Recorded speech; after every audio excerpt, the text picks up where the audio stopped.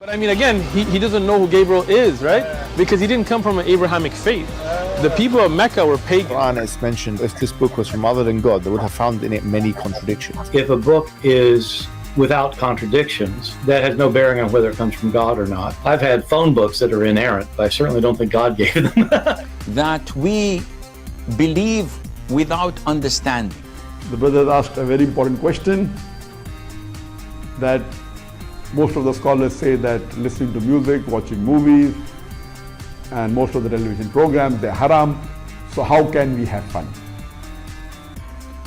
Let me tell you, brother, at the outset, that having fun is permitted in Islam as long as the fun is halal fun. That the standard narrative has holes in it. The Prophet tells us because Satan or the devil sleeps over our nostrils. Those who oversleep and not pray Fajr on time, Satan urinates in their ears. I really do think Jesus was crucified and that he really was dead and buried. He thought that he was a son of God in the sense that he was specially chosen by God. I think Jesus really did think he was going to be the Messiah, the future king of Israel. I mean, that is, after all, why they crucified him.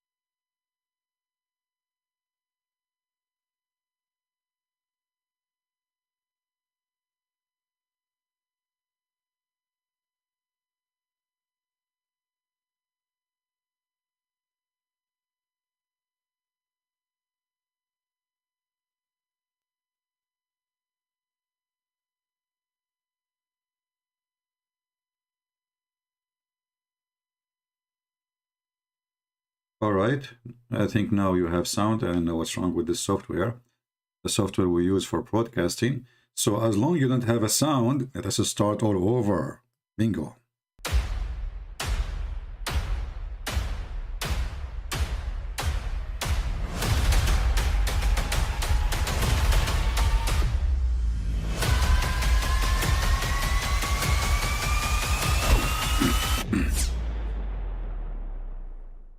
But I mean, again, he doesn't know who Gabriel is, right?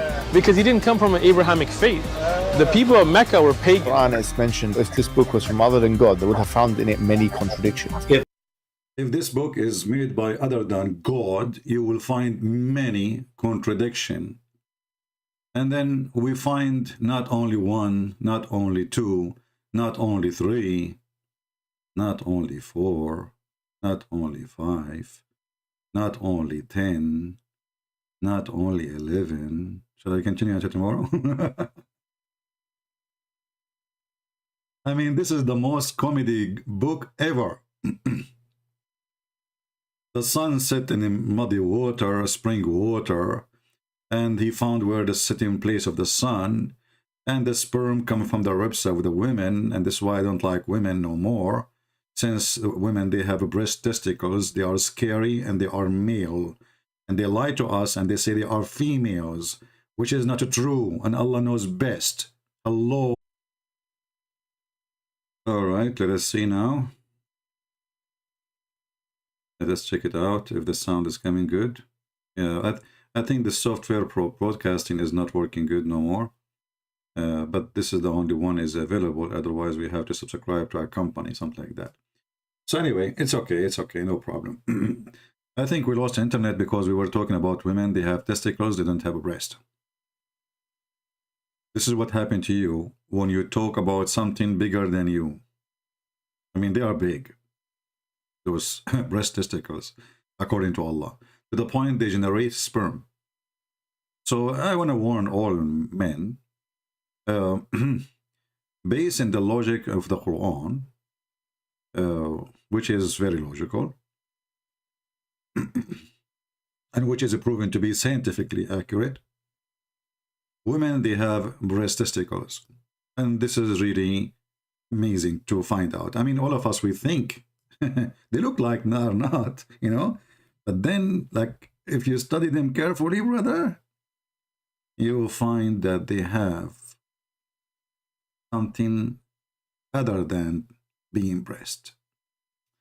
You know, and if you explain the Quran up to your own, the Muslim, they will say, this guy, he cannot explain the Quran.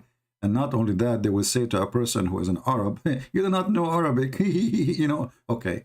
And you do not know Hebrew. Do you know Hebrew? I know this is coming. You do not know Arabic, you do not know Hebrew. Huh? And Elijah is mean God with us. So when we go and we show them what their scholars, they say, and then they say, well, those scholars, brother, they are human. They are what? They are human. Ooh. You know what? Never come to my mind for a second that those scholars are human. Always I thought they are not. I mean, the last scholar I saw, I thought he's a turtle, because he was so slow to find a verse in the Quran, and he need my help. Yes, brother. Those scholars, they can make mistakes, brother. What about your prophet? Brother, there's millions of hadith the prophet said, and maybe many of them he did not say, brother. Like how we can function with this religion? What Allah say, Allah he say it is, it mean was. Allah say the sunset in a muddy spring of water, it's mean the ocean. From that perspective, okay, why Allah did not use the word perspective? Do Allah knew that word, or he never heard of it? Do you think Allah is an immigrant? He did not learn good Arabic, so he have a broken Afghani, like the guy he called me yesterday, you know, the Sadiq, and he when I play that he know Arabic. You go to Saudi Arabia, you work there for 2 years, taking care of the chicken of the Saudi guy, and then you come to me and you say when you're an Arab and you speak Arabic. And the second we ask you to read, you do not know what to say. Let us open Skype, and all Muslims are more than welcome to call us. All right? And we will be happy to have you. Meantime, we will see that Allah, he knows a lot. And tell Muhammad, and they call us. Skype again is open. He created from water gushing forth, meaning sexual fluid, that comes out bursting forth. This is the orgasm. So it's not something inside, take a note, you know, it's outside. From the man and the women. That's good, you know. Thus the child is produced from both of them. See, because of the sexual fluid, from both of them, the child is produced. All right. And then Allah, he said here, proceeding from the backbone and the ribs. You know, one of the amazing discovery, there is a scientist, he is from Japan. His name is Yama Idolai Yama, Suzuki Yama, Idolai again and again Yama. Very well known. I mean, you can ask any Japanese about him. I mean, if you don't believe me, search his name.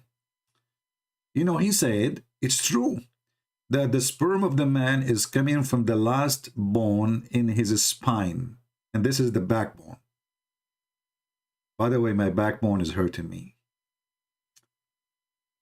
Man, I think there's no more sperm there. I need to replace it. I think the God of Islam, he thought that testicles exist as a decoration. You know, like, you know, everybody have decoration for things. You know, Christians, they have decoration for a Christmas tree, whatever. Allah, he think that the balls of the man are decoration. Actually, they are balls. Think about it. And they are hanged there, you know, I mean, in certain location. You know, I was wondering, like, when I was a kid, like, why, what is those for? What is those for? What is those for? I could not get the answer. And until now, Allah made me more confused. I could not really get the answer because the sperm coming to the backbone. So what the balls for? And then, you know, people, which made funny in America, they say to you, do you have balls? Like, what the heck? What does this have to do with the, like, bravery? And so what if a person, he lost his balls somewhere? Does that mean he is not a man no more? Like, what You have balls, man. This is what they say to you in English, you know, you have balls. Like, really. Even sometimes they say it to women. Arabic word can also mean male member. Okay, well, Harun, the donkey who said that to you is from F Dawa. Tell your F Dawa to take the F because it's really fit with them. Because I challenge you and I challenge them to show me where the backbone mean.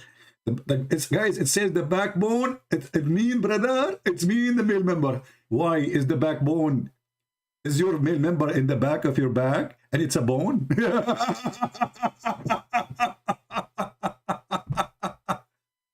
You know, when the Muhammadan, they try to fix it, when they try to fix it, they make it really horrible. Look, Harun, look at this genius. He's a victim of a funny channel, have four idiots. They are a bunch of kids. They can say whatever they want. But you know, those things actually, those Muslims who say those things, they are very useful for us. Because later, when people, they go check in the dictionary, they will see that they are really jokers and nobody can trust Muslims no more, including Muslims. So here he says, the Christian prince. Arabic word can also mean male member. I never heard of a male member made of bones. Do you have a male member made of bones and it's located in your back? Is it? Hey, admins, don't post links when we are live, please. Even if it's my own channel. Because that will make people go out and we will not get the benefit. Don't post any link for anything.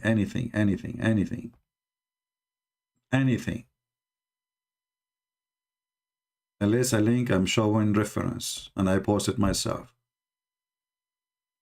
So this is how shallow they are, and this is how desperate they are, and this is how they cannot defend their God they are. It's a duct tape cult. However, I'm here waiting. You can bring your duct tape with you, and I have no problem. Any Muhammadan would like to call us?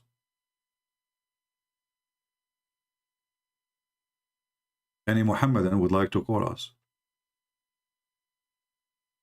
You see, this is the time which you guys are not expecting me. This is why we have just, after 15 minutes, we have only 500 or 600 people.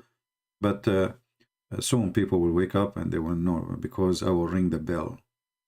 You know, once I became a prophet, and this was a long time ago actually, it was maybe like 10 minutes ago. And then I start hearing the sound of the bell in my head. First, I thought maybe I got epilepsy. Epilepsy? Very funny word. Lepsy. What the heck?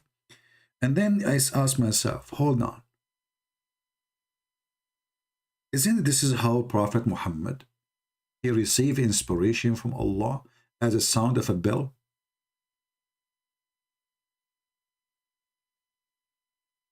It turned to be, I became a prophet without knowing. Because I heard the sound of a bell too. But what is driving me really, I don't want to say nuts, because this will connect you to the balls again, and they want to go back from zero. I mean, our friend there, Harun, he explained already. Backbone, mean male member. Like, oh, it's in the back, it's bone, so obviously this is the male member. Muslim, they don't have male member in the front, it's in the back, and it's bones. Why you get, what's wrong with you? We don't want to go there again, because he refuted us already. So, the prophet, sometime the inspiration of Allah come to him in a sound of a bell. Jingle bells, jingle all the way. That's deep. That's so deep. And what is killing me, how he received a single of a bell, and then he got an Arabic Quran. I mean, you see, if you receive Quran as a sound of a bell, then you should give Quran as a sound of a bell. How he was able to transform the sound of the bell into Arabic. And the Muslims, they say this is amazing Arabic. This is what they say, I don't know. This is what they say.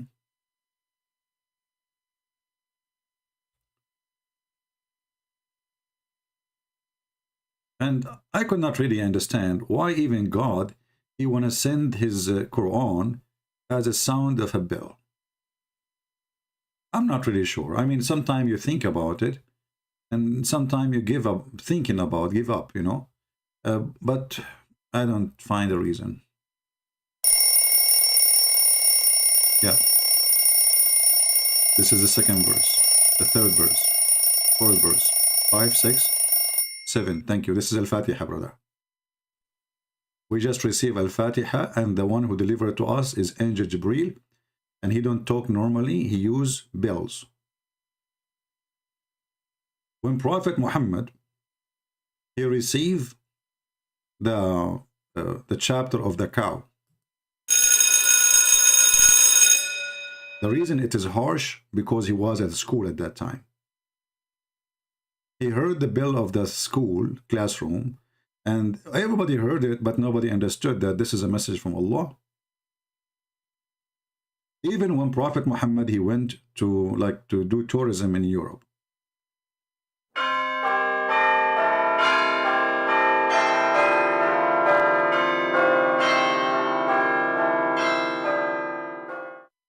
The chapter of the elephant.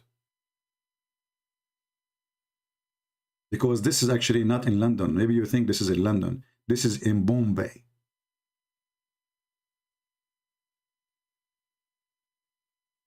I mean, the Muslims, they don't find anything wrong here, but they find the Bible is corrupted, brother. Ah, okay. And Jesus cannot be God. Ah, that's deep.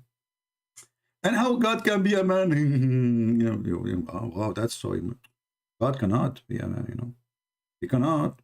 But God can send an idiot to be a prophet. God can make you kiss a black stone in the shape of a vagina. God, he have a leg and he go inside his leg. Is he inside his leg or outside the leg? This is a good question.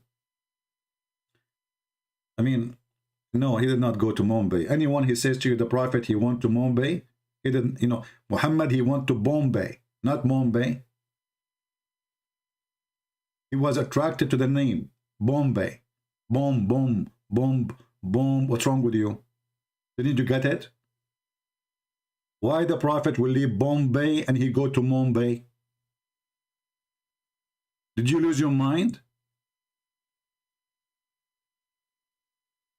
There's a point of attraction there, brother.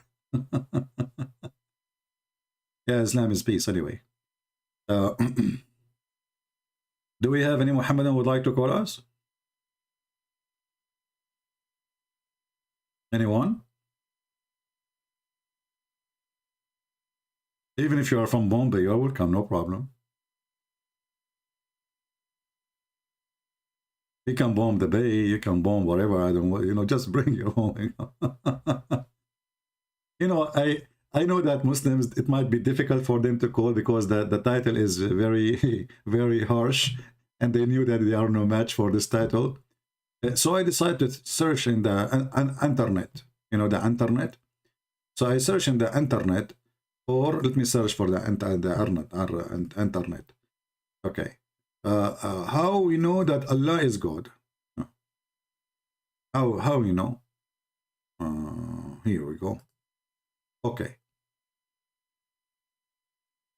Oh, I found even something better. Who is Allah? That's a good question. Who wanna make a lot of versions by calling us and tell us who's Allah? Because I believe not a single Muslim knows who's Allah. And the funny is, who is Allah? Understanding God in Islam. And then you start reading. I don't know even if this is a lecture. Is that made by a Muslim? I don't think this is made by a Muslim. Just hold on. Let us find something made by Muslims.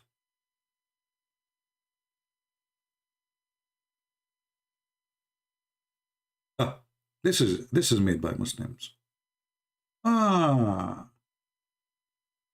to prove of God, Allah. How can he proven? Although no proof is needed. Like, what the heck? Yeah.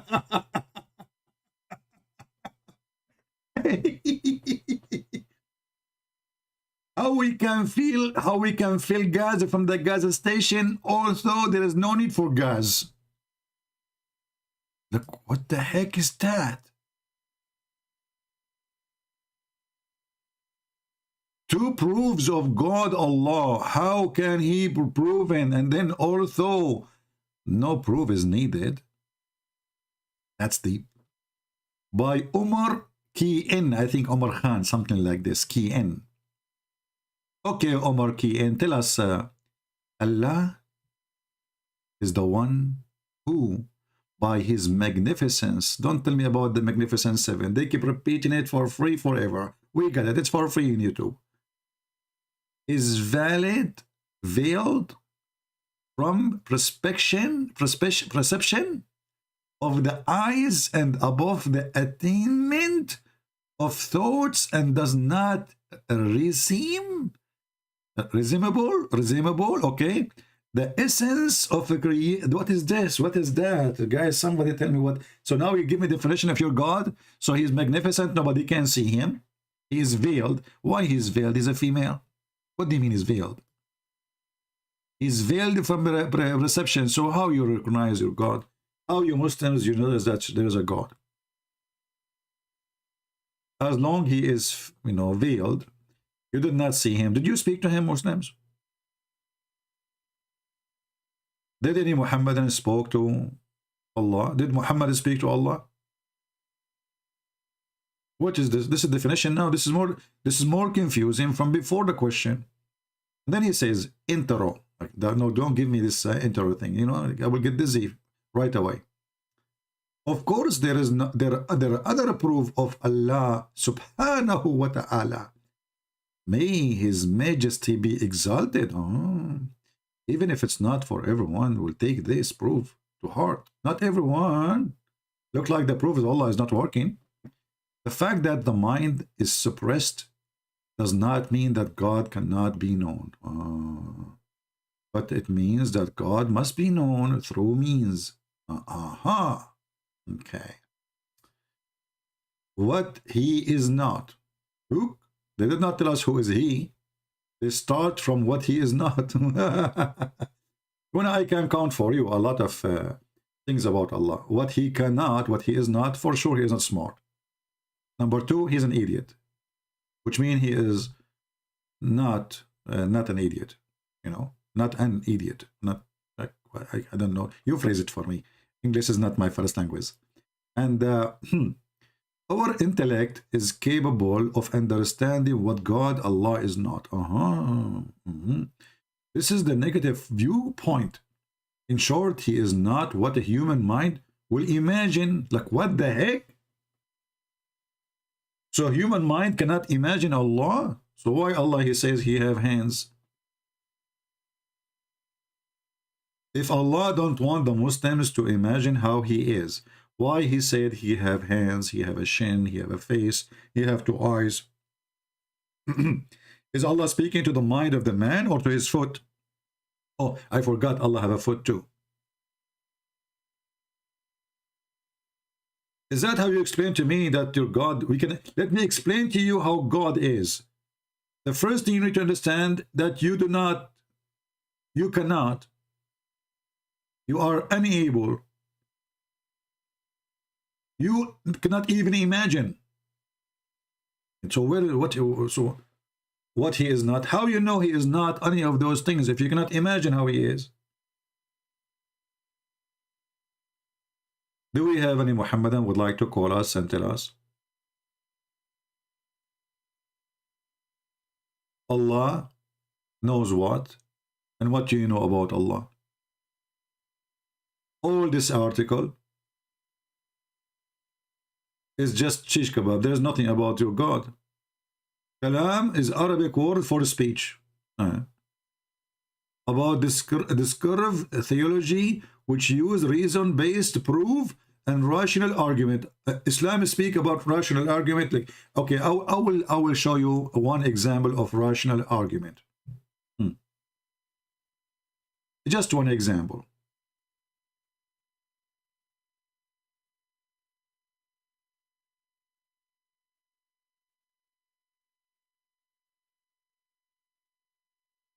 Allah, He decide everything will happen in this earth. Allah, He sent verses to Muhammad. It's called Quran.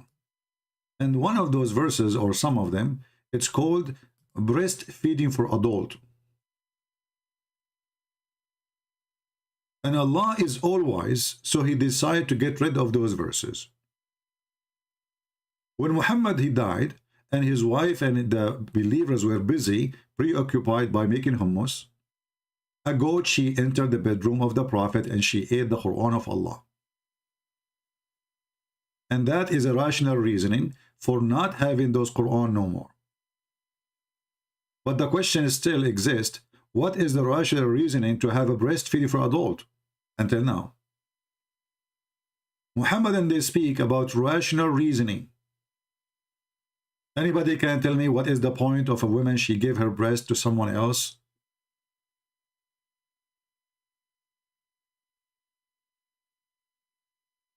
Any Muhammadan? He believe in rational reasoning? What is that will do? A woman, she have a man in her house and he is not her son. He is not her brother. Okay, the husband is jealous. What is the rational reasoning that a woman, she should give her breast to this man who have a growing beard? What is behind this? We have somebody, his name is Prophet Muhammad, www, Prophet Muhammad, www. Abdul, it says a breastfeeding for adult. Are you an idiot? It says, read. You know, those people don't read. It's for Foster, you idiot. It's for Foster.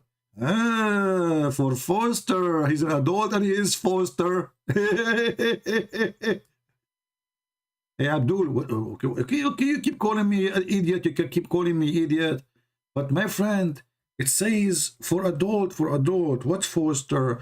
Do you know how to read Muhammad? B-U-B-B-U-H H-B-B-G? Huh?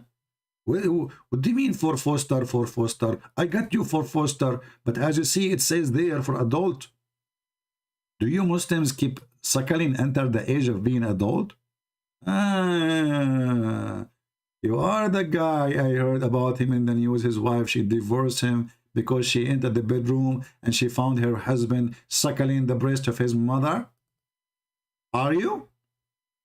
So what do you mean, Foster? It says a breast feeding for adult.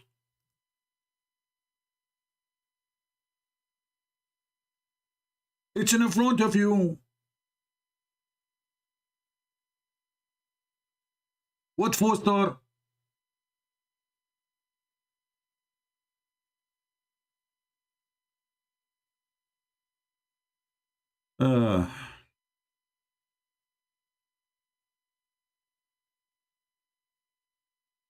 Do we have any Abdul?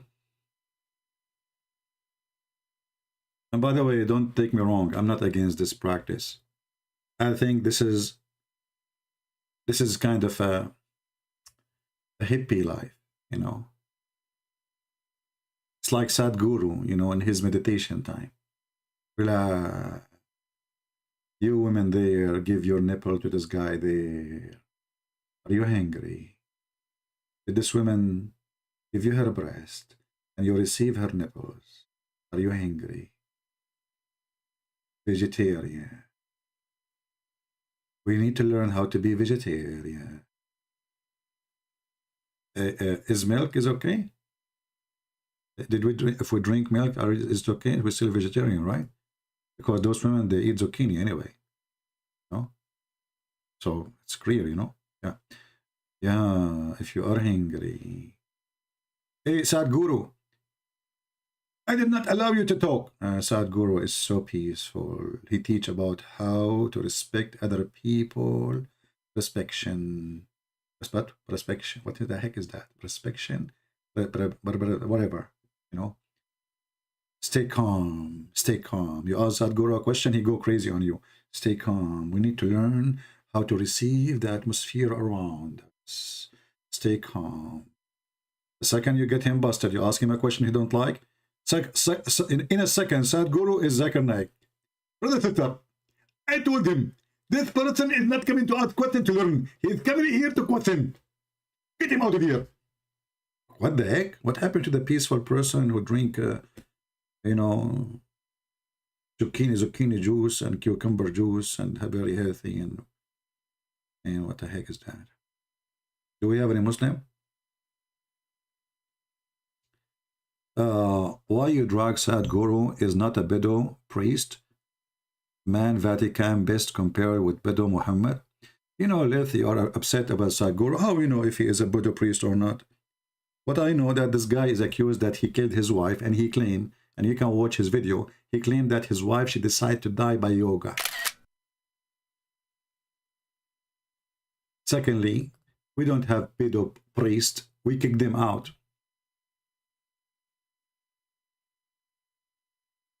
We don't. And then when they go to heaven, they will not go to heaven. They will go to hell.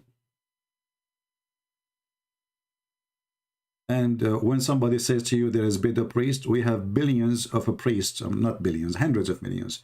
If a few of them, they are corrupt, but that's very normal. Have you ever heard of any city, all the citizens are good citizens?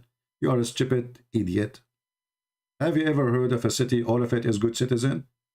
Nobody go to jail, nobody is a child molester, nobody is a killer, nobody is a drug dealer. Well, we have a priest in the size of countries. Literally. Do we have any Abdul would like to call us? Anyone?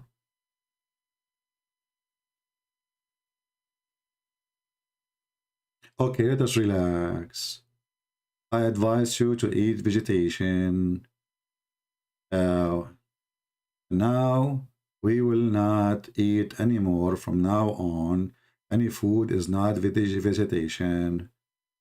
And then he go to Europe and he order shrimp and snap, you know, and the fancy seafood. Oh.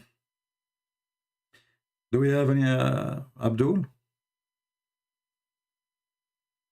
Anyone? Any Muhammadan? Who is a Muhammadan? He like to call us and tell us how, what does God knows? You see, based on the knowledge of Allah, He know that if you as a female, adult female, you give your breast to an adult man, something will happen. So who is the Muhammadan would like to call us and tell us based on the knowledge of Allah, which nobody can understand, why Allah is ordering an adult female to give her breast to an adult male who is not her husband? What is the purpose? Anyone can help us? Anyone?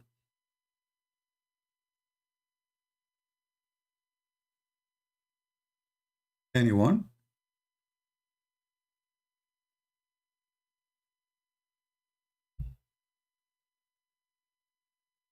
Any two? Forget about him. I actually, I think I'm making the wrong challenge.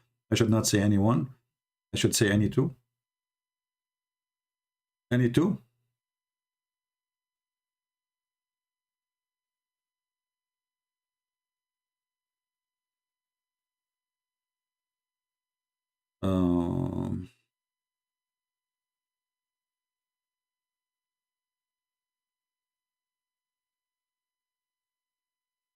Okay.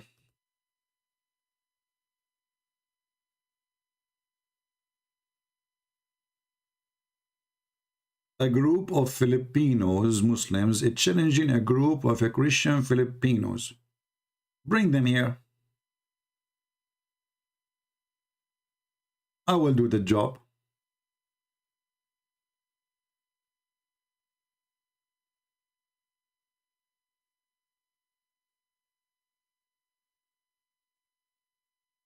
Anyone?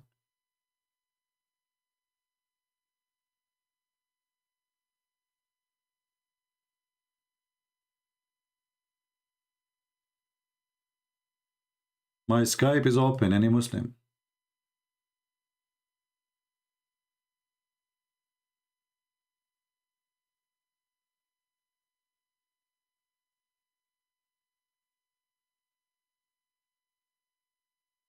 Nobody? Okay, hold on. Let me. I'm going to go to the street and grab him. Find a Muslim. Hold on.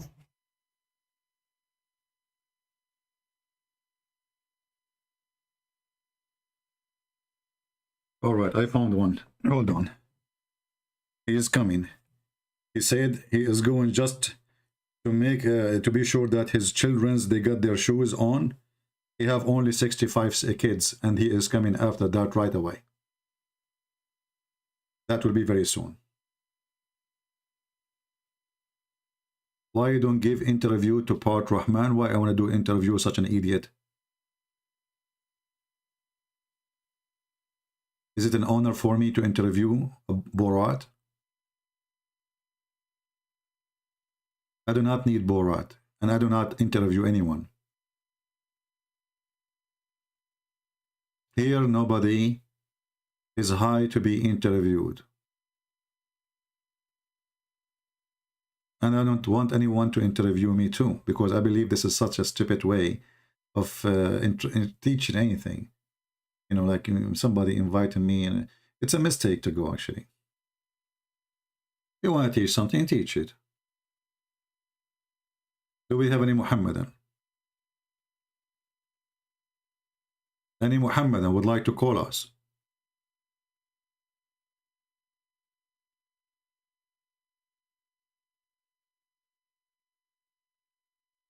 Anyone? Nobody. Where is those Muslims who they are knowledgeable and they have religion and their God is amazing, and there's like 1,000 million video in YouTube about the miracle of the Quran, and you could just call me, tell me anything you want about him, because we are trying to find who is this Allah. Anyone?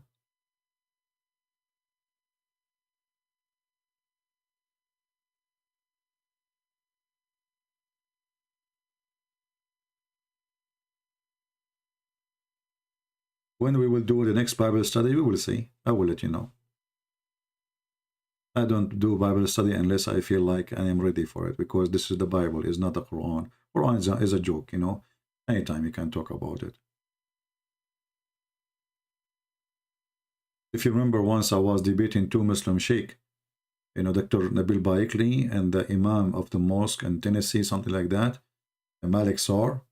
You know, I don't know if you heard the water running. People, they thought I'm in the bathroom, but honestly, I was not. I was washing dishes. At that time, I was using like a Bluetooth thing. You know, the Bluetooth, you know, it's a Bluetooth you put in your mouth, you know. Yeah. So I was washing dishes and debating two sheikhs. And they have no idea what's going on. They could not answer anything. Why I could not answer your comment last time? Why you don't give it to me right now, Hikmah? And why you don't call me, Hikmah, as long as you have a comment to say? You are a Muslim, call me. What's wrong? So you are good in text, but your mouth is blocked. What happened? Are you doing breastfeed for adult? Only your fingers are not busy? Your lips is busy with breastfeeding for adult? Can I talk to you in private? No, you cannot talk to me in private. You can talk to Muhammad in private. He charges you private consultation. I never heard of a prophet you have to pay him in order to talk to him in private. I mean, what kind of a prophet this prophet is? Even Joe Biden did not do it. You know the thing. So Hikmah, are you going to stop do breastfeeding for adult and call me?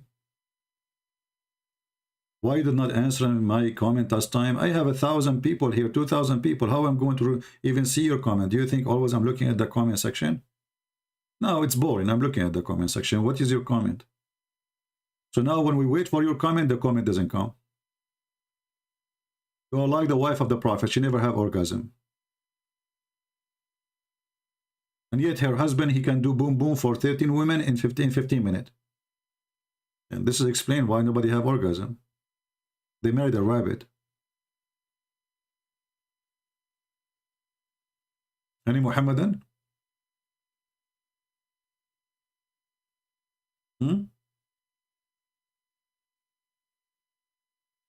Anyone? What is the reasoning? I'm trying to understand your God. Allah knows best. So based in which knowledge that a woman, she is adult, mature, grown woman, she will give her breast to a grown man, and he is not her husband.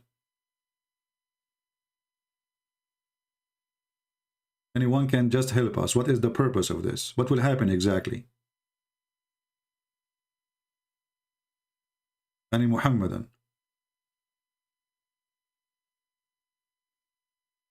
Alfonso, behave yourself, otherwise we will block you. Any Muhammadan?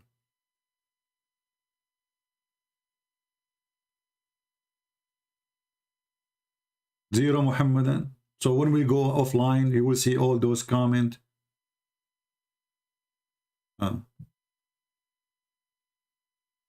Matthew 26:39. Okay, Hikmah, why you don't call me? And I will explain to you Matthew 26:39. Is that a good deal? What do you think? Do you like to call me?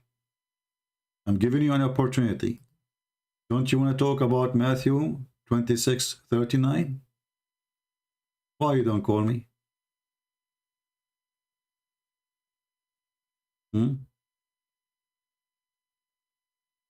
Well, you know, when a Muhammadan, he say, why can you read for me? Can you tell me about Matthew 26? You know, all of us, we knew that the Christians, all of them, they believe.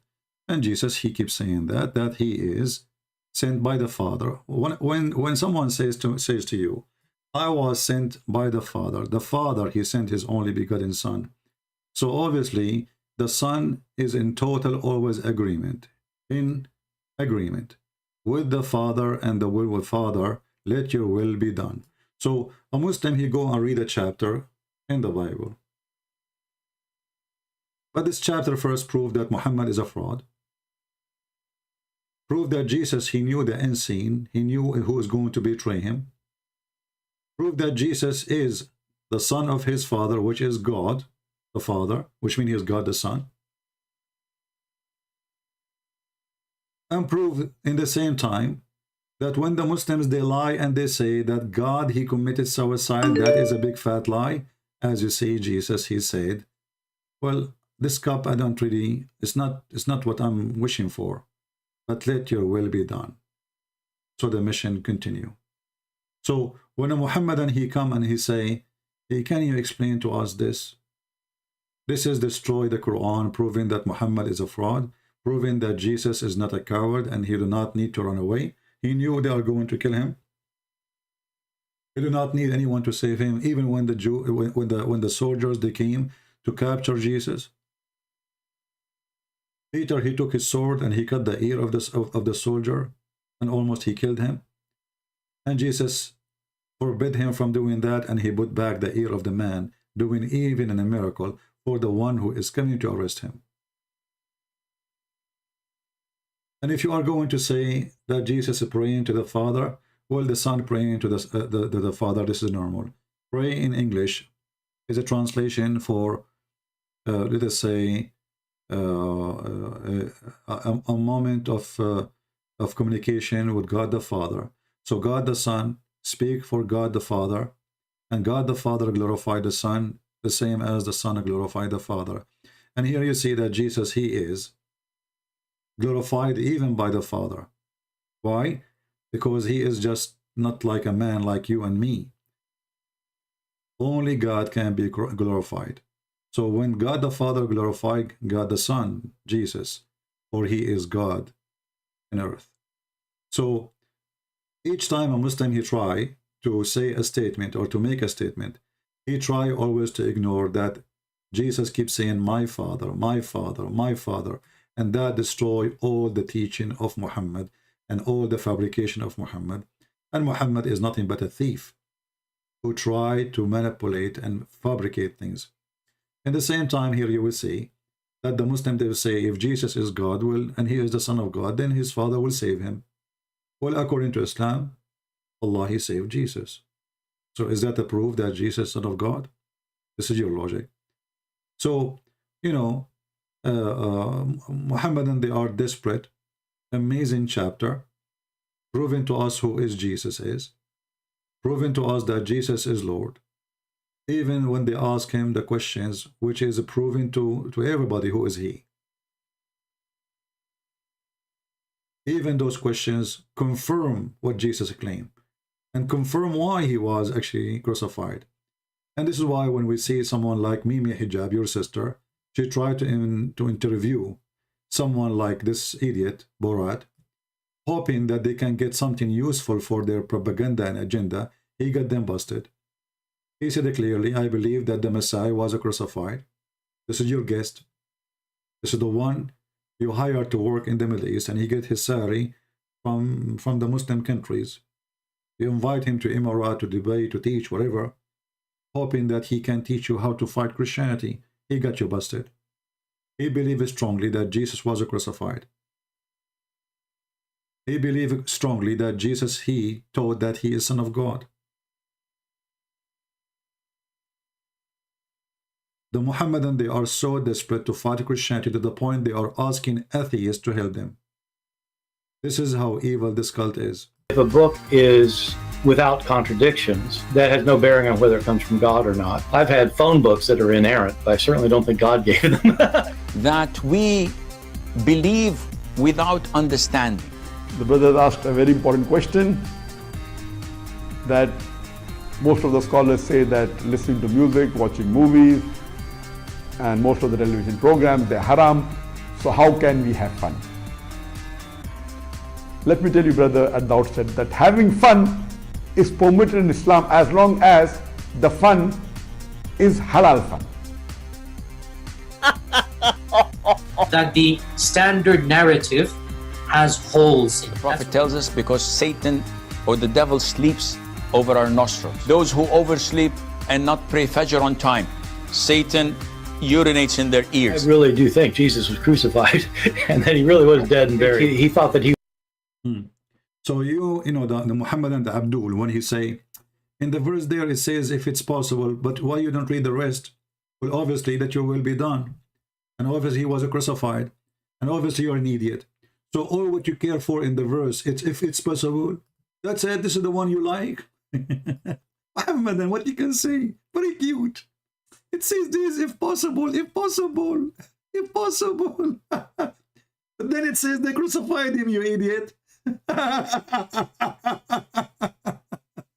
What a stupid religion. Focus with me, focus in the breastfeeding for adults. Here we go, let us go back. You know, the funny thing is that Muslims debate about us about if Jesus can be God or not. And we are debating if Muhammad is an idiot or not. Do you see the difference? And obviously those who follow Muhammad, they are idiot too. Because the whole chapter saying that Jesus was crucified, and then you say it's possible. So what we would do with the rest of the chapter? This is what you thought, if possible. It says there, if possible. Do you see it? It says, if possible.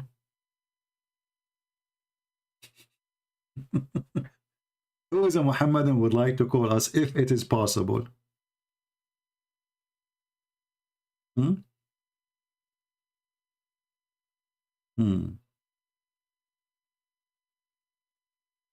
Let us see.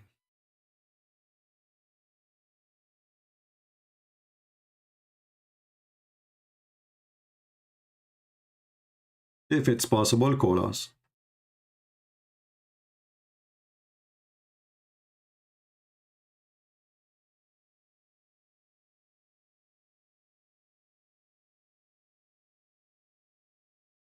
We're trying to call.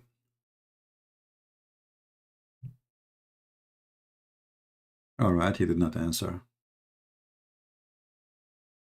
Do we have any Muhammadan? What happened to the brave Muhammadans?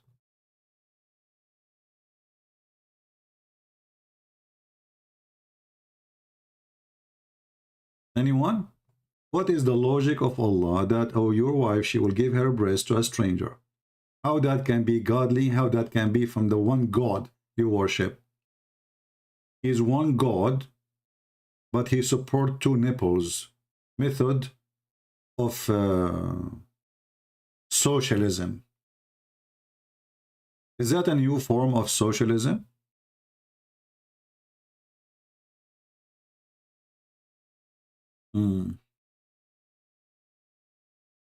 Anyone?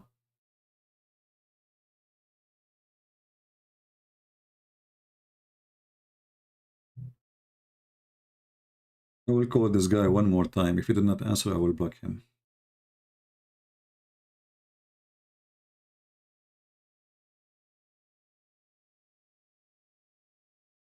Yes, my friend. Are you a Muslim?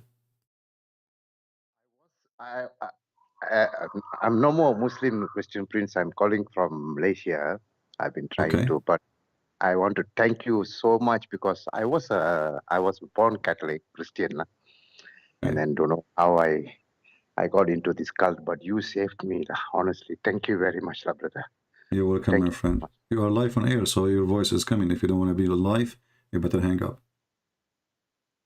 Oh, I see. Yeah, we are live on air. So how can I get in touch with you, brother? Well, this is the only way. I apologize. I only open my Skype only when I'm live. Oh, I see. Yeah. Okay. Anyway, we are happy for you that you decide to leave this cult, and I hope more from Malaysia will leave this garbage religion. Yeah, with me from the day I was just coincidentally, I was first I was a Muslim. I was Did you call me really before? Muslim. You called me before? Yes, so many times I tried, and just now it's early morning in Malaysia now. Yeah, what like you use a Muslim name when you call me before? I don't know, brother. I just simply type like that. You see? I'm already about 70 years old.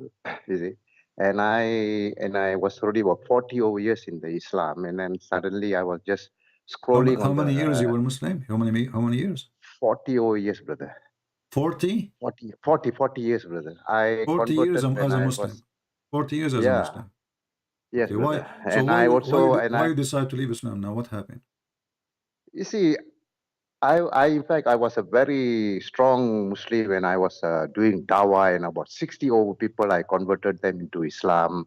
And then suddenly I felt something not nice, and then I was just, I was following the Jamaat Tabligh, and that was the thing that really put me into a deep real. I was a musician, and I gave up all the kind of dressing, and I was using the turban and everything. And I thought that was the true religion, And then 40 years I was there. And then one day I was just scrolling the YouTube, and I found your name, Christian Prince. I just simply clicked in, and that's it. I got into you. And then one day I think you were saying to somebody, if you want to know the truth of Christ, just say that you are out of the guilt, and you will see a fountain bursting into your heart. And I said that. And I am already a different man. Honestly, I'm a different man now. And from your side, after listening to you now, already 7 people have already left the Islam. That's wonderful. I'm also happy. You see, because each time I listen to you, there is something I get into it. And in fact, my whole family also left the cult. But I have but that's a little bit of a contradiction there, because, in this country, I cannot openly say. You see? So that's why I'm planning something else, brother. But thank you very much, brother. And you are welcome. And I'm happy for your family to leave Islam too, and all those who left Islam. And you know that I have my book for free in your language, right? Yeah. But I can read English, I'm not very good. Okay, but I mean, we have it for you in your language for free, so you can share it with your friends. Yes, sure. With anyone in your country who speaks the language, it's for free as a gift from me for all people of Malaysia. All right. Yes. Thank you, brother. God bless you, and we are happy that you left Islam. Okay, brother.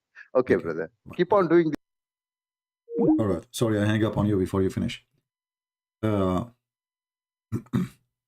this is the people leave Islam. We do not know. I don't know. I mean, he left. This guy, he called me before, and he left. He is a Muslim for 40 years, and even his family left Islam. His friends, they are leaving Islam. So the Lord, he worked, in an amazing way, and he helped more people to come out of this garbage. Here we have Mr. Hikmah. Hikmah, he did not like our answer. You love to pick but had it when its shoe is on other foot.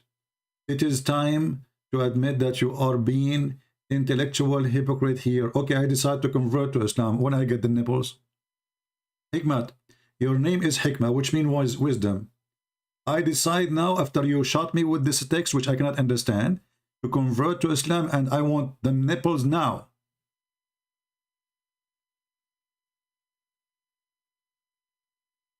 I want you to explain to me, when your wife, she gave her nipples to a strange man like me, what that will do exactly to me.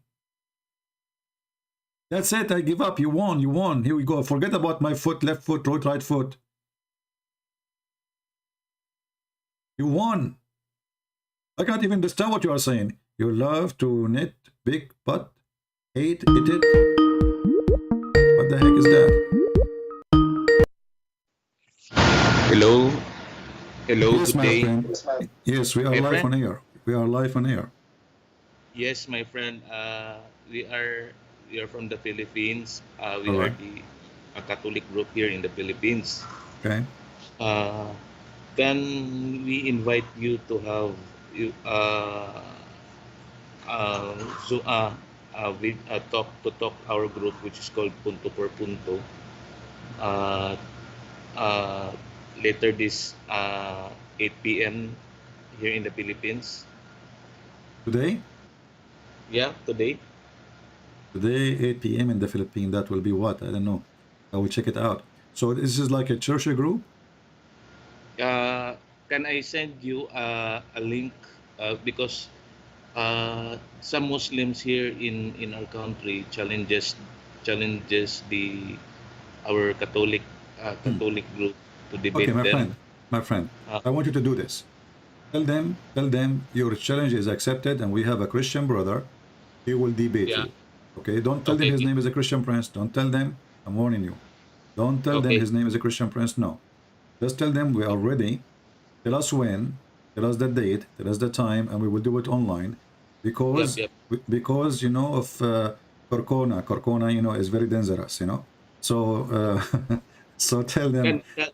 But Can we set meeting with my group so that they can talk to you also? yeah, so we can, just organize it. Don't worry about me. You know, I'm ready anytime. Even if it's for me like 4 a.m. in the morning, I will wake up just to make them shish kebab, and don't worry about it. Consider those Muslim group who want to debate you became hummus already. But never tell them they will debate who, just for surprise them. So, like, you are the one who called me first in Skype, and then you call them, and then we will have joint conversation, and we'll go live on air, and everybody will see how the hummus will work. All right, my brother. Thank you, my friend. Thank you, my friend. All right, hummus time.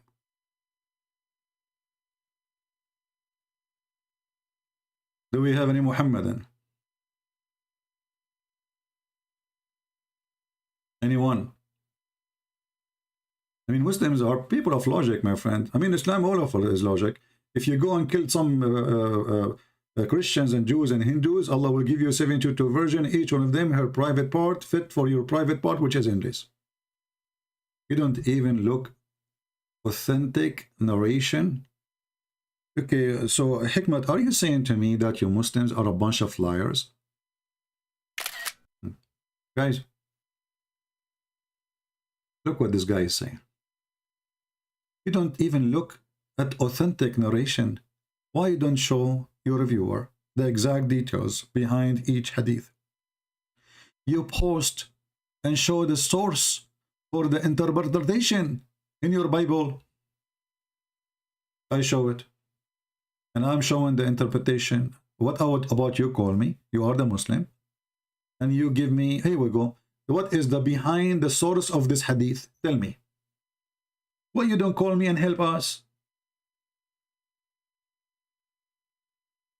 Why you don't do that?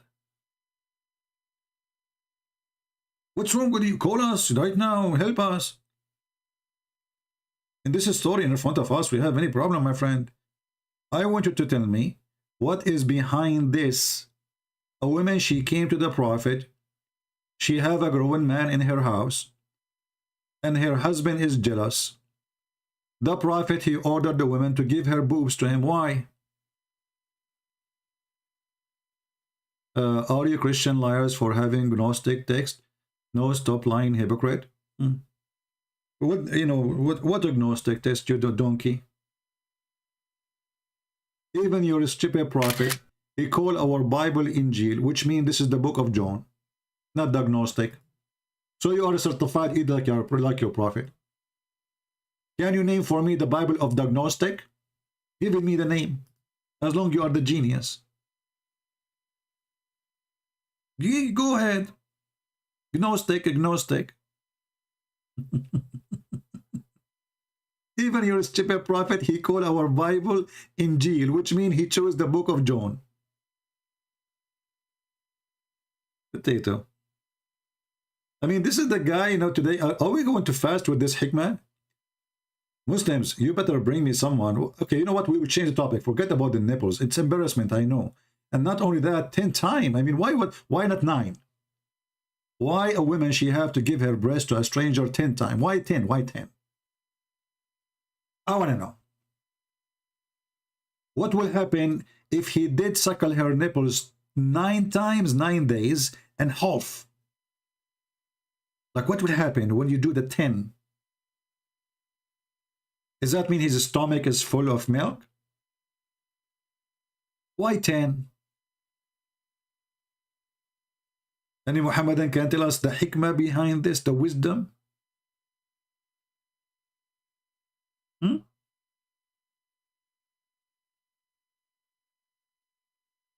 Anyone?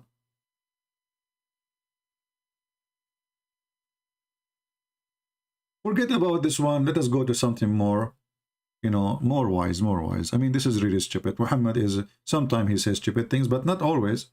Okay. Well, Muhammad, as you know, he's a prophet. And because he's a prophet, he was under control of the devil. Have you ever heard of a prophet was bewitched?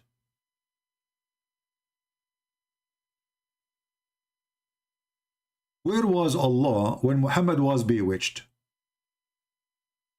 Is it true that it took Allah 12 months to take off 12 knots, which a Jewish guy he put for Muhammad and he was controlling him? I mean, do you see how fast Allah is? It took him 12 months to take the 12 knot of voodoo. So what happened, brother? You know, I'm very good in art, all right? I mean, all of you, you know that. You cannot deny it. I mean, you can deny it, but you will pay for that. So there is a Jewish guy. His name is Lubayd ibn al-Asam. He decided to make knots for Muhammad. Knot number 1, knot number 2, knot number 3, knot number 4, knot number 5, knot number 6, knot number 7, knot number 9, number 10, number 11, number 12, al-takbir. And now, after this guy, he did 12 knots for Muhammad. Muhammad went knot. Because this is how you make somebody go knot. You make 12 knots for him. So this man, you know, he did the 12 knot for Muhammad. And Muhammad went not. He was bewitched. And he imagined himself doing things. In fact, he did not. As an example, once Muhammad, he went in the middle of the night. Actually, it wasn't, to be honest with you, it was like 2 a.m. in the morning. He went to do, you know, to pee like everybody, you know. He came back, he lay down next to Aisha, and then he said to Aisha, like, you know, because now he is under the control of the knots, you know. He said to Aisha, Aisha, do you usually, when we open the door of the bathroom, the light come by itself? Aisha, she is asleep, but still she can think. She said, no, honey, no, this is the refrigerator. So the Prophet imagined himself going to the bathroom to pee, but in fact he did pee in the refrigerator. Can you tell me how then in the world what we see in front of us happening? Can you call me and tell me what is behind the story? As long as you are the one who insists to tell us what is behind the story. He's a prophet of God now, and he pee in the refrigerator, thinking that this is the bathroom. And the only way we know it was the refrigerator, because when he opened the door, the light turned on by itself.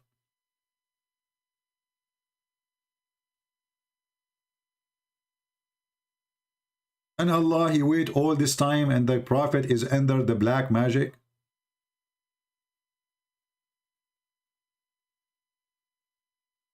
Any Muhammadan can tell us what's happening? You are a Christian, told me, make slave, sex a slave out of your version of your enemy. Well, I challenge you to show me where in the Bible it says you make sex a slave of your enemy. In the same time, I can show you right now your prophet raping women, making them sex slaves immediately. Actually, there is a video in what is it's called the other channel for those Christians from England. I forgot the name of the channel. Four Muslims talking about Allah giving permission to work as a pimp. And who is the women you use as a sex slaves? They are slaves. And there is a verse about it in the Quran, and you will see those Abdul, 3 or 4 of them. The first thing they see in the video, it looked like, brother, Allah, he gave us a permission to work as a pimp. Go watch it. Those are Muslims and they are Christians. Those are Muslims, very well known. Al-Bagha is not forbidden in Islam. And Muslims, they use their slaves as sex slaves for business. They are a bunch of pimps. And the verse in 24, chapter 24, verse number 33 is so clear in front of us. Suku, yeah, Suku film.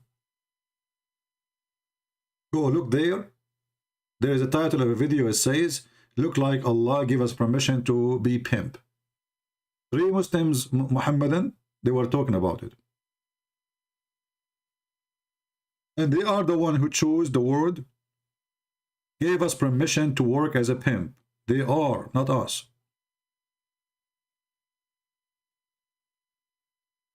All of this, Muslims, you know what this drama is about? Why nobody want to call us and tell us what is Allah is about? What's wrong with this religion?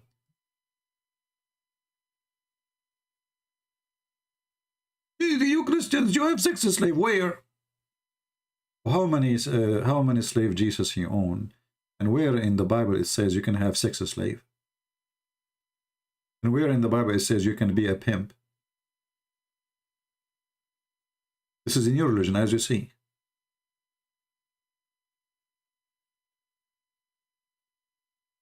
Any Muhammadan? Why they are scared? What's happened? What's happening?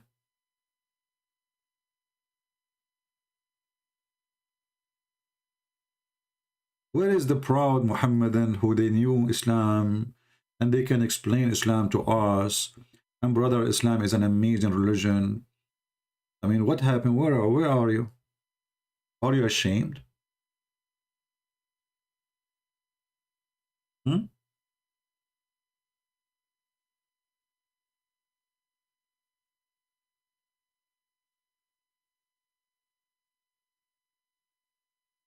Any Muhammadan?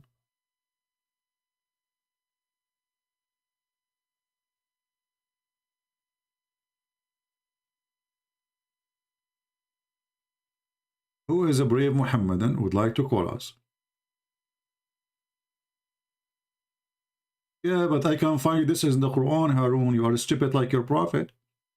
Why you don't call me and I will show you the same verse in the Quran? You are a stupid idiot. According to your prophet, this is a prophet. His name is Samuel. You Muslims, you call him Shamael. And Allah, he gave him the blessing to have victory.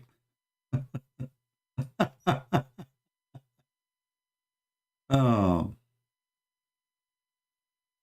My friend Hikmah, listen Hikmah. The Quran, my brother, is the book of moral, brother. Let us talk about only the Quran, because there is no morality in other books. Let us be honest here. This is why in the book of morality, It says any woman, she want to give her vagina to the Prophet as a privilege for him. This is teaching us the top morality. This is from God, brother. God, he went to his office. He started thinking, how many women Muhammad he can if? So he started counting. He says, okay, Prophet, indeed we have made lawful for you your wives, but already he's effing them 2 centuries ago. And okay, and then the daughter of your, and those who Allah gave you from the spoil of war, or sex slave. Any woman you capture in war, you F her. And the daughter of your partner uncle, and the daughter of your partner aunt, and the daughter of your maternal uncle, and the daughter of a and okay, and a woman, she is migrated with you. Like, what the heck? This means all the Muslims. And any woman, look how faithful, a faithful woman, she offered herself to the Prophet to F her. Do you see the faith? Do you see the faith? Only faithful women will do that, brother. Only a faithful woman, she will take off her panty to the Prophet, peace be upon him. Women who don't take their panty to the Prophet and they are Muslims, they are not faithful, obviously. Actually, this is the examination at that time for how faithful you are. If you are faithful, you have no panty for the Prophet. If you have panty, you are not faithful. The verse in front of you. Do you see it? What does this have to do with God? Why does God is making to him such a verse saying any woman she wanna F her? What does that mean? Take me, baby. This is from God? What does this have to do with God? How that will serve God, you know? And this is only privilege for Muhammad. Look, it says a privilege. Exclusive privilege. Exclusive. All of it is about his penis. Isn't it obvious that this person is a fraud? Osman saying, dirty mouth Christian princess, you always talk about nasty stuff. Thank you, Mr. Osman. But you just admitted that your prophet is nasty and he have filthy mouth, because I just read the Quran. You always talk about those stuff, but this is stuff in your Quran. What we would do? Should I make a new Quran? Clean Quran? All your Quran is about F her, divorce her, take her, temporary marriage, marrying children, beat your wife, high five. Nasty stuff. When your prophet, he say to a man, go and tell him, bite the penis of your father. Should I change it and make it bite the zucchini of your father, just to make your feeling doesn't hurt? When your prophet is filthy, what I can do? He said, bite the penis of your father. By the way, Mr. Osman, did you bite the penis of your father?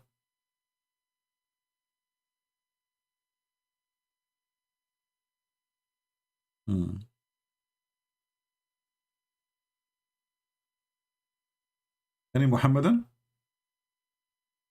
Who can tell us why Muhammad have a special privilege about his penis? Why it says there, this is only privilege for Muhammad? Why? Why not all Muslims, they can have the same like the Prophet? Isn't he a Muslim like the rest? Why his privilege is about his private part and his money and his pocket? What is the purpose from this?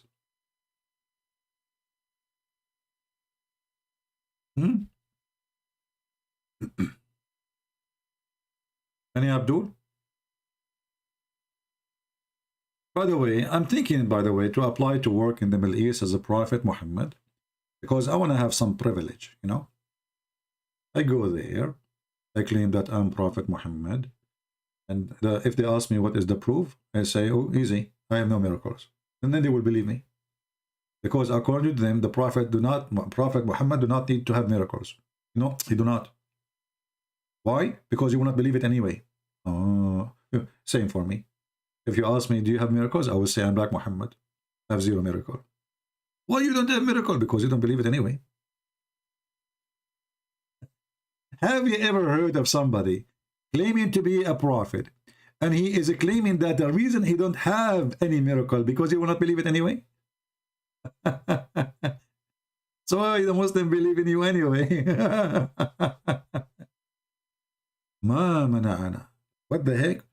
ما منعنا أن نرسل. What the heck? What's wrong with you? Why you are saying? Don't say it in Arabic again. This is stupid. وما منعنا. Like what the heck? And we refrain from sending sign only because men formed us and treated them like garbage. Like what the heck? But as we know, the Jewish accept the miracles, and the Jewish accept even the miracle of Jesus. Majority of the Jews, they converted to Christianity already. This is a false excuse. Did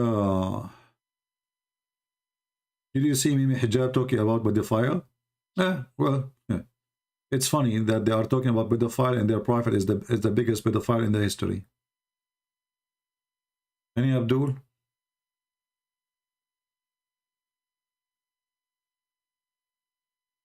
Any Muhammadan?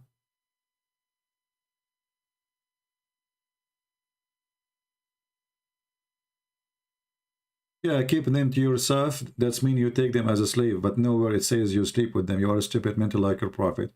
If you continue reading, you will see that it says that if, you know, and those you shave their head, and if you marry, if you want to marry one of them, so you are a false man like your prophet.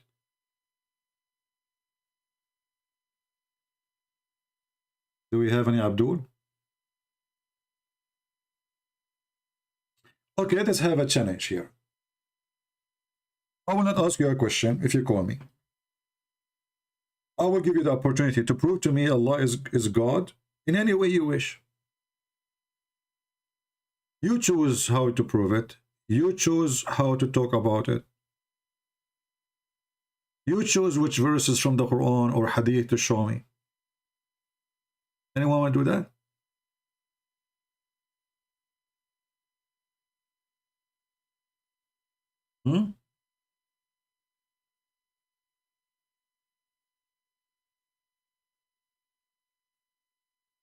Anyone? It's a challenge. An open challenge. Look, you know, look how weak this cult is. Not a single Muslim, he is confident that if he really call us, he will be able to prove to us anything about his God. What is the proof that Allah is God? There's no proof. All the evidence lead us that Muhammad is the only one who fabricate his Quran, and the name of Allah exists from previous belief from pagan religions.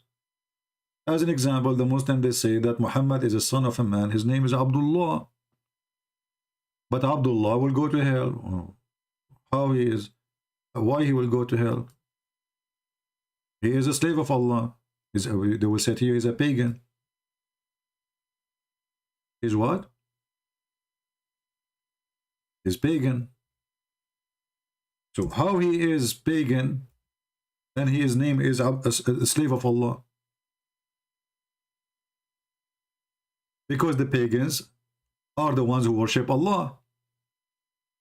Very simple.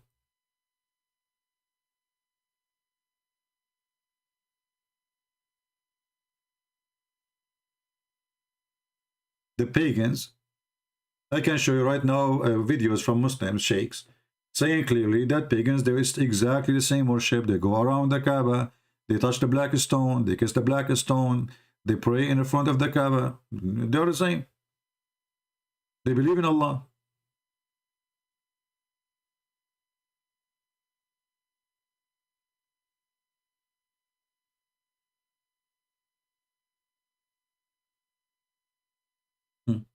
The only one would like to call us in this situation is Ultimate Fort.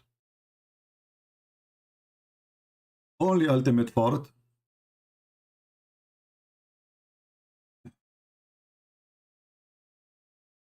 He would like to call us. Yes, is that Ultimate Fort? Who is this? This is Allahu Akbar? Assalamu alaikum. Wa alaikum assalam. So you say, you call me coward. Why you call me coward? Because Muhammad is the best. Muhammad is the best. Tell me how Muhammad is the best. Go ahead, I'm listening. He is very peaceful. He is very peaceful. Good religion. Are you a Muslim for real or you are trolling us? Allahu Akbar. Are you a Muslim for real or you are trolling? I am Muslim. I am Muslim. Say the Shahada. I am just joking. I am trying to get your attention. Okay.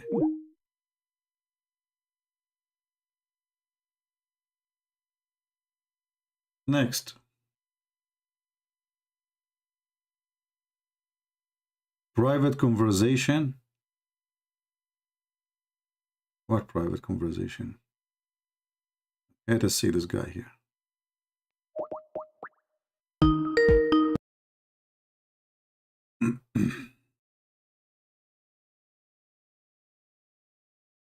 Let us see if we can get any Muhammadan. Yes, my friend, you are live on air. Are you a Muslim? Oh, yes, I am Muslim. Alhamdulillah. Can you say the Shahada? Sure. Okay, say the Shahada. Go ahead. Why should I say it? Why not? You don't believe me? No, I don't believe Do you. people call it in your show? They're not Muslim. Yeah, there's people there. You see, we just receive a call Really? from a troll. How come you don't even do face-to-face debates? I don't do face-to-face. I do. Muhammad hijab. I do don't shoulder remember to that? shoulder. Well, he hang up on me. Do you Called remember in the that? show, Yeah, and then he was asking you Arabic I am the one who called. I am the one You who have a called. thick Arabic I accent. am the one who called him, You and the yelling coward. at women. And the coward, he hang This up is on Christian me. way? What is the This Christian is way? what you Tell do me. in your house? Like what? You have What a is wife? that? What is Do that? you yell at women? Because I saw you were talking shit to women, right? What I said to her? Oh no, you were saying a lot of vulgar stuff. You don't Like remember? what? You have Like amnesia? what? Are you like very what? old right now? You forget? You Like know what? what you did. Like what? Like what? Why Like should I what? repeat it? Well, Am I here we like you? go. How we go? No, we can't play the video. So why and every day why do you you don't make tell videos me? about Why you don't tell me Islam? what I said? Why you don't tell me what I Islam said? is the truth. Is it true? Is it true that if I Christianity say is the truth? if I say suckle me, is that bad? Okay, forget about what you say. No, what- I don't want to forget. If what I is your say, mission in life? If I say suckle me What to if a you Muslim die one woman, day? What are they gonna if I remember say you? suckle me to a Muslim woman, is that bad? Yeah, Don't man, even come talk on. shit. If I Don't- say you're not a suckle man. me to a Muslim woman, is that bad? Be a man and Women say coming you're the on one your who opened it. show, You are the one who opened the they don't- topic. Be a they're not man like and you, talk about aggressive it. like you, What? and then you mute people. I You're did not not a man. mute you. You see, you open a topic. I'm asking you, please. If I say to a Muslim woman, suckle me, is that bad? The coward, he hang up. This is Yurmimi Hijab, son of Muta. He is the one going around asking a Muslim sheikh, can I suck your wife tit? Your Muslim female, she is a whore. She called me and she said Jesus do something to his mother boobs. I said to her, in fact, you are filthy, insulting Jesus for no reason. In fact, it is your prophet who said, suckle me. Your coward Mimi Hijab, he cut the video, he played it for you because he's a son of Muta like you. And this is why you hang up. Is it a Christian way? So I want to ask you, I will call you again. Is it an Islamic way to go around and your prophet, he teach you to suckle Muslim women boobs? Answer, I'm calling you. Is this a Christian way?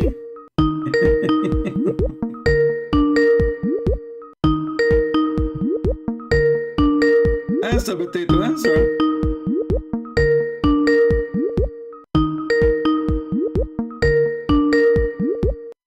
Coward, he will not answer now. Is this a Christian way? No, this is not a Christian way. This is Islamic way. I was quoting your prophet. And maybe hijab, as you see, he go around and he harass Muslim women, and he don't want to believe that his prophet saying that. But this, as you see, it's in front of you on the screen.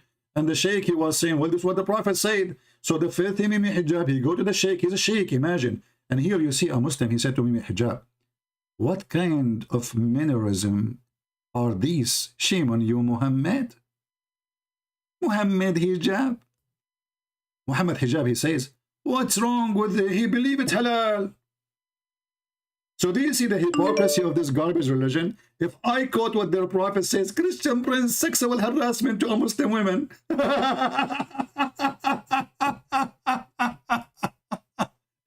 let's say this, Abdul. Don't text me in Skype, I will block you. Literally. If you are not a Muslim and you don't want me to call you, don't text me, I will block you. You are a Christian, you are not, I don't care.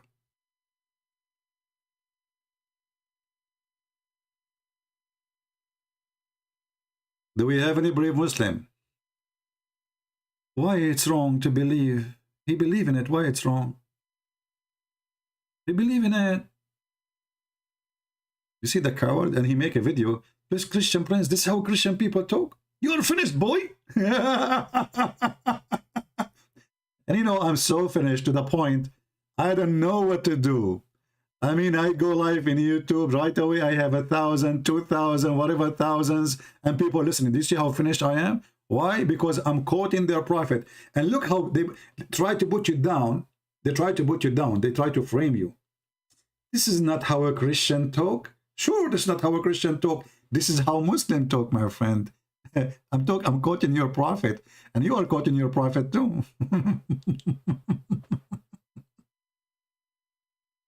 Do we have any brave Muhammadan? Anyone? Accept my invitation, Abu Malik. Where is your invitation? That is the private chat. I don't do private chat. I see somebody, his name is Azar. There is no need. I can call you if you want. Here we go. No,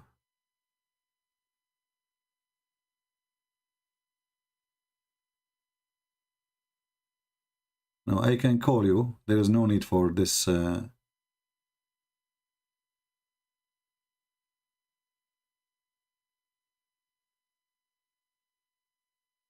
If you want, you know, send me a text, and I will call you.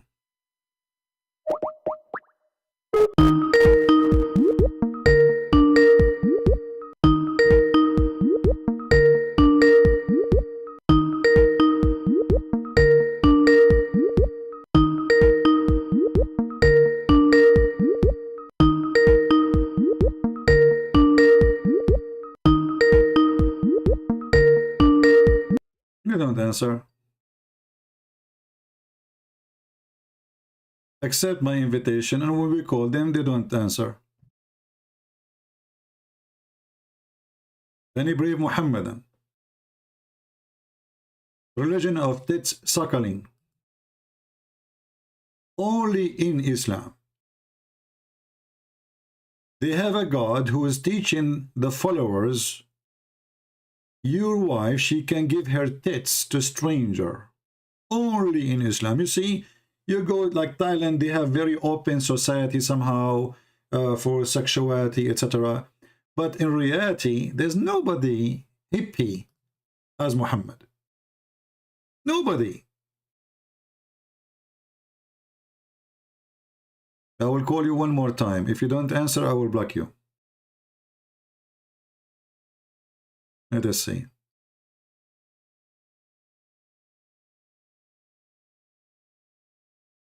Do we have any Muslim who would like to call us? Anyone?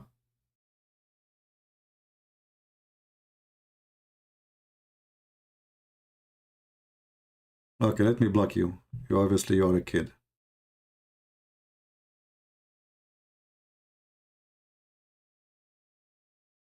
Do we have any brave Muslim who would like to call us?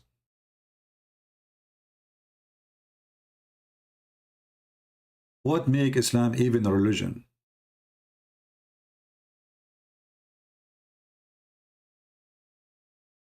What make Islam even a religion? The Rak saying, well, this is a hadith was a special exception for Salim. The Raks, in front of everybody here, if you can show me where your prophet, he said this is a special exception. And as you see, you stupid, it says this is a verse in the Quran. There's a verse in the Quran, special exception about one woman. However,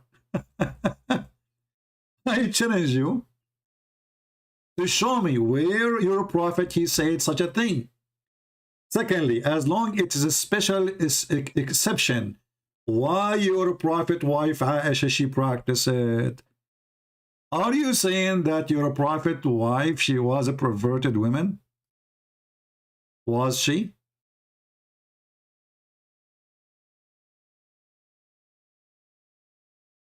When Aisha she practiced it, was she a perverted woman? Because you just said this was only for one person. Aisha she ordered her sisters that nobody will enter upon her unless they do, her sister and her nieces, unless they do breastfeeding for him 10 times in 10 different days. So how this was for one person and Aisha she ordered it? The other wives of Muhammad, they are ashamed of this, so they said to Aisha, this you should not do that. All of us we knew that Muhammad, he said, "Khudu dinakum an hadhihi al-humayra." Take your religion from this blondie. Al-Humayra, Aisha.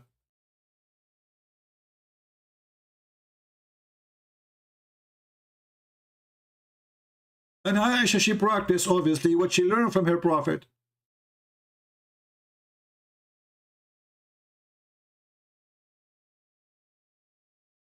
And what she practiced is what she heard firsthand from Muhammad. So obviously Muhammad, he never said to her, oh, this is only for that woman. Otherwise, and never said in his lifetime that this is only for that woman, because then the Muslim will say only this is for that woman. But if we go right now and we search in Google, we will find tons of Muslim sheikhs making fatwa that this is what the Prophet taught, and this is not only for one woman.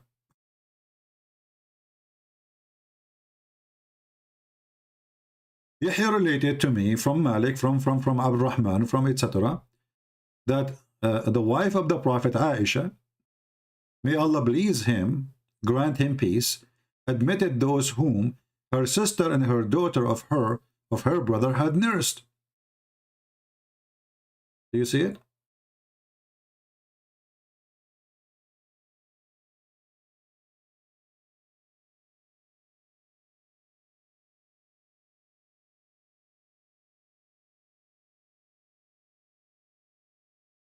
Anyone?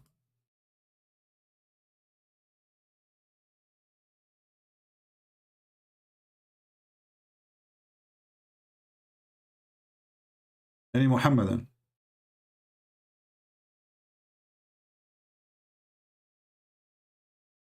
Let us see.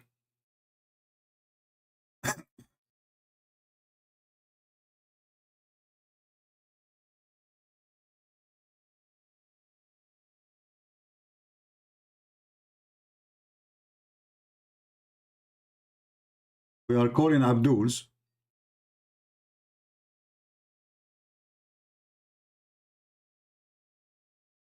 And look, obviously, they are just trying to be annoying. Send me text message, I'm a Muslim. And when you call them, they don't answer. It's okay, I will block you. Even I blocked my speaker, so nobody will be bothered by calling. Cowards.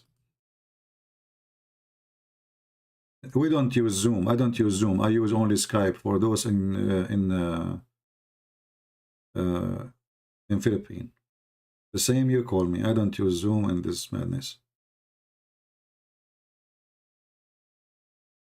Any brave Muhammadan would like to kill her. And you know, even if it was for one woman, why in the world you ask a woman to give her breast to a stranger? Tell us why. What that will do exactly? This man is a grown man. What is the wisdom of this God to order his prophet that in a woman, she have to suckle a grown man 10 times?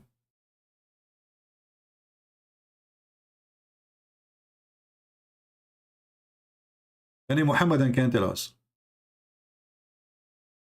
what that would do exactly.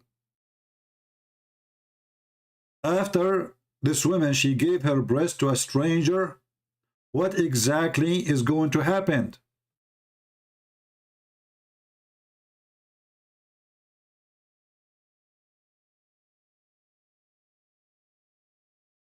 يعني محمدا.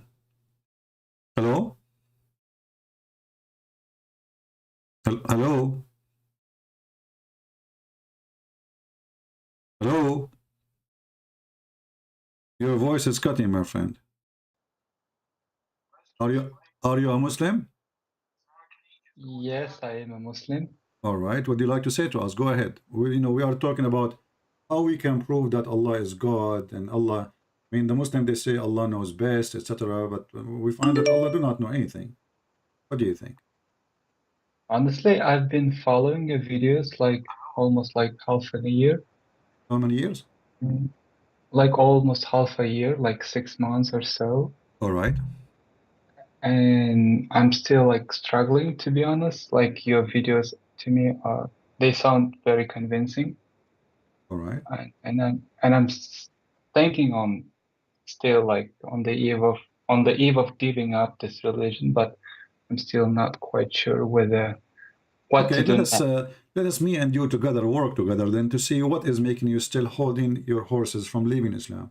What is the reason? What do you think? If there is something you like to discuss about it, make you think still Islam is a religion to follow? Well, the first reason is that this religion is very manipulative, very manipulative. But this is not a good thing. The word It is not a manipulating. good thing. Yeah. Yes, it is not a good thing. But the problem is that, like, you kind of experience it, you know. Sometimes if you do some mistakes or wrongdoings, you get the punch, you know. You get the punch. I don't know how that works, my friend. Muslims, they do everything wrong in their countries, and nobody is being punished for anything. Morocco, as an example, prostitution is #1 business in the country. Same in Tunisia. Same as even if you go in Europe, what punishment?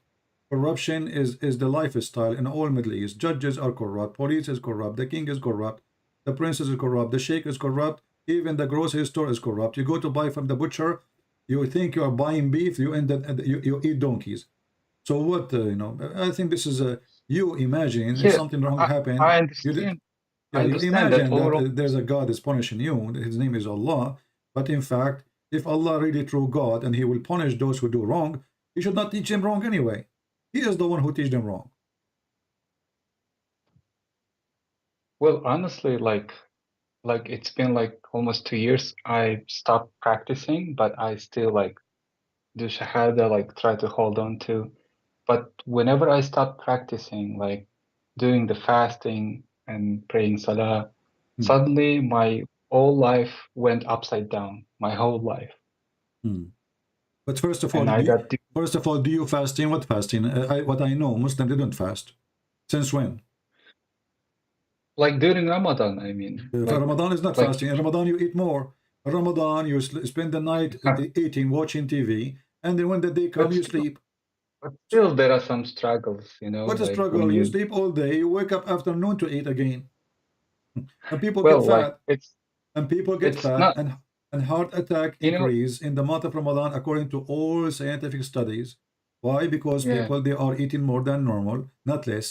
And people actually this is why the price for the food in Ramadan go crazy. Is that correct? Yeah, I can understand that part. I can understand. You know why? How you can understand that part? How you can understand it? It's just a typical human factor. No, you see, no, my friend. If people are fasting, price should go down. If everybody now stop buying gas, the price for gas will be 10 cents. Nobody will take it because nobody buying it. So when we buy more, the price go up, and this is what happened in Ramadan. In Ramadan, the food price doesn't go down; it goes 3-4 times more. Why? Because people are eating more. So how in the world we call it fasting? Well, honestly, I don't quite get much into such, broad understanding of all things. But to me, is what was important is my own spiritual, way. I don't care like all what's going on with all other Muslims. My friend, there is no spirituality in Islam. First of all, when you say spiritual, is your God Himself is a spirit? I didn't understand you. What do you mean? When you say spiritual thing, in order to Yeah, feel yeah. in order to feel a spirituality, you have to have a Yeah. spirit God. Is your God is a spirit? Well, Because I don't know. spiritual, it is you connected to the Spirit of God. The Spirit of God come to you, make you feel something new, something very unique.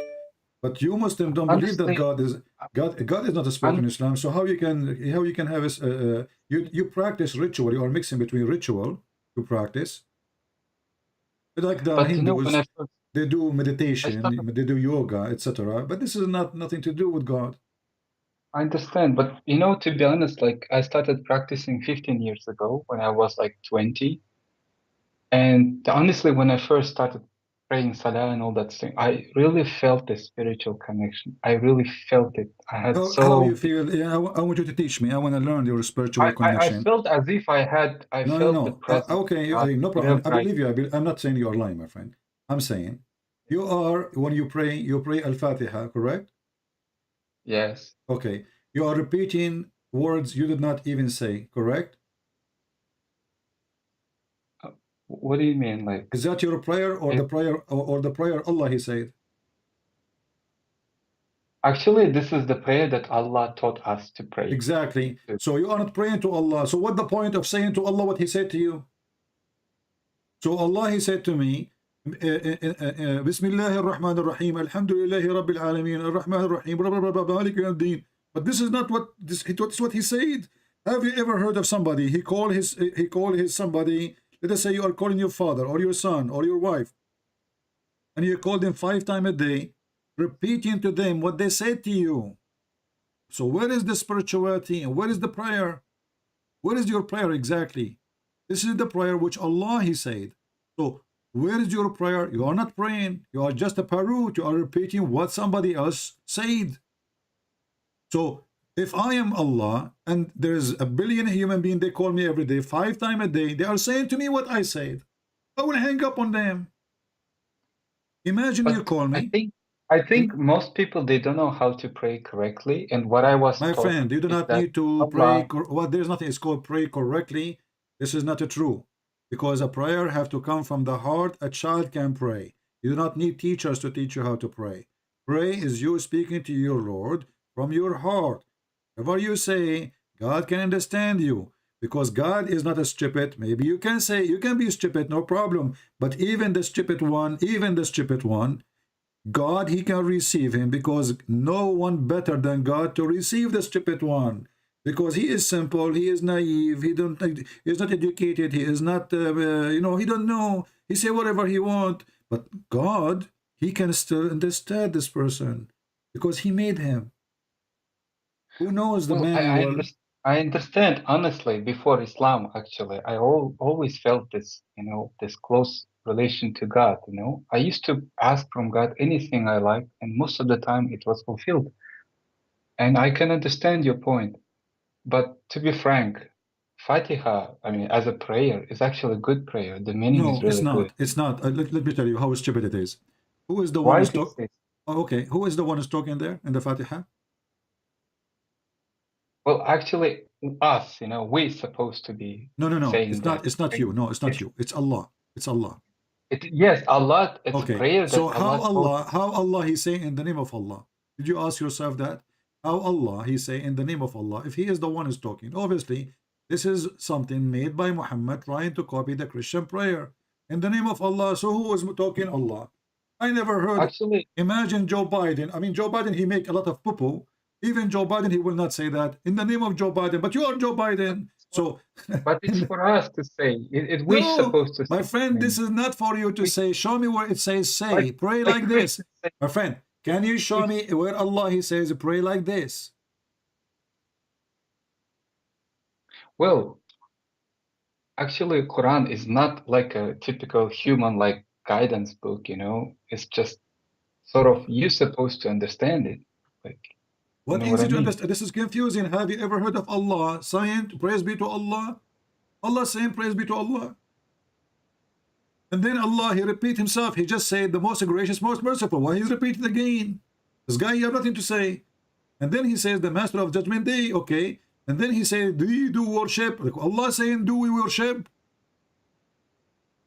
Well, to be frank, shouldn't Allah say, we seek your worship? Your worship is if this is a prayer, he should teach us in the opposite way. But the author of the Quran, he forgot to switch. This is Muhammad. He forgot to switch from the third person, second person.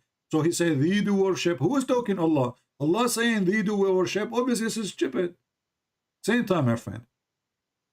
What is the point of this prayer if you are repeating it and you don't even speak the language, in a language you don't understand? Why you have to pray this prayer? Why you have to say it in Arabic? Is your God is an Arab God? Well, he's actually God of all of us. No, he's an how he is God of all of us. So why you have to pray to him in Arabic? Probably because he decided to choose that specific language. I don't So know. okay, Like, why he chose a specific language? well, as far as I know, because Prophet Muhammad, he was like sent to Arab people, and if he would Okay, speak no some problem. other So language, Muhammad was not sent to you. The Quran, chapter 14, verse number 4 says, we send not a messenger except to teach in the language of his own people, in order to make things clear for them. Do you agree with that? yes, agree. Okay, so Muhammad cannot be a messenger for you, and Quran can't be a book for you, because the Quran says, in order, we never sent, and he sent that to Muhammad. We never sent, which means even in Muhammad himself is included. We never send the messenger to teach except in the language of his people. So if Allah want to send a messenger, this God, to you, I don't know, maybe you are from India, he will send you. In India, there's like 400 languages. So if Allah want to send the messenger, as a Muslim messenger, he should send 400 messengers speaking 400 languages, and each one of them, not only he knew the language, he have to be from the people. And the verse in front of you expose Muhammad. He cannot be a messenger for the Indian. He can't be a messenger for Indonesian. The Quran make it clear, because if you don't make it in your language, it's not going to be clear to them. Who's talking? Allah. Read the verse for us. Go ahead. Chapter. I just gave you the verse and the chapter number. Chapter 14, verse number 4. What do you think? We sent not a messenger except to teach in the language of his own people in order to make things clear to them. Now Allah leaves straying those whom he pleases and guides whom he pleases, and he is exalted in power, full of wisdom. What do you think? Well, it's very straightforward. It's very clear, right? Usually It's the very clear. Quran is very confusing, but this verse is very clear. So we cannot make it more clear than this. You cannot understand the book unless it is in your language. Very simple. Okay. But the problem is, let's say I'm from, let's say, Turkic origin, okay? Okay. And the problem is that we don't have any book.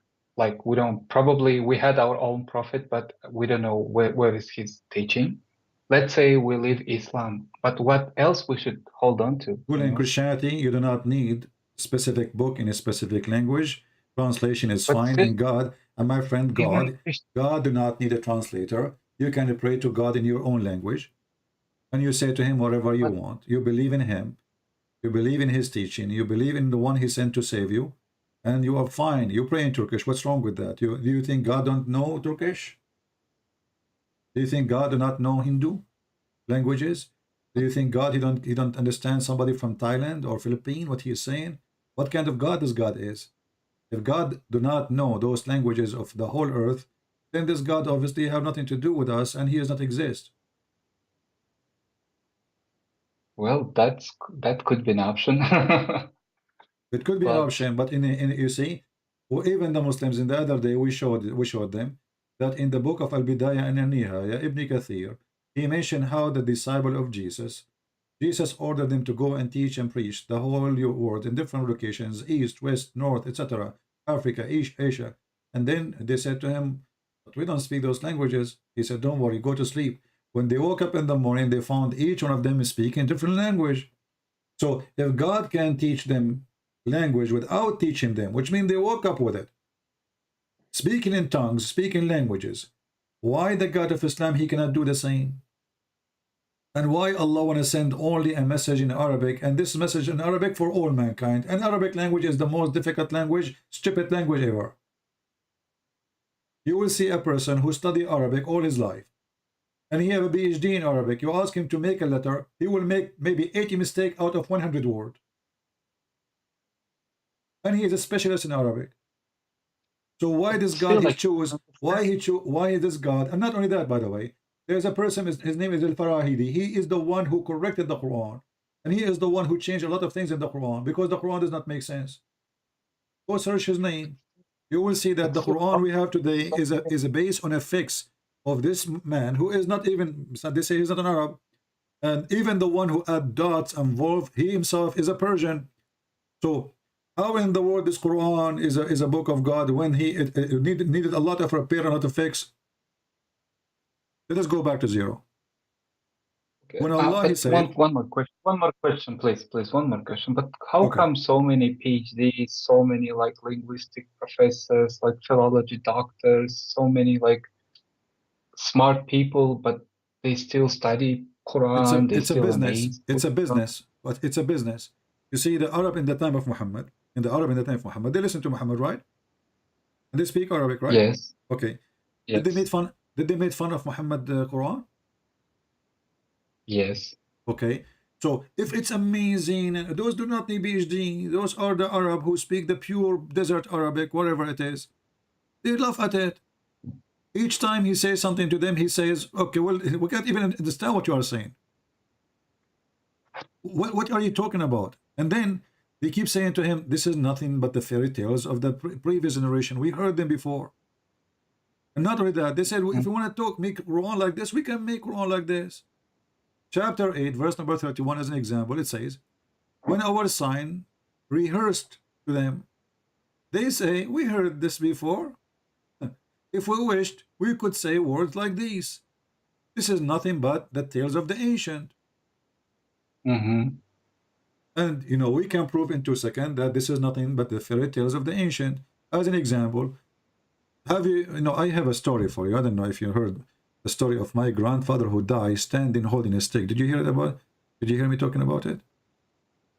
No, I don't remember. No. Okay, well, I have my grandfather. He used to be a king, you know, and he died. But it happened when he died, he was holding his stick, the staff. The king, they hold the staff, so and he had my grandmother. She was not the only wife for him. This guy, he was a womanizer. He married tons of women. So anyway, all the wives, including my grandmother, she go to the bedroom, she talked to him, honey, you want to eat? He don't answer. Okay. Second day, third day, etc. He don't answer. You want to go to the bathroom? He don't even move, but nobody noticed that he's dead for almost 12 months. And then, brother, the termite ate his stick, and then he fell down. And this is how my grandmother, she noticed that her husband is dead a year ago. What do you think about, do we need the PhD to believe this story? No, obviously this story is true story, right? Like, did it really happen? Did it really happen? Oh yeah, it happened. I swear by the Quran it happened. But it sounds very silly. But how come? Oh, you hurt my feeling now. Honestly, you did hurt my feeling. I wasn't expecting this from you. I mean, we're talking about my great grandfather. This may give me a bit issue. This is really an embarrassment for me online. I'm talking about my grandfather who died, because he was corona, and then what happened? And you said to me, "This is silly. This is not." I thought you are a nice guy, but anyway, it's okay. I will forgive you. No, it's not about death of your grandfather. It's about like noticing after 1 year. It's like, so what? It's normal, My grandfather, she go to the room. She respect that he's making maybe meditation. Maybe he used to watch Sadhguru. Like he go like, don't move. Say it. So this guy, he was holding his stick. He don't move. He don't eat, because my grandfather, he used to fast for a year and sometime more. So they don't notice. They go, they come, they go, they come, they go, they come. And he was the king, the ministers, Al-Khomeini come to him, George Bush called him, and nobody answered, because, he was meditating, holding the stick. So, and then took a year. And then when the termite, they ate the stick, he fell down and noticed. You don't believe in termite, my friend? I believe in termites. Okay, this is called the power of the termite story. But honestly, I know what you mean. Actually, it's about Solomon's story. But Now you know because I put it in the screen. You all can see it. yeah, but Okay. at those times, at the times of Prophet, no, well, Muhammad, right? At the times of Muhammad, this story would sound to Sahabas very inspiring, very like mythical, and not But is only it mythical. a true story or is it a silly story, as you said to me in the beginning before you know it's about Suleiman? It sounds to me as a mythical story, obviously. It's a silly But story. It's a stupid story. So what do you mean? I just showed you that the Arab, they said to him, this is fairy tale stories. They are making fun of the stupid Quran. And they have the right to do so. I mean, look at this. The guy is a king and he died holding a stick and nobody noticed. And then the wives, the kings, I mean, the ministers, the soldiers, the general, he's a king. He have a kingdom. Nobody noticed that he is dead for almost 1 year. And nobody noticed until the termite, they ate the stick. And then he fell down. How this can be from God?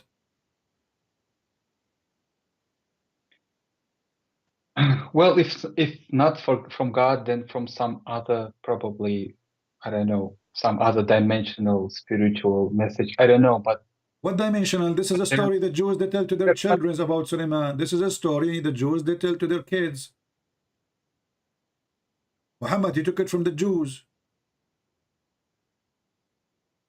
But actually, there are some verses in Quran that says that this message is actually what has been sent to you before.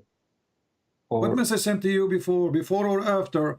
Whoever teach this message is stupid. Who in the world want to believe in such a thing? The guy is dead for a year because he's holding a stick or not. His body will decay, right? Right. His body will decay from the second day, from the third day. There's no refrigerator.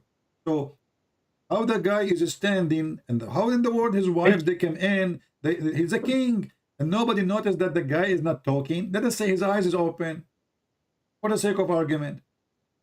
Imagine you have a person in front of you for 5 minutes. His eyes is open, but he's not moving. Isn't it obvious there's something wrong with him? So how in the world they say it took them a year and nobody noticed that he's dead? And how? Because Allah, he concealed that from the genie. I'm glad that you are laughing. Did you decide to leave Islam, my friend? Well, still, like, I don't want to just leave Islam. I just want something like a replacement, you know? I've been No like, problem. I will give you the staff of Solomon. My grandfather, I have connection. I'm an Arab, you know? We have a lot of staffs. I can give you a staff. You can have connection. What connection? My friend, listen to me carefully.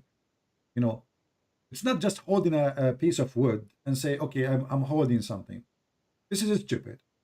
So if in your heart you know that this is stupid, then it's stupid of you not to leave what is stupid. Regardless, you are going to go where? You want to be an atheist, you want to be a Christian, you want to be a Hindu. You can be a Hindu, by the way. A Hindu is good, you know. You can eat carrot. You can eat carrot the rest of your life. And I can introduce you to Sadhguru. Huh? Honestly, among my friends, I haven't like witnessed any fundamental, you know, like decays. And most of them, they're very decent, well-educated, well-mannered people. They practice as well. And they don't. You are your friends and they are Muslims and they are Muslims? Yeah, they're Muslims. They don't cheat on their wives. They don't drink alcohol. They How don't do bad. Okay, hold on. Because I know. Hold on. No, you do not know. No, you do not know. The Muslims are taught to conceal their sin. And if you conceal it, Allah bless you. If you don't conceal it, Allah will punish you. Don't you know that? Well, it's like that. Like if you show your sin, that person who witnessed your sinning is gonna be a witness against you during the judgment. No, this is not about showing your sin. It's about, you know, concealing your sin, which means you do sin and you hide it, which means you don't tell, you don't confess your sin. So if you announce your sin, Allah will punish you. And what kind of religion is religion? So all of them, they claim that they are decent. And let me ask you, are you saying to me that your friends are better than Muhammad? Muhammad himself, he go to his own son wife when the husband was away out of the house and he flirt with the wife. And you are telling me my friends are decent, they don't do that. Well, Muhammad, he did it. Are you saying that they are better than Muhammad? Honestly, the thing that actually been discovering to us, actually most of my friends, they don't know about that. Even I never did, and I never heard about that. But whatever we heard, But we show the reference, we prove it. Even You the know, Muslim, most they people, say, this they is in the don't books of quite the take Muslim, written by it. Muslims about Muhammad life. They say, Muhammad, he went to his own son Zayd when the husband was away, and then Allah, he sent the wind, left the curtain, and he saw her mutafaddila, which means almost wearing nothing, or naked. And then he said to her, Subhanallah mu'allif al-qulub. So a man, he is a prophet of God, flirting with the married women. She is married to his own son. And you are telling me that my friends are decent friends. They don't do cheat in their wives. Are they better than Muhammad? Probably because better than Muhammad that you're actually explaining to us. Okay, Because that's they, mean if they are better than Muhammad, that's not because of Islam. Because Islam, even Muhammad, he is the worst. So if they are practicing, obviously they aren't practicing Islam. Secondly, Muslim men, they can have up to 4. So what does cheating mean? I can marry now, and then I leave my wife, I go have a dinner with the women, dating her. So I'm thinking to marry her. According to Islam, this is halal, there's no cheating. So I can sleep with the first one, the second one, the fourth one, until 4. And there is no cheating. So what do you mean cheating? All of this is cheating in reality. When you marry a woman, and then you go sleep with the second woman, this is the first cheating. The third woman, this is the third cheating. The fourth woman, this is the fourth cheating. But what you call them wives. But in reality, is nothing but a cheating. What Muhammad he did, he made a cheating lawful. but Jewish prophets, they also had many wives, right? Solomon did have God condemned them. You can go and read the Old Testament about the stories of Solomon or anyone. You will see God said, don't multiply your wives. So they are condemned. And even God, he says to David as an example, the women you took from her husband, you know, God will punish you and will take from you the women you have, and even your son will be taken for you. And his son died.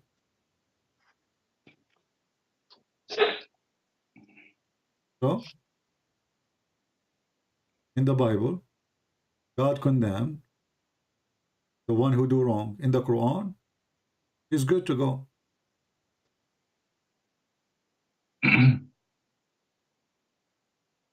What is it? Huh? I'm saying in the Quran, your God, he praised the one who cheat. And not only that, Allah, he says to him, why you hide what you have in your heart for this woman? She's married. What do you mean what you don't hide?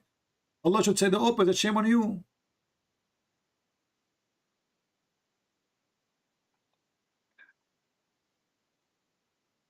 Honestly, I'm puzzled. I'm very confused.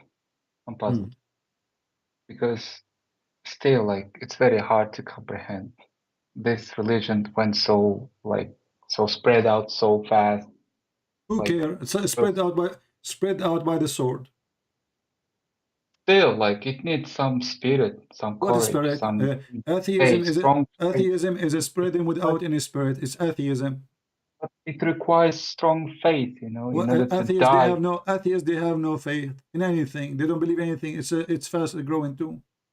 What does have to do with the spirit and what? But still, My friend. Obviously, my friend, obviously, you are confused and you don't want to admit that this is a stupid religion, even though we are showing you how stupid it is.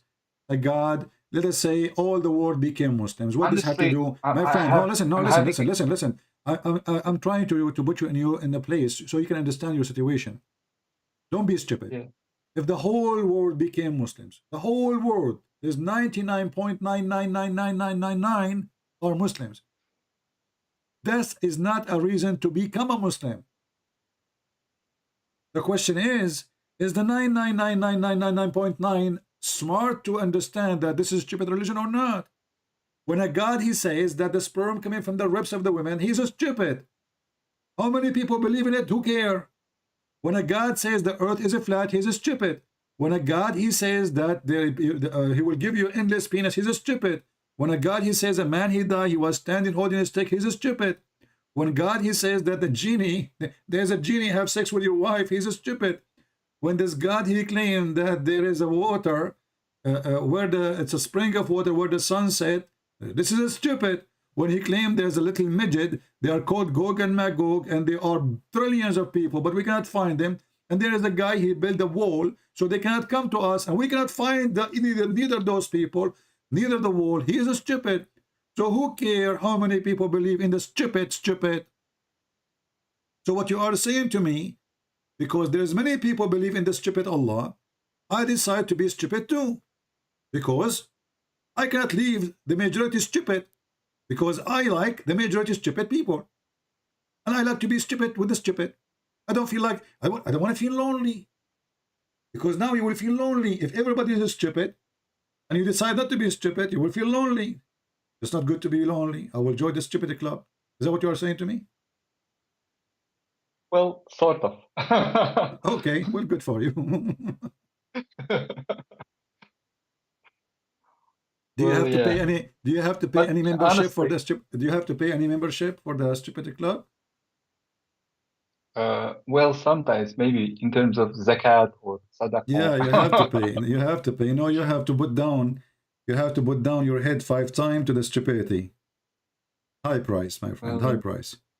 Yeah, there are still a lot of misconceptions, misunderstandings, honestly. I'm still having this cognitive dissonance, honestly. What misunderstanding? Islam is the most Islam. There's nothing called as understanding at all in Islam. You know, what is the point if I believe in God and I don't commit sin, this God will destroy me? Have you ever heard of a stupid God like this? Listen carefully. If you do sin, God should destroy you, right? The one who do sin, correct? Mm-hmm. Okay. But if you don't do sin, should God destroy you? I guess so. Why? Either way, we're destroyed. Either way, we're doomed. Either way, we're doomed. Well, this is stupid God, you know. He said that if you don't commit sin and ask Allah for forgiveness, He will destroy you.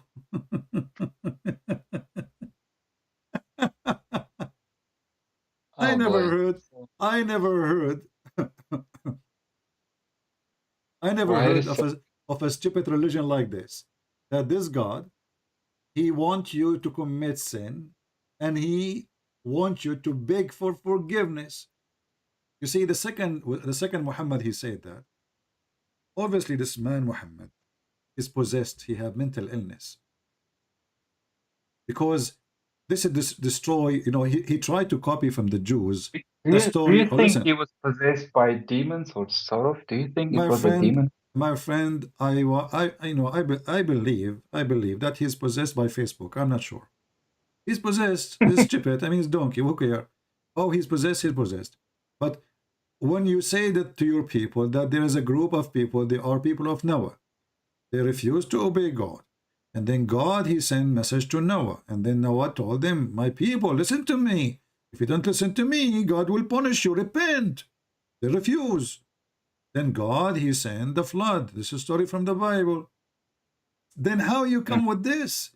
Because according to the Bible, God destroys nations who reject God, not the opposite. Here Muhammad is coming with something new. If you don't commit sin, Allah will sweep you out of existence. So sin is a requirement for this God to be good. The good person for Allah is not the one who is decent, is the one who commits sin.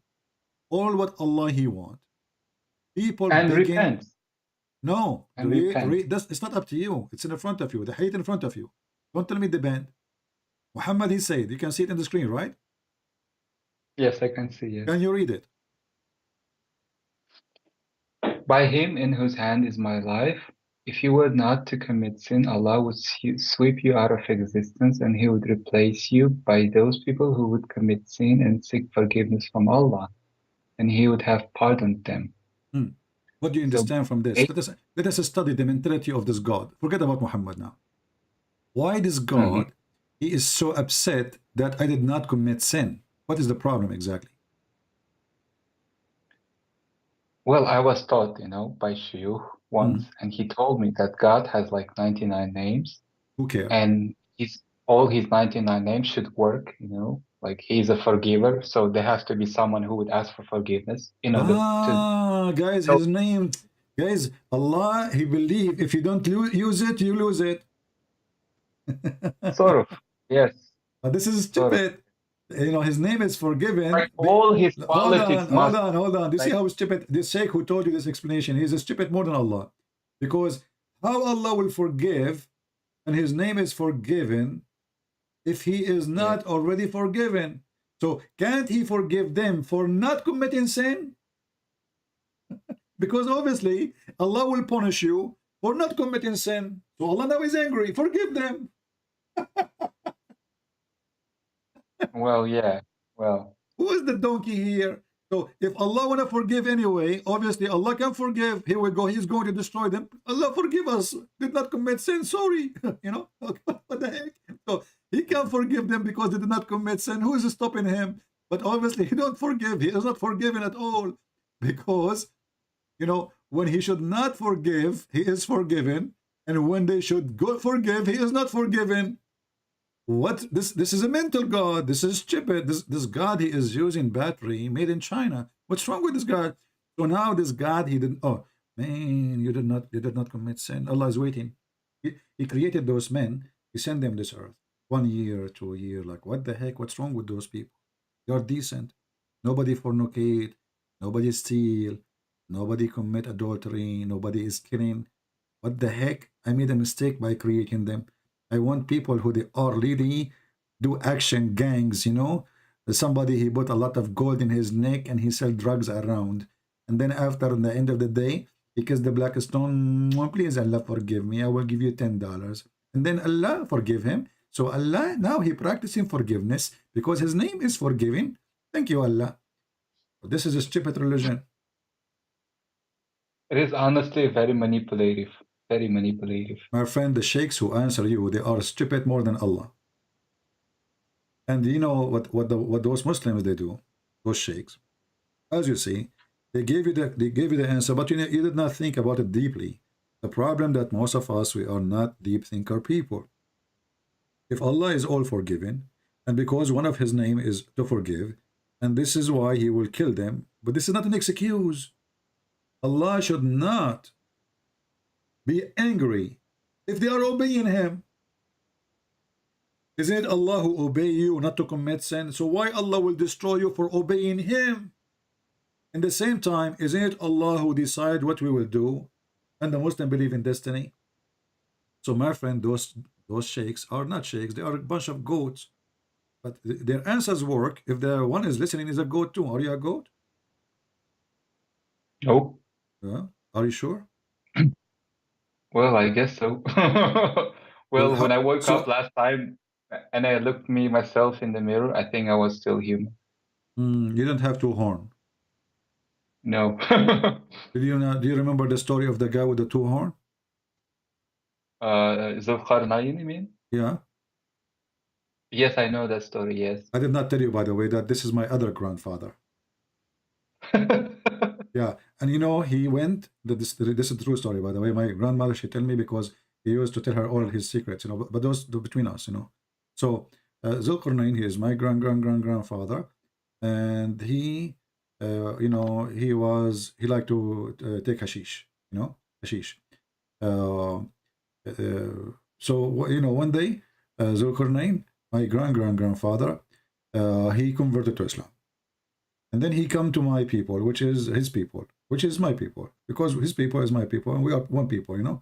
So the people, which is my people, his people, he come to them and told them, you know, people, you need to convert to Islam. My grandmother, she was a pagan. She hit him in his head with the hammer. You know, our women from my other side of the family, they are very strong. So she hit him in the head, and then there is one horn came in his head. He died. Allah resurrected him. My grandmother, she got angry. She hit him again in the second time, and he got in a second horn. And now this is why they call him the man with the two horns. What do you think about the story? That they hit him with the hammer and he got two horns because of that. I don't know. It sounds to me very stupid. You are hurting my feeling again, my friend. Very unrealistic. Well, this is what your sheikh says. How come it's stupid? I thought they are decent and they knew what they are saying. This is what your sheikh said.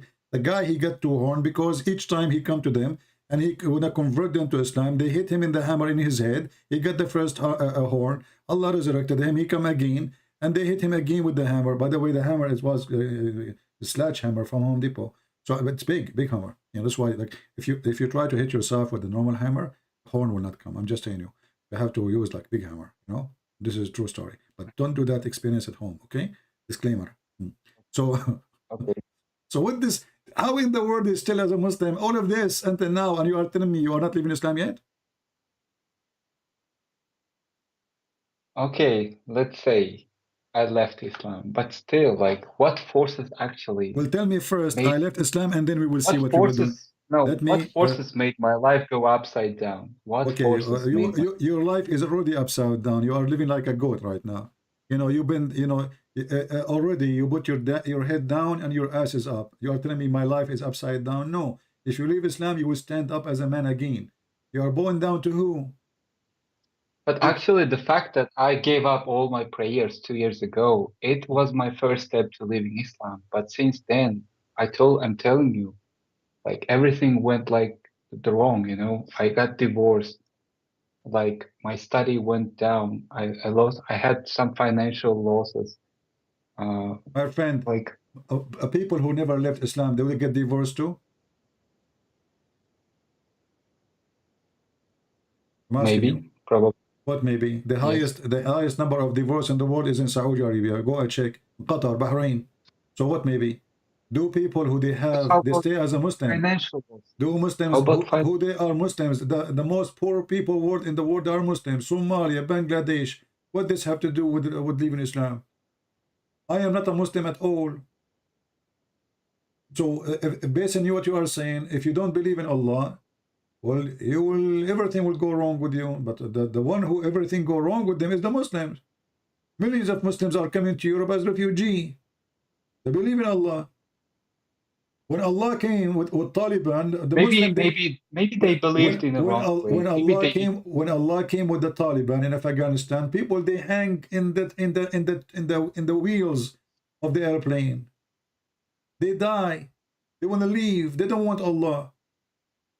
There's hundreds of thousands they fled through the borders. We saw them, and until now they are in the borders. People dying in the snow. Nobody wants Allah. So what do you mean? So my friend, Taliban right now are begging for help. They are begging. They are coming to Europe. Says, please, we will accept a human right. Please, we will let women go to school. Please, just give us assistance. What Allah? What is Allah? What does have to do with Allah? So you are I can say you are a superstition person, and you are trying to make or try to understand things happen to you, which is not a good things happening. Based in I left Allah, and but you did not leave Islam yet. You did not. Well, I left kind of Islam. I left it kind of. Like, but if I wanna go, let's say, to Christianity, I feel myself as if I'm gonna go through that again. You know what I mean? My friend, anyway, Because my friend, you see, I'm not going to waste your time and my time. A human being who is superstition, he will never have religion or have a belief. Why? Because he measure always anything happen to him based in what he think in his head. So if a fart happened, if you farted, you say, oh, maybe because I did that wrong. Oh, maybe because of etc.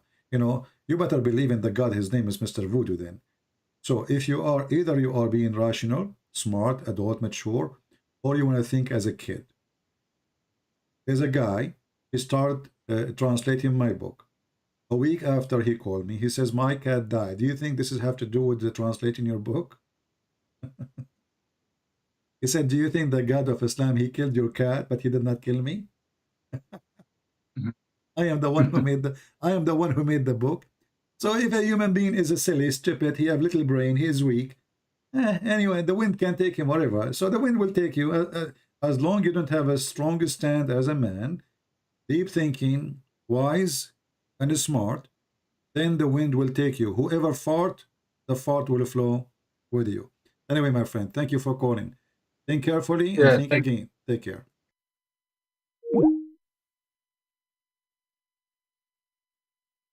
Yeah, the guy, you know, he started translating my book. A week after, his cat died. He texts me and says, BCP, my cat died. Do you think because I'm translating your book? I said, for sure. I mean, this God, he could not kill a Christian prince, so he decided to kill your cat. I told him, Potato, I am the one who made the book. not the cat. So this God could not punish the one who made the book. He is punishing the cat who eat mice. Meow.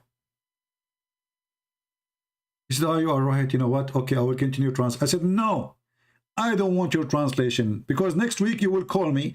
You will say, I lost some hair. Right? Don't. I do not need the stupidity around me.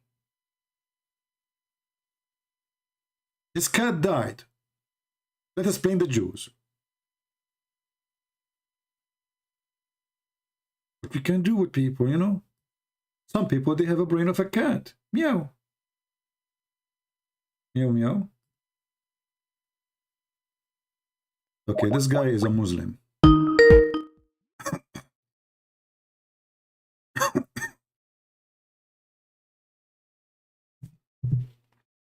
Hello?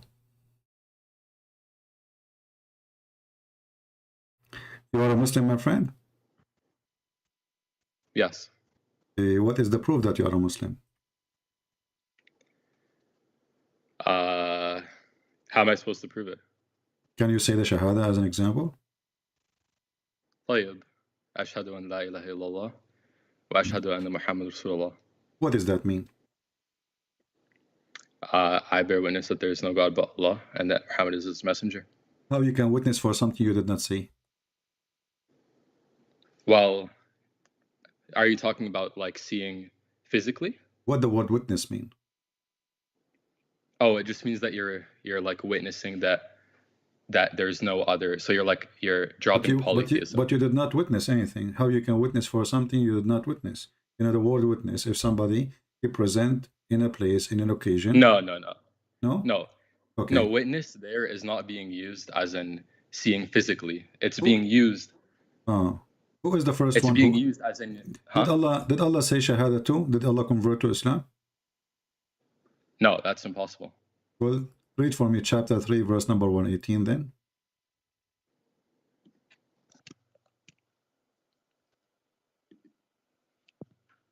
What was it? Chapter 3, verse 18.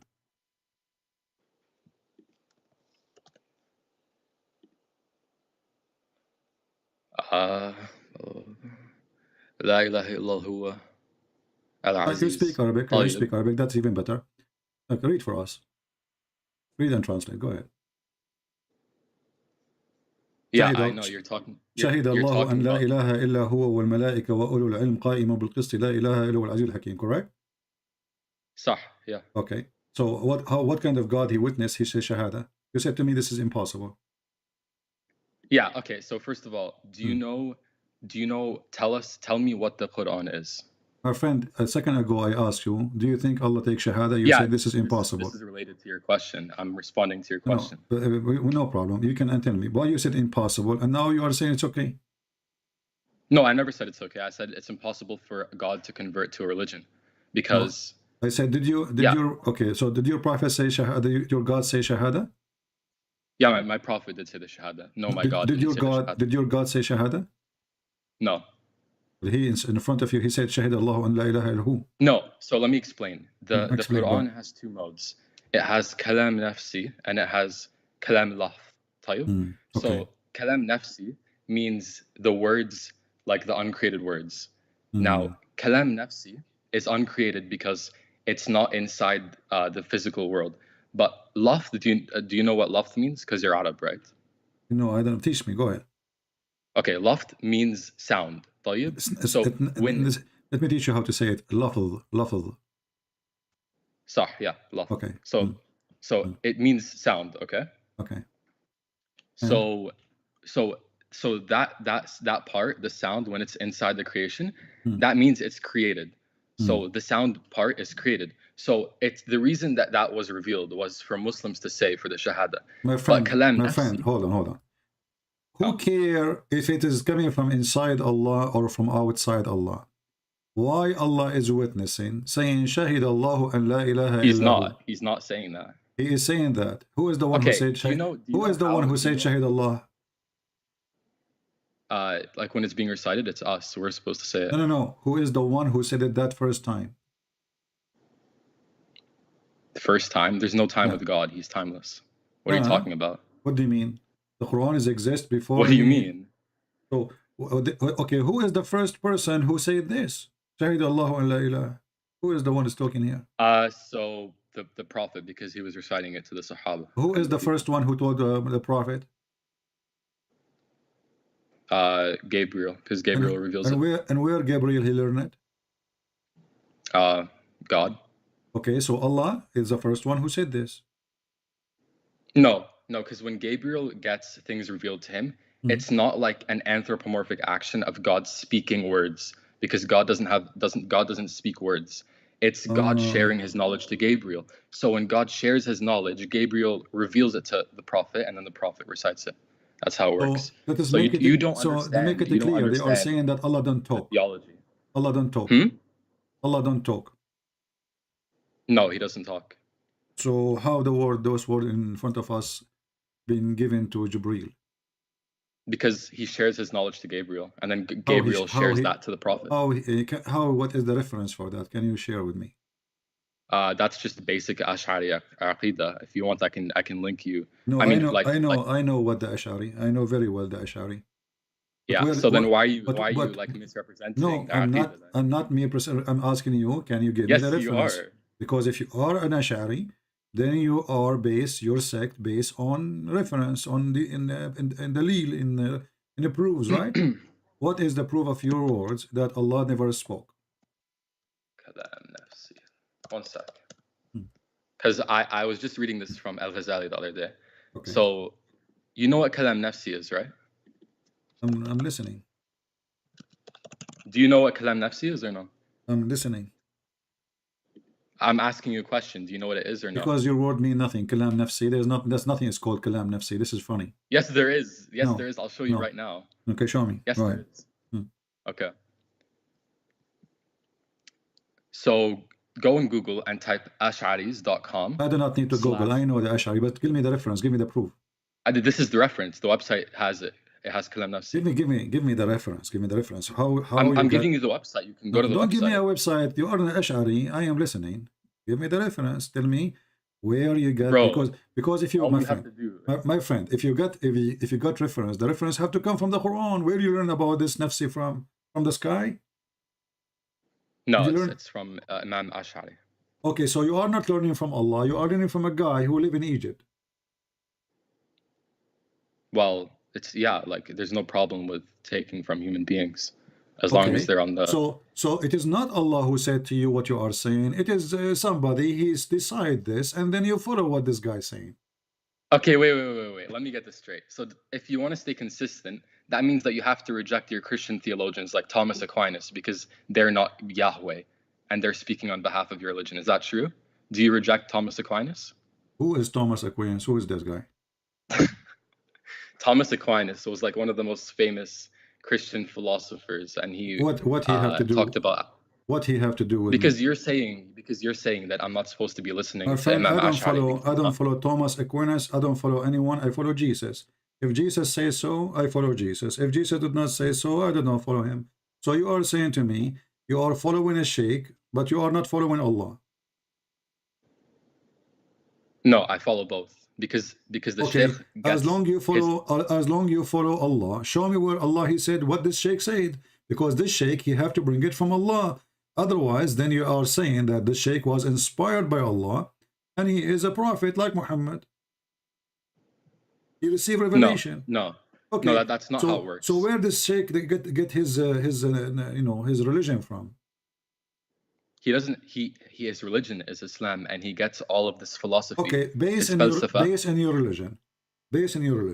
Al-Razi, according to the Sunni, he is a kafir, and this kafir Razi is known. Like there's a group of Muslims. They say that the Quran is created. Are you one of them? Mu'tazili. Yeah, no. So I already explained that there's two modes. Kalam nafsi is uncreated. Kalam lafz is created. Okay, kalam nafsi is uncreated. Kalam lafz is created. Explain to the people here so they can learn from you. So kalam nafsi means the So that means kalam Allah bas mish makhluq. Yani it's outside of khalq. So it's like God's like knowledge, for example. But kalam lafz is, for example, if I recite Fatiha right now, then that's the sound, that's the created sound waves that is within the creation, which means that it is makhluk. So in that sense, yes, it's created. Do Allah make but noise? In the other sense, do Allah make noise? Does Allah make noise? No. Yeah. He's a mute God. Your God is a mute.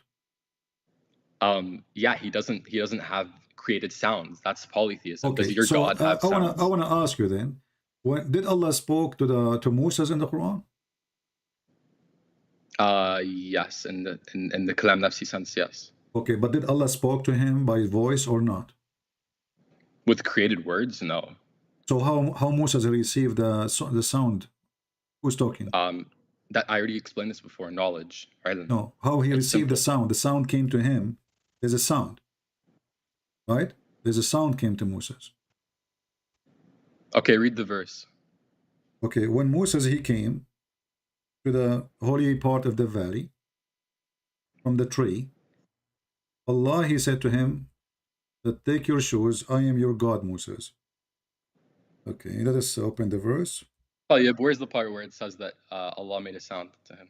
Well, he spoke. Didn't he speak? Allah? Yeah.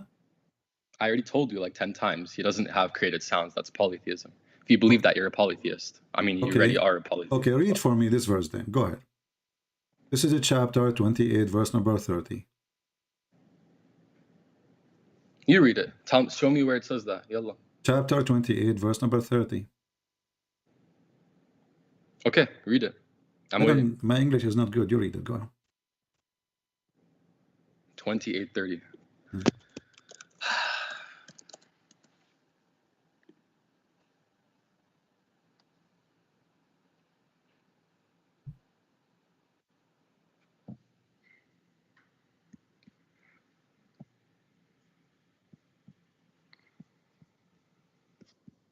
It's in front of you on the screen. You do not need to look.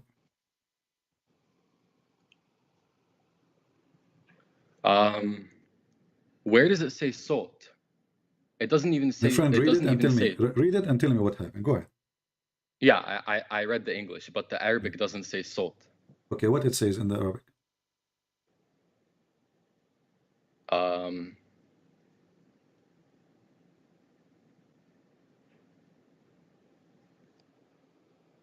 But when he reached it, oh yeah. It says he was called. Noon waw dal alif maqsura. It says he was called. Nudiya. Yeah, but what it doesn't say what that. What nudiya mean? It means that he was called. Okay, how Moses received calls? So by that, like call can be used in many different ways. It doesn't have to be physical. He have a cell phone at that time. WhatsApp. He received a message in WhatsApp. Bruh, this literally just shows that you don't understand Islamic theology at all. It's you trying to avoid that Allah. I'm not avoiding anything. Okay, does it say so he was called? Does it say, my friend? Does it say he was called? When I call you, right? I call you, hey Moses, right? He was called. That's not what it's saying. It doesn't say that. It doesn't say that salt was. No, it says because he said, Allah, he said to him, O Moses, verily I am Allah, the Lord of the Alameen. What Moses received? Moses received a single bell. He received the ilm. He received the ilm. What mean he received the ilm? How he received it? He received it from his ears. This guy is a man. No. Okay, do you believe that God can share knowledge without making sound? Yes or no? Answer. Your God, he cannot. So answer the question. Do you believe that God can share knowledge without making sound? God yes cannot. Or no? Your God cannot. I can answer the prove question. Yes. I can prove it because if your God can share knowledge as you claim, then he should share knowledge with Jibreel the same way you are saying. But he did not. According to the Muslims, Allah, he told the pen to write, and then the pen he write in the tablet, and then then Jibreel, just listen. So if Allah can share knowledge, he do not need even Jibreel. He shared it with Muhammad right away. So you are just fabricating your own religion now. And here it says that Allah called Moses, and now you are saying, oh, he did not call him, he shared knowledge. No, I didn't say that. Stop lying. 1 sec. Answer so my what question. he did? So what he did to him? How he called him? Okay, and one sec. You dodged everything. Let me ask my question. Do you believe that God can share his knowledge Not without your making God. sound? Not your God. No, answer the question. Do you believe that God can share knowledge without making sound? Not your God. Just say yes or no. Come on. Where's Not the your answer? God. I just said. I just answered. The answer is yes. But that's not an answer. The answer is yes, but not your God. And obviously your God here did not share knowledge because simply he called him. So did he call him? Did he call him? And Moses he hear him? Okay, what do you understand when it says nauda? Nudiya. Yani like make tafsir on the word. Yalla. Okay. Give me your meaning of the word. Okay. Listen. You are saying that you are an Ash'ari, correct? Yeah. So shall we go to the Ash'ari interpretation? Yeah. Go ahead. Okay. What is the best interpretation you have for the Ash'ari? Like what's the best Ash'ari mufassir? Yeah, the one you like, you know. I want to go by your here we do customer service, you know. So what is the best do you want a traditional one or one that lives today? My friend, just give me the one, you know, he's the best. You mentioned Al-Razi, right? No, I didn't say Razi. I said Al-Ghazali. Al-Ghazali, okay. So let us go to Al-Ghazali. Okay, let us go to Al-Ghazali then. Hold on. Okay. Okay, 28, 30. And we will go to Al-Ghazali.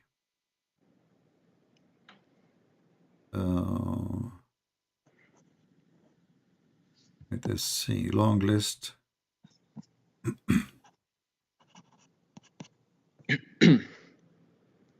And I want you to show where Al-Ghazali says that this means that Salt was revealed from Allah. We will see whatever he's saying, we will put in the screen and I will make you read it yourself. Okay. I know you have a history of lying about things. I've seen all the videos from Farid. You have to prove it. You and Fifi, both of you are liars. And this is why he don't dare to call me. Yeah, I mean, even though he invited you to debate him in real life. He never invited me. He's a coward. Because all he what did. you need He to said do, if you want. No, he said he will fly. He said he will fly to America. That's not an invitation. I am here. My Skype is open. The same you call me, he can call me. Did I hang up on That's him? an invitation. He wants to debate you. No, one-on-one. the invitation I accept. Here we go. Call me. But coward, he will never dare. So give me his Skype to call him right now. Do you have his Skype? Do you have his Skype? I will make him join us. Do you have his Skype? Bro. Don't tell me, bro. So he's a potato. Actually, you are a man more than him. So don't mention somebody. He's a kid. You know, real men, they do not need to do all this drama. Just call. Okay, hold on. Let's finish this yours. And then you can, by the way, if you want, you can tell me a lie I said. He told you it's a lie. And I will get you busted and I will get you busted. Okay, first of all. No. Hold on. Don't give me this garbage. You know? So here we go. This is Al-Ghazali. I will open it for you. No, what I was going to say is that I'm young, I'm a kid, and Farid is a man. Okay. He is not a man. No. You know, yes, he is. This is why you are a man more than them, because they don't dare to call me. If they are men, they will call me. They will give me, okay, I will hang up on you. I want you to go right now. Say, please give me your Skype so he can call you. Can you do that?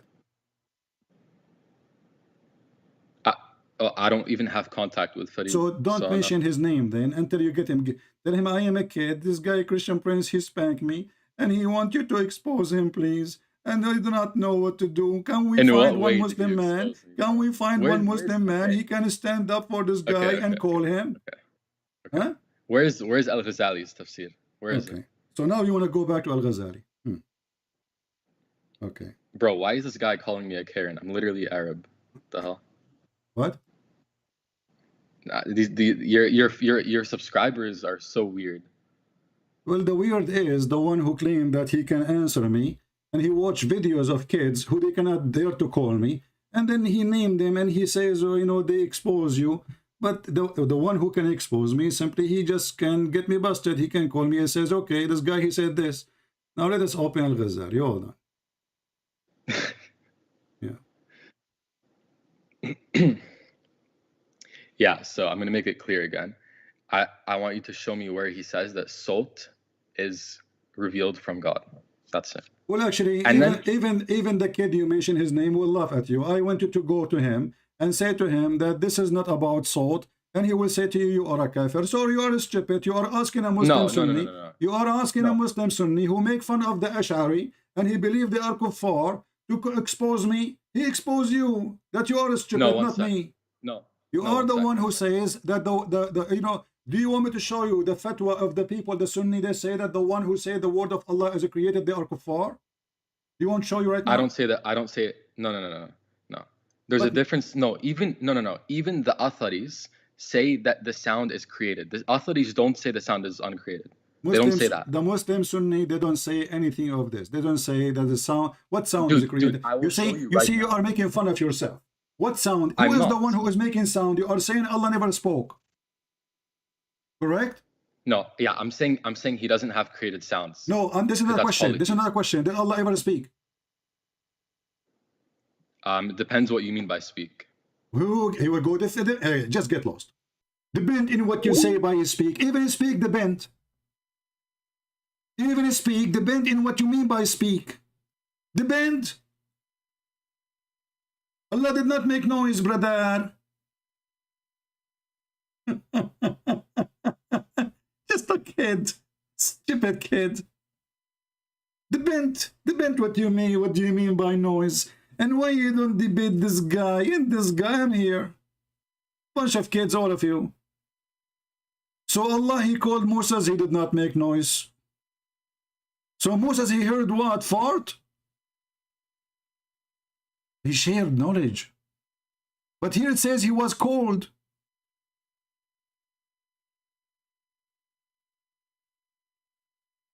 What a stupid religion. Allah don't make noise. Well, if Allah don't make noise, then all the Muslim Sunnis should agree that Allah never spoke. And then the Quran should not say Kalamullah.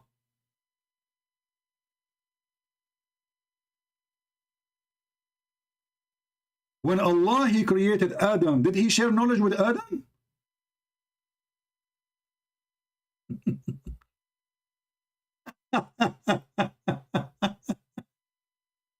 When the Quran in chapter 2 verse number 37 says, and Adam received the word of his Lord, or he received knowledge.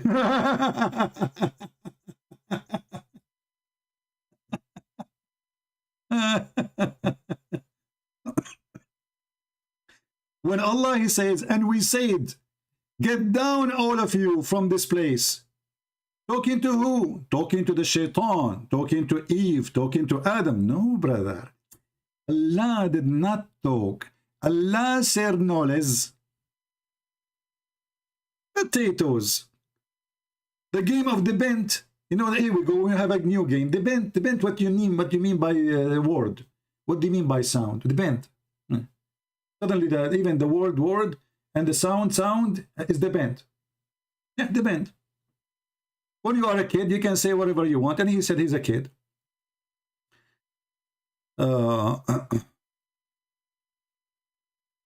We said, get down, all of you. I mean, how clear this is more than this? We said, قلنا. No, he said, but he did not say anything. No, he did not say anything. He don't mean to say he said. This is your understanding. In Arabic it says قلنا.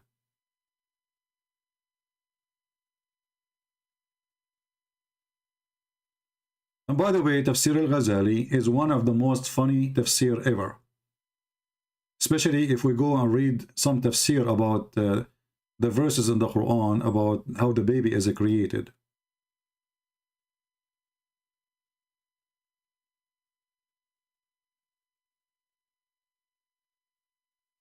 Al-Ghazali. Actually, most Islamic websites, they don't even consider the tafsir of Al-Ghazali as even a tafsir. Let me see actually if they have it here in this official government website of the Kingdom of Jordan, but I doubt that they will have.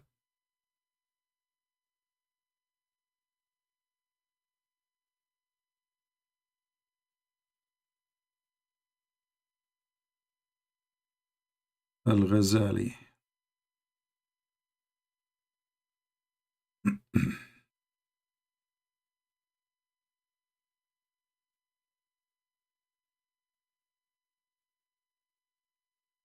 Very, very stupid religion. Everybody want to give his own. They are confused about who is Allah. They are confused. Allah talk, did not talk. And then suddenly Allah, he don't make noise, brother. He don't make noise. Yes, brother, he don't make noise. Let us see. You see, they don't even list you, the Asy'ari. They don't even list them as a sect. أمهات التفاسير.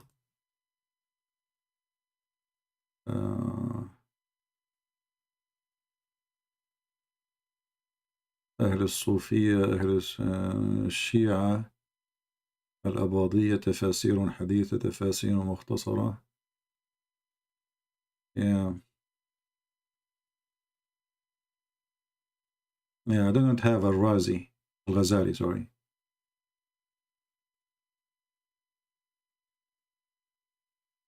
Looks like they don't count him. But this is how this religion is so stupid. How in the world then those people, they can understand their God if their God even don't talk? According to them, Allah never talk. Allah share knowledge only. So why Allah have a mouth? Why Allah, what is the purpose of Allah having mouth?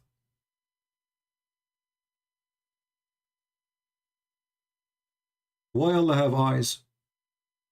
Because the one who can share knowledge, he can see knowledge without eyes, without a face, without a mouth, without a hand, without fingers.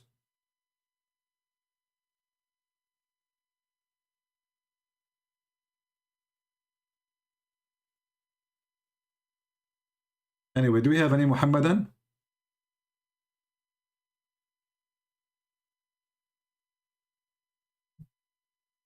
One of the games they play, even when you ask them a very simple thing, what the word of Allah mean? Depend.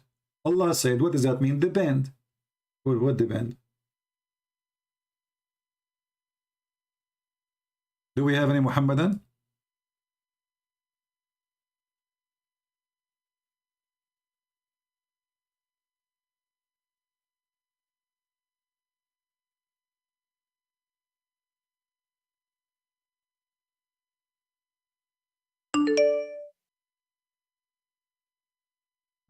Let's see here.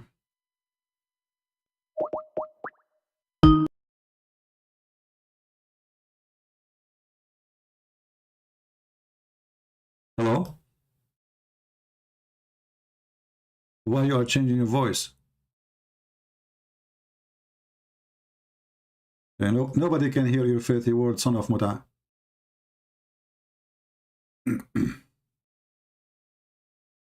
Son of Muta, ultimate fort. Change your name and come with the girl name. Filthy, like your prophet. Do we have any brave Muslim? Anyone?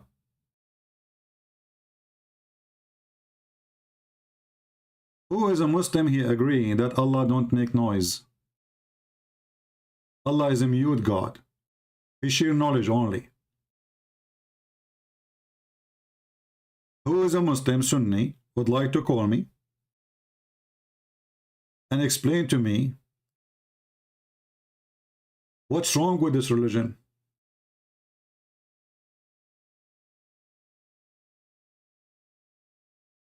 What's wrong with you Muslims? How you are saying something your God did not say?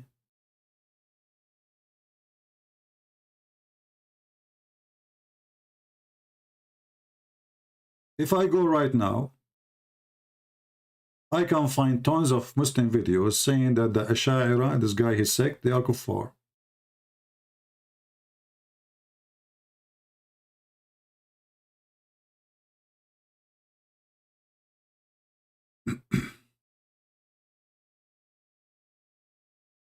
Madness.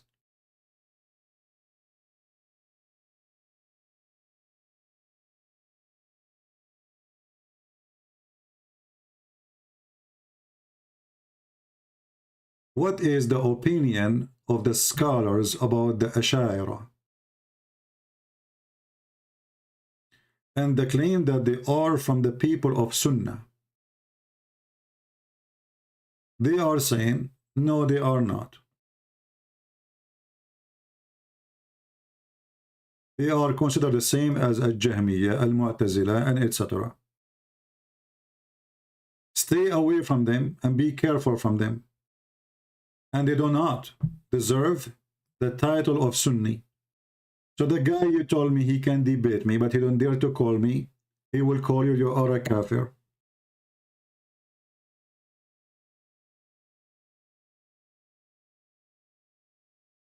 الأشاعرة ليسوا من أهل السنة وإنما هم أهل كلام عدادهم في أهل البدع. The people who they are called Ash'ari, following the name of Al-Ash'ari, their teacher, they are not to be considered from the Muslim Sunni sect, which means they are not Muslims. They are not Muslim Sunni. They are from the people of kalam, which means talk. You know, like fiction, stupid talk.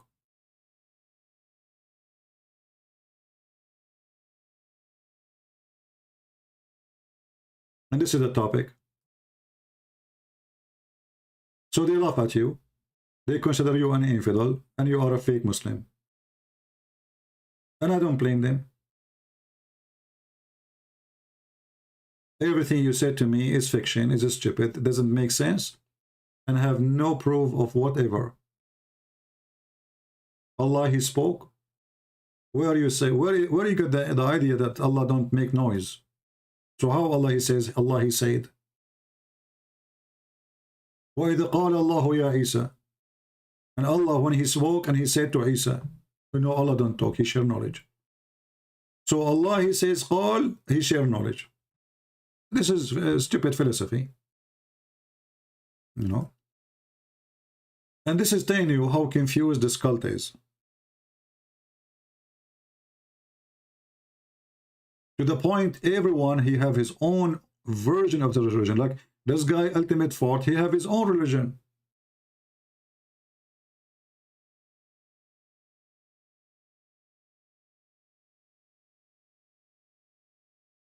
But he cannot clean the wall behind him and look, live in a stable. وَإِذَا قَالَ رَبُّكَ لِلْمَلَائِكَةِ. Did Allah spoke to the angels and He share knowledge? The Quran says, Allah He said, He spoke, قَالَ. So where you come with this, He share knowledge? Potatoes, when you say to them, where do you get this from? They have no answer. They give you their own fictions.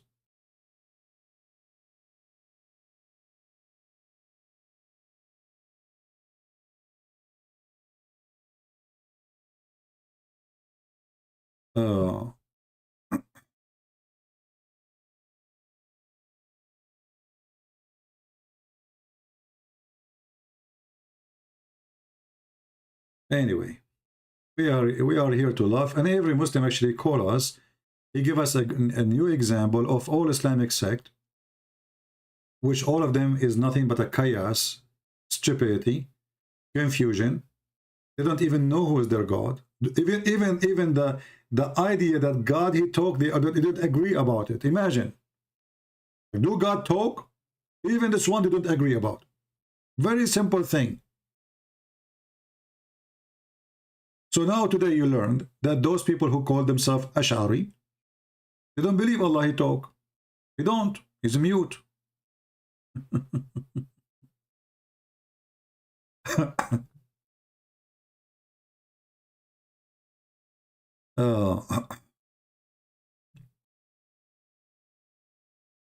When Allah He said to Isa, obviously He did not talk to Isa.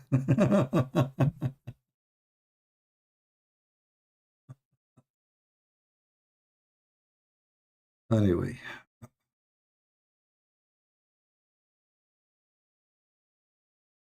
how your interpretations compare to those scholars? I don't use my interpretation, Potato.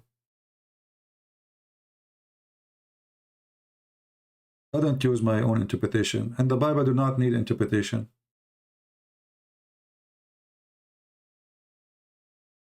We do not.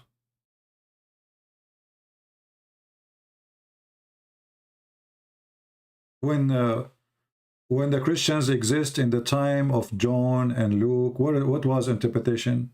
What is the interpretation they have? We don't have any.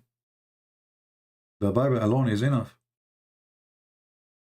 And what make it more funny and more stupid, that this book claim that Allah, He explained it very well.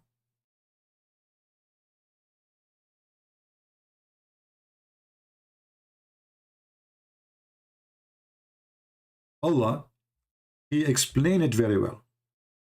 So after Allah, He explained the Quran very well. The Muslims are very confused very well. And this is after Allah explained the Quran very well.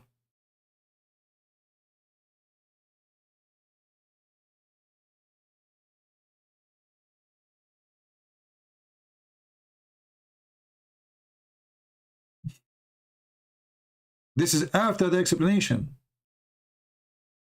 So according to the Quran, you do not need actually any interpretation because Allah, He explained the Quran. But as you see, nobody can understand the Quran. Neither the Muslims. Even Allah speak, Allah don't speak, they don't know. Hey Muslims, do Allah speak or He don't speak? Do He talk? He don't talk. Is Allah mute? Even this one, they don't agree about it. Actually, they kill each other about it. So Allah, He said, I explained the Quran very well to you, and then we have a billion explanation. None of them agree with the other one. And when we show them explanation of a scholar from their own sect, they say we don't accept it.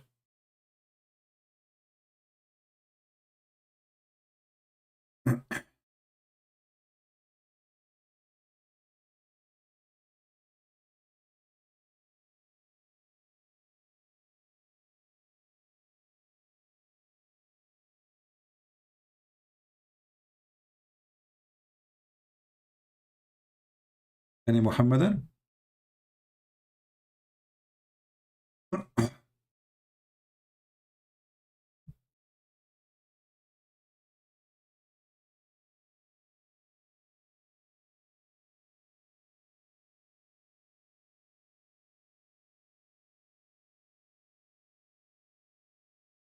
Let us see here.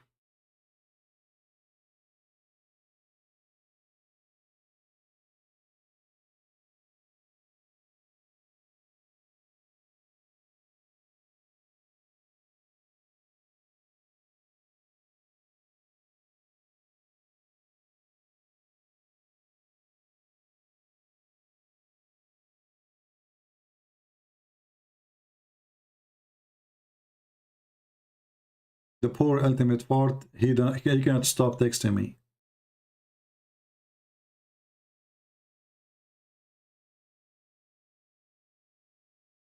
You can't resist the temptation.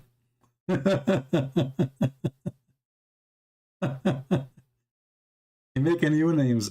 You know, he's like a rat. He keep coming back. Hello? What is that? Hello? Hello? I'm fine. Who is talking? This is Baron. You're changing your voice? Well, I don't hear you. What, your voice is bad. You know, I do not know your voice. Oh, okay. So who are you? Go ahead. You are live on air. Wa alaikum assalam. You don't speak Arabic, so go speak English. Keep running, motherfucker. That's ultimate truth. Run. Hang up now. Say Yes, again. I got you now. Say again. Now people got to prove that you've been running. Say again. Say again. Come on, debate me. No, I say said again. you are. Say again. You Say said, again. Say again. There you Say go, again. right? Say again what you said in the beginning. Okay, I be saying it. Say again. Say I again. said, are a son of a bitch. How about that? Okay. Iran. Let me ask you. Are you talking about Safwan and Aisha when they saw her having sex with Safwan and Muhammad? He changed the number of witnesses from 3 to 4. You gonna hang up again? You are a son of Muta, aren't you? Are you talking about Aisha, who she been witnessed by 3 witnesses that she was having sex? Are you worried about the polygamy? Is it true that the Muslim accused the Prophet wife that she had sex with Safwan? Yes or no? I don't care if it happens. You don't care because you are a son of Muta and you are the one who his mother is not good. Because if you have a good mother, you will not speak as you speak. Obviously, your mother is a whore. I'm not calling you to call your mother, but obviously your mother, she was the good woman. I got you. Is it true that your prophet wife, she been accused by 3 Muslims that she's having sex? Ultimate fault, be my witness, says I don't care. He don't care. Why he shall care anyway? Who care? The wife of his prophet was sleeping around. What's his business? I don't care. And supposedly he got me.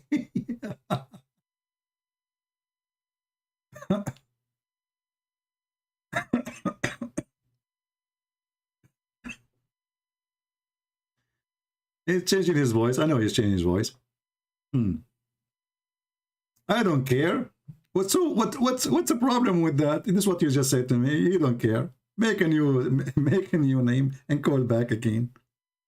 And let everybody hear how the Muslims are so angry and really don't care if their prophet wife was a whore or she was a decent woman. Everybody now will make this copy, the sound of you calling me, and they will make short videos and they will post it around. Ultimate fart. Don't care if his prophet wives, and he admit his prophet wife, she was having an affair, sleeping around.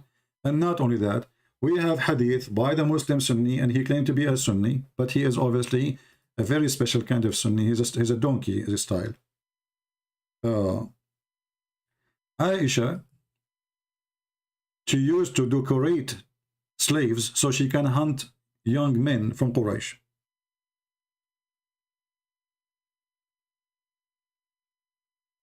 Let us show you the reference.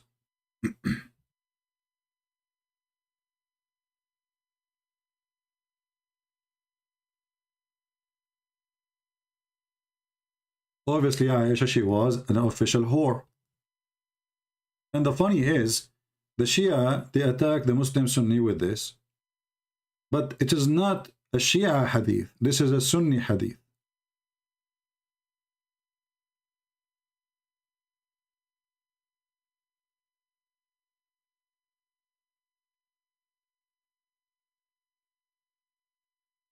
Let us try to find it in English, but maybe in English harder to find it.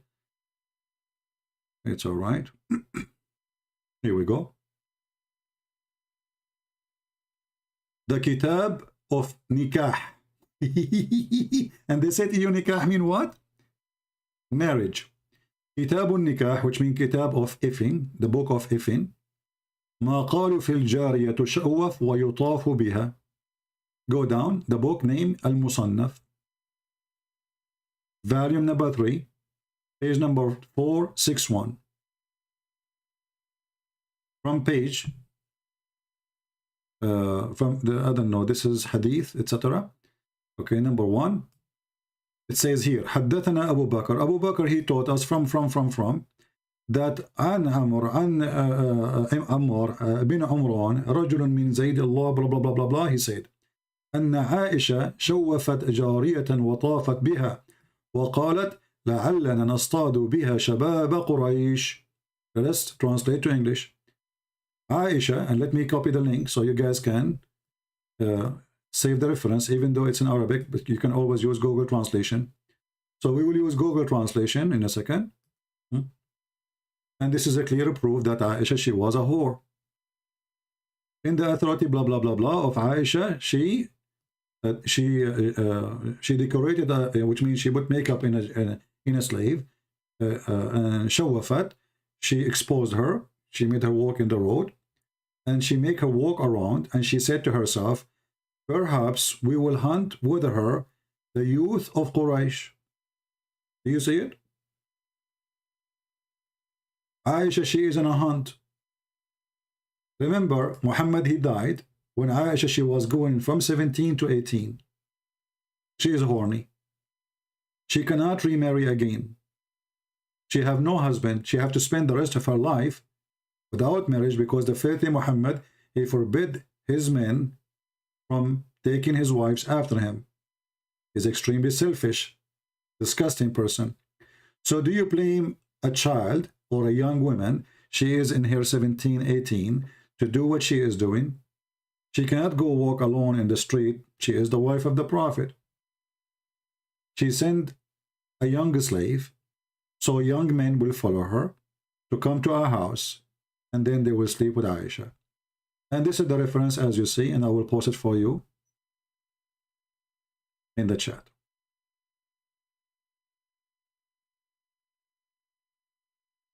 And did your Prophet wife, she sleep around? I don't care. We got it. You don't care. And this is the reference. I mean, do you see how much scandal this cult has? Do you see how much stupid scandal this cult full of it? Garbage.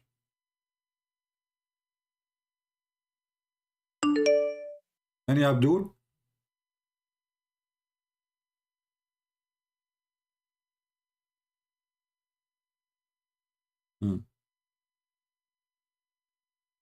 Okay, let's see who's this guy. He claimed to be Abbas. Let's see what kind of Abbas he is. Maybe Abbas fought Bismillah. Wa alaikum assalam. Who is with me? What? Who is talking to me? Yeah, it's me. That's Abbas. So I'm gonna present myself. Abbas, I'm welcome, Abbas Abbas. Betty. Yeah, Abbas Betty. So. All right, Abbas Barry, what do you want to say to us, my friend? We are live on air and we are questioning if Allah is God. What do you think? Okay, no, alhamdulillah, no problem. So what do you think? I'm just like, yeah, it's fine, it's fine. Fine what? What I'm thinking about what? What do you know, we're asking the Muslims how they believe that Allah is God. If there is any proof that Allah is God? Yeah, I just want to ask you a question. I thought you are going to answer my questions. What? I thought you are a Muslim and you can help us. Look like you do not know too. Yeah, I'm Muslim. Yeah, of course I'm Muslim. So do you know why Allah is God? Why He's God? Why Allah is God? Yeah. Yeah, because He's Allah is Him who created the people, it's Him who created the world. You gotta believe in Him because. How you know that Allah created the world and He created the people? Where do you get this from? Because I get that from the Quran. But the Quran have no witnesses. I mean, in Islam, if if a woman she cheat in her husband, you need 4 witnesses, right? Yeah. Okay. Do Muhammad have 4 witnesses for the Quran?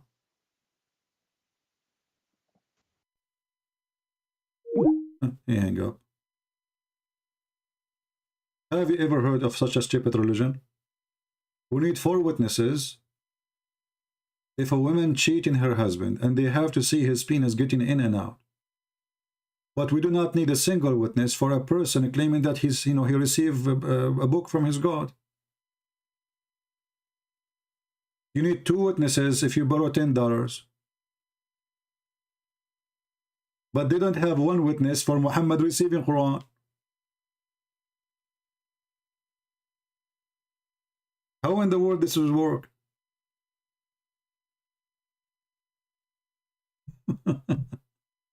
Shouldn't you have, I mean, you need witnesses for silly stuff, but you don't have witnesses for something serious?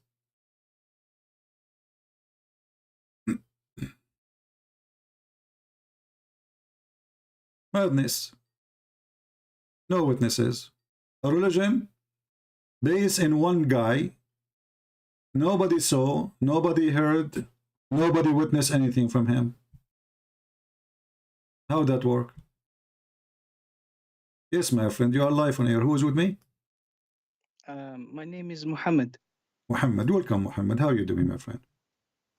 I'm doing well, thank you. So you said to me in the chat, in Skype, you want to talk to me about Tawheed? Yes. Okay, what Tawheed mean? For me, one of the I believe that one of the strongest things in Islam is the concepts of Tawheed, you know, because it's what we're taught since we were children. Yeah, but there's no Tawheed in the Quran. Can you find the word Tawheed in the Quran? No, sorry. I don't mean I'm not focusing on the word. I mean the concept of that there is only one God, you know. Okay, if there is one God or 10 God, who care? If the question is if this God exists or not. Yes, of course. Okay, there's people, they worship Shaitan, and Shaitan is one Shaitan. So does that mean he's God? No. Yes, you're right. No. Yeah, so 1 or 2 or 5, who care? The question is if he is a true God or not. So how you can help me to accept that Allah is one God or 2 God or 3 God, who care? If he is a true God, how you can help us, Mr. Muhammad? I mean that we're brought up with this idea that in comparison to other religions, Islam is the only religion that's with Judaism. I think that it's one of the only religion that says that there is only one God. Okay, first of all, you don't have one God, and we can prove it so easy. But we can go for that later. Have you ever heard of a religion that God he sent Quran to the animals? No. Okay, read for me chapter 6, verse number 38. Chapter 6 is called the chapter of An'am, which means the chapter of the animals. There's not an animal that lives on earth, nor being that flees with wings, but a form of community, and nothing we have omitted of the book from the book. Okay, so all animals in Islam, they are Muslims, and they worship Allah and they believe in Allah. And Allah will judge between them. Yes, of course. Yes, and Allah will judge between them in the judgment day. Okay, let me ask you then. So you agree animals are Muslims? I believe that I think that we are told that every living sentient being and even rocks they respect God and they pray to God. Okay, so do pigs worship Allah? Do pigs worship Allah? Yes. So what the problem? Why you think pigs are dirty then? Dirty. I don't think that we have to disrespect pigs. It's just that we can't eat them, I think. So what about the black dog? Is black dog he worship Allah too? Yes. But Muhammad he said the black dog is Shaitan. The black dog is Shaitan. Maybe the Shaitan uses the black dog, but the black dog is innocent. What do you mean by he uses? What does that mean?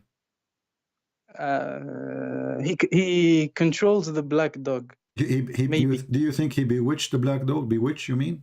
Control him like by magic? No, maybe he put his mark on him or something like that. He put his what?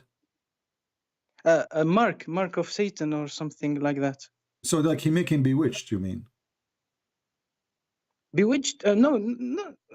No, because it's an animal. I don't think the animals don't have a high, strong intelligence. It may be just that it's maybe that the dog brings bad omens. You know, maybe it's just like that. How a dog he bring bad omen? How does that work for you? Sorry, I didn't hear you. How the dog bring bad omen? How the dog bring bad omen? Because I think that I don't know. I don't know how he brings bad omen. I don't know. Is it true that your prophet he says that women and horse and dogs they bring bad omen? Yes, I read that. Okay, I don't know. I can't defend okay, that. a I second don't. ago you told me that the animals are Muslims, and you told me that all animals they worship Allah, and now we have women and dogs and horses. All of those they are bad omen, and even you know, obviously they are dirty. Obviously, they are dirty. Why not? Not necessarily dirty. Not necessarily. So, you know, let us, me and you, to come to a conclusion. So the animals are Muslims, and the rocks, even they worship Allah, correct? Yes. Have Yes. you ever heard of somebody speak to rocks and rocks speak to him? Yes, I know the hadith you're talking about. That a rock told the salam to the Prophet, I think. Okay, so there's that Muhammad, he speak to rocks and rocks speak to him. Yes. How Muhammad he understand the rocks and hear the rocks, but nobody can hear them? But nobody, because he's a prophet. I mean, it's not. I don't think that it's a very bad thing. It's that crazy. I don't think that it's necessarily a bad thing, because if he's a prophet, he can sense other things that normal people cannot logically. But do we believe that rocks they have a brain and they have a tongue and they can talk? No, of course. Maybe it's just spiritually or something like that. Maybe. No, they don't. So They how don't have a he conscience. salute him if this is spiritual? He said Assalamu alaikum. Yes. Okay, this is not spiritually. How the stone is talking to Muhammad saying Assalamu alaikum, and only Muhammad he can hear the stone. Don't you think this is a mental issue? A mental issue. You know, I'm just saying that if there is magic involved, our logical thinking cannot apply. You know what I mean? Oh, this is magic, you Maybe think? I'm just saying maybe. Huh? Sorry. So you think this is a magic here? No, I mean the not magic, sorcery, the magic of God, the power of God. Maybe because maybe it's was your prophet under sorcery, controlled by sorcery? Was the prophet controlled by sorcery? It's true that the story about the satanic verses is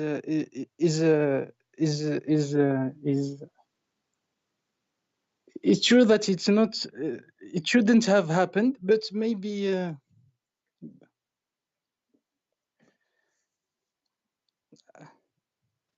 the story about the satanic verses is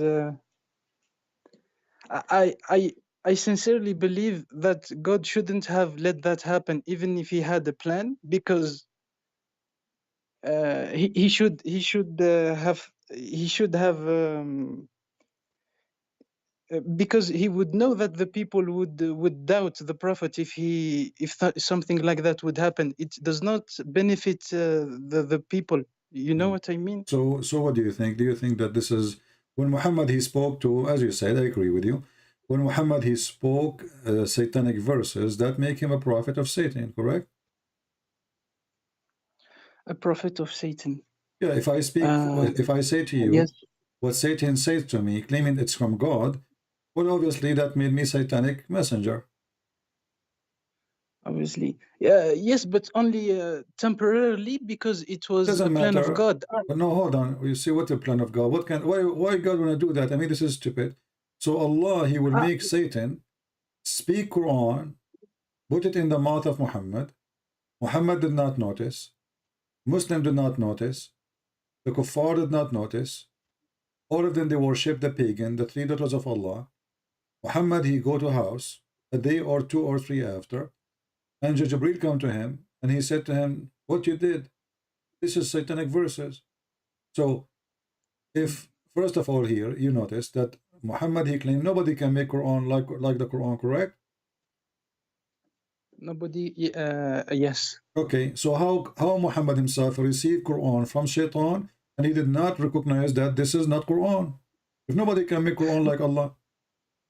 But you know, maybe it's just that the prophet he's just a way to give message. Maybe we should not judge him harshly. You know what I mean? Our friend, we are not judging him what's harshly. important is We God. are not judging So, harshly. We are asking question.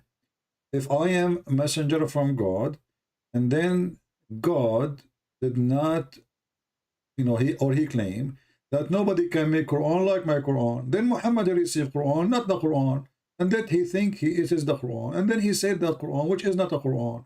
So this is a contradiction for the Quran, because if nobody can make Quran like the Quran of Allah, and then Muhammad received Quran from Shaitan, and neither Muhammad, neither the believers, neither the kuffar, they notice that this is not from Allah. That means the Shaitan can make Quran too. And now Muhammad, he come with a solution saying, well, don't worry. Allah, he said, Allah will take all the Quran coming from Shaitan and he will delete, correct? yes.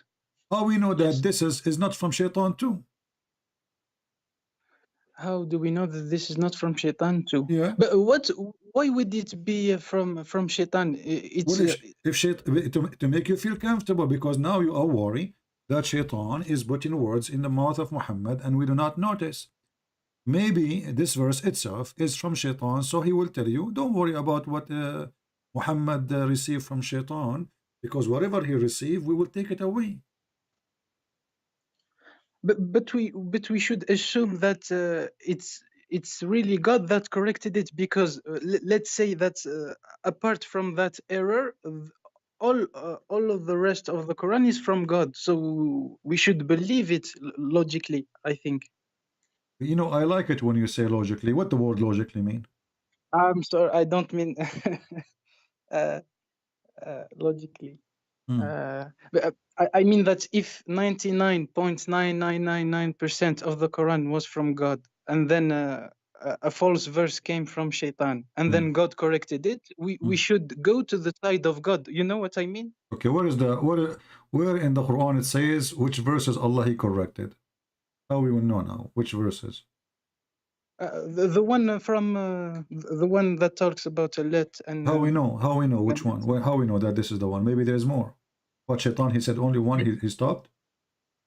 He gave up. Yes.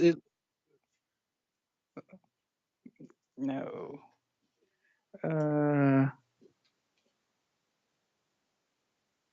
I thought that this was the only situation where there was a satanic verse. But you know, you see, if Allah want to take a verse which is sent by Shaitan, why Allah did not stop the verse before it come to mouth of Muhammad? If you don't want, yes, I agree with you 100%. But I think that there was a plan from God, maybe, you know. But I don't know what the plan is. Okay, I will go with you. So Allah, he have a plan. Is it true that Allah is the one who sent Shaitan to deceive the Prophet? Yes, maybe, because he has a plan, maybe. So Shaitan, he worked for Allah. Shaitan, he works for Allah. Shaitan, he works for Allah. No, he can be ordered from Allah. Okay, so this is make him work for Allah because he receive order from the boss, not from someone you don't obey, correct? No, I think that everything except Allah works for Allah because He created everything, and maybe it's just. So Allah don't work for Allah. So Allah don't work for Allah. Yeah. I don't understand. I will leave this question for later. Give me 5 minutes, and so we can understand. Read with me in chapter 6, verse number 112. It says, "We made for every messenger an enemy, evil ones from the genie and from the shaitans of a human and jinn." From the word shaitan. Okay. So who is the one who made the shaitan an enemy for the messengers? Allah, correct? Sorry, please repeat the question, please. Allah in the Quran, supposedly he said, we made for every messenger enemies from the shayateen. Okay. Okay. Who is, so when shaitan became an enemy to the messengers, who is the one who sent the shaitan? Allah. Yes. Yes. Why he do that? Maybe because he has a plan. It's like he has written the destiny. You know, everything. He But planned everything. as long it's a destiny, so what the point of sending things if it's a destiny? It's going to happen anyway. You do not need to do. Okay, so you just mentioned something very important. Destiny. What destiny mean? What destiny mean? I understand that the concept in Christianity and in Islam of destiny is not the same. Okay, but I'm saying now, is it destiny for shaitan to be shaitan? Is it destiny for shaitan to be shaitan? Yes. Yes, okay, I think so. so. Shaitan is a good guy then. Shaitan is a good guy. No, you know what I think? I think that God knows the future. It doesn't. No, read with me. Chapter 7, verse number 16. Iblis, he said, because you have sent me astray, because you deceived me, surely I will set against them, the human, and I will, and I will deceive them too. So the first one who was deceived is Shaitan. Who the one deceived him? Allah. This is Quran, chapter 7, verse 16. But why Allah gave an order to Shaitan and he didn't follow the orders of Allah? Allah never gave an order to Shaitan. Show me. If you show me where Allah gave the order to Shaitan to do something, I'm going to shave my 25-meter beard. Sorry. Sorry, I'm not an expert. I'm telling you, in North Africa, we are not. We follow Islam. We follow Islam with our hearts. It's. I don't know if it's the same in the Middle East. I think that in North Africa, it's not the same philosophy about religion. My friend, who cares about North Africa, South Africa? I did not introduce myself to you. I am a black, blonde African American from Japan. Who cares? I'm asking you now. You said Allah, he ordered Shaitan. I said to you, if you can show me where Allah, he ordered Shaitan to bow down to Adam, I will shave my 26-meter beard in front of you. I will go on by camera right now, and I will show you shaving my beard. Right now, my beard is out of the door of the room. The story that we were taught is that Allah ordered Shaitan to bow down to Adam. There's nowhere in the Quran. I made a friendly challenge to you, my friend. Please show me where in the Quran Allah, he ordered Shaitan to bow down to Adam. I'm sorry, I'm not an expert on that, but it is the story that all Muslims know. This story. That's why. So all Muslims know the story except you? Sorry? All the Muslims, they knew the story except you. Except me? No, I'm sorry. I mean that we are moderate Muslims. That's what I mean. It's. I didn't say it negatively. No problem. I will go with you. In chapter 2, verse number 30, speaking about the story, Allah, he said to the angels, I am going to create a creature to inherit the earth, whatever. And then they said to him, are you going to create someone who will do mischievement and blood in the earth? And then Allah, he said to them, I know what you know not. Do you agree with this story that Allah, he said to the angels, I know what you know not? Yes, yes. Okay. Then Allah, he taught Adam all the names, and then he placed those things in the front of the angels, and he told them, tell me the names of those things if you are truthful. Do you agree with the statement of Allah saying, tell me those names if you are truthful? Allah told Adam to tell him the names back. No. Allah taught Adam the names, like he put in front of him zucchini, potato, tomato. He taught him those names. So then, Allah, he said, he put the tomato, potato, zucchini in front of the angels. He asked the angels, what is this? They did not recognize. He put zucchini, they could not recognize what zucchini is. So the angels, they fail. And Allah, he said to them, tell me the names of those things if you are truthful. So do you agree with the sentence of Allah saying, tell me the name of those things if you are truthful? If it's written in the Quran, yes, yes, I agree. But this is mean Allah, he accused the angels to be a bunch of liars. No, he accused them of being ignorant. But he said the word truthful. Truthful, He yes. did not say if you are not ignorant. He says, tell me the name of those things in kuntum sadiqeen. And if you are from North Africa, Morocco, Algeria, whatever, you know, you should know a little bit of Arabic. In kuntum sadiqeen, correct? So does it say that in Arabic? Okay, here we go. أنبئوني بأسماء هؤلاء إن كنتم صادقين. So in kuntum sadiqeen, tell me the names of those things. They are, you know, so if you are truthful, that's mean Allah, he accused his angels to be not a truthful, correct? Because he is talking to the angels. I'm sorry, I am believing you because I'm No, my on friend, mobile. you did not need to believe in me. I'm giving you the chapter. I'm putting it in the screen. You can read it. So, you know, I'm sharing with you. And you can read and you can search in Google when you are, if you are using your phone. Yes. So chapter 2, my friend, chapter 2, verse number 31. Allah, he says, tell me the name of those things if you are truthful. So in your religion, the angels of Allah, they are a bunch of liars. Maybe not in general, just in that case. No, he spoke to all of them. Not there's no exception. He said to the angels. Yes. No, I don't mean all the. I mean not all the time. They don't speak the truth. Maybe So for that. the angels of Allah, sometimes they lie, sometimes they tell the truth in Islam. Sometimes they are liars, sometimes they are not. No. Maybe because they want to. They don't want Allah to create something that will do. But this is bad not our things. this is not our topic. Allah is saying to them, tell me the name of those things if you are truthful. So they are not truthful. They failed. They could not tell. The quiz Allah is giving, the exam Allah is giving is, if you know those things, that means you are truthful. So whatever they said, it was a lie, according to Allah, correct? Yes. But that's mean you Muslims, you receive your Quran from a bunch of liars. Who is the one who brought the Quran to Muhammad? A liar. It's Jibril. But he's a liar.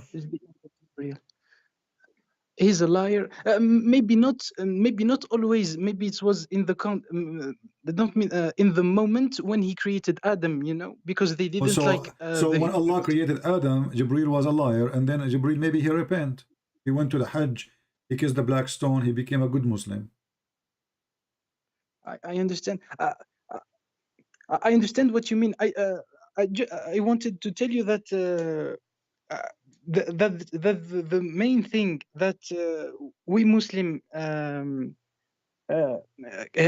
keep us believing in Islam, and it's the fact that there is only one God. You know, there is only one God. My friend, who care? Your God, Allah himself and his team, they are a bunch of ignorant, because look what happened. The angels, they are the one who said that Adam will do mischievement, correct?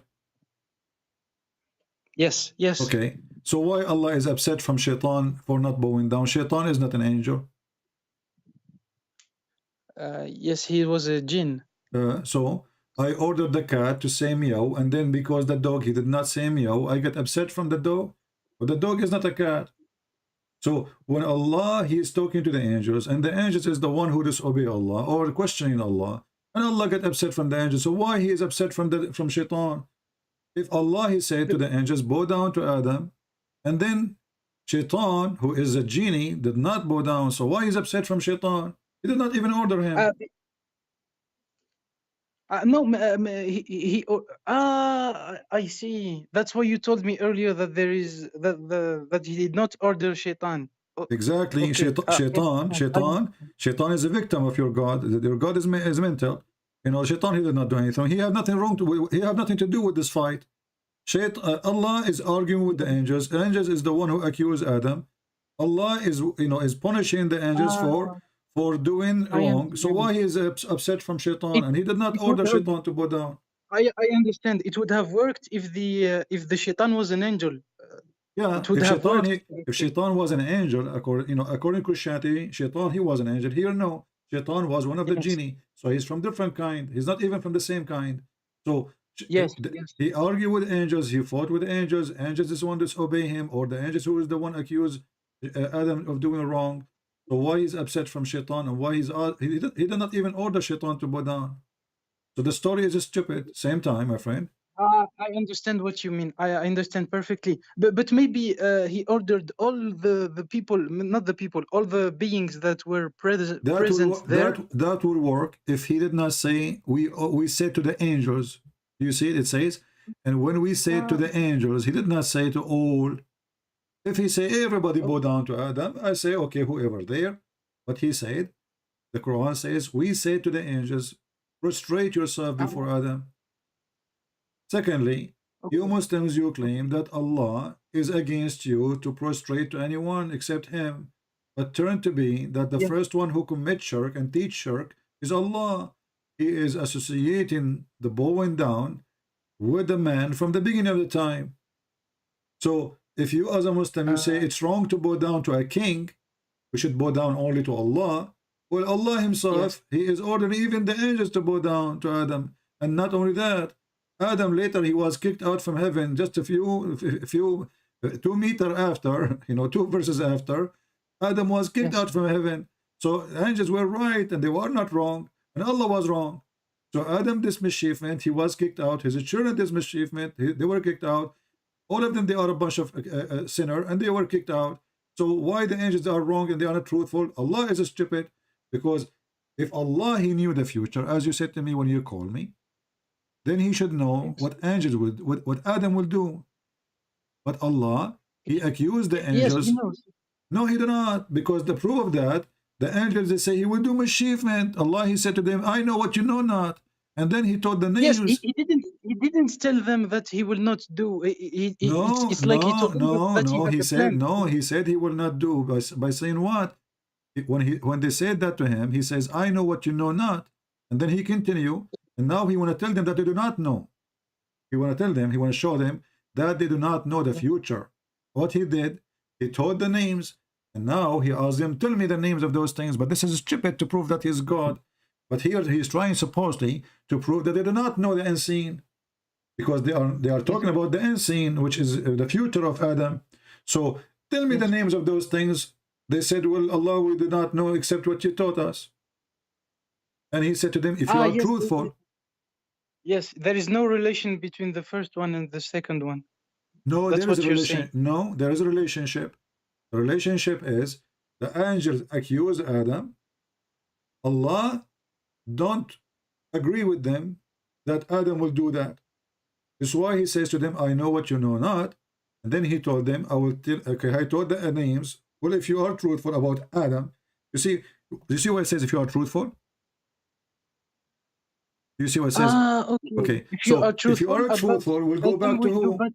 Yeah, we'll go back about Adam, correct? Yes. Okay. If you are truthful about Adam, it will be Exactly. bad. We do. Wonderful, my brother. So now Allah is saying to the angels, if you are truthful about what you said about Adam, which means if you know what he will do really, well, tell me the names. So now Allah, he proved to them that they do not know anything, and now it's time for the penalty. He said to them, bow down, because you accuse Adam of something he will do and he will not do. But then 2 lines after, we will find that Adam, he commits a sin, and Allah, he kicked him out, and Shaitan from the heaven. And the funny, actually, Allah, he kicked Shaitan even before he speak to Adam from heaven. How Shaitan, he came back to the heaven? Because when Shaitan, he refused to bow down, Allah, he said to him, get out of here. Yes, he banished him. Yes. Okay, so how Shaitan come back? How Shaitan come back? Maybe he just talked to God from far away. Maybe he did not come back to. What far away? I mean, my friend, this is the heaven of Allah. Nobody can enter the heaven of Allah without permission of Allah. Yes, of course. Okay, so Allah, he kicked out Shaitan from heaven. How Shaitan, he come back to heaven to whisper to Adam and Eve? Because when Allah, because the Garden of Eden is yes, it's in the Jannah. Yes, I understand. Yeah. So he could not have stayed there. Okay. So when Allah, he kicked Adam, kicked the Shaitan out of heaven, and already Shaitan is out, then we need to ask, who is the one who wrote this stupid story? This can't be from God. This is stupid. I understand what you mean. So that means that in Christianity, the Garden of Eden was not in paradise. Is that right? Well, in Christianity, the garden is a garden. It's not in the sky. It's in the earth. But this is not our question now. The paradise of Adam is in heaven, according to Islam, is in the sky. But this is not our topic now. The question is, Allah, he kicked Shaitan out of heaven. Yes. How he get back? How he get back? I think that there was a pact between Allah. I mean, not a pact. That Shaitan told to Allah that I will prove to you that your people will follow me. Maybe from then on, God authorized Shaitan But he to is do no. But you see, already no problem. Tell your people, but this is after Shaitan was kicked out and after Adam was kicked out too. But if you read the Quran, my friend, the verse in front of us, chapter 7, verse number 18. So Allah, he says, "Ukhruj minha." He said to Iblis, "Get out of here, get down. You are expelled with disgrace from the paradise." All right? Yes. Now, after that, verse number 19, Allah, he said to Adam, "You, Adam, and your wife, go to heaven, enjoy it." Do you see it?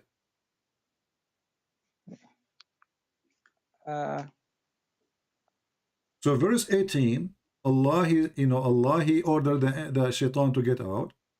Verse 19, Allah said to Adam, "Hey, Adam, go have fun in the heaven." So now Shaitan is already out. So then we find that in verse number 20, Shaitan, he whispered to them, but Shaitan is out. Yes, he is out. Yes. So how he whispered for them? So how he whispers for them? I don't know. I will tell you how. You know, the one who wrote the story is stupid. There's no logic there. And at the same time, I want to prove to you, Muhammad, that I am God. Shouldn't you ask the opposite? As an example, if I have a dog and I call him Fufu, and then I say to you, "What is the name of my dog?" You say, "I do not know." And then I say Fufu. Is that to prove that I'm God? No. Okay, but this is Allah what he did.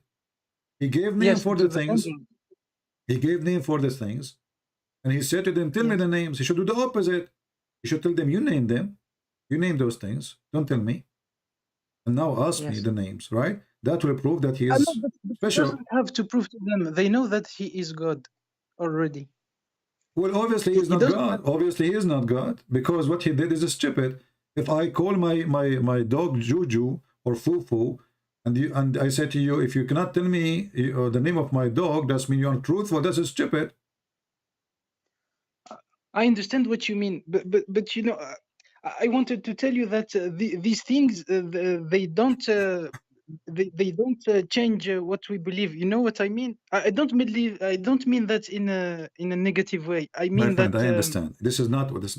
But I'm trying to say to you, if this is Quran is coming from God, the Quran should be smart, because God is smart. He's not stupid. Do we agree? Of course. Okay, but this is stupid, because even the story is not coming in the right order. Shaitan is kicked out for no reason, because he is not the one who accused Adam anyway.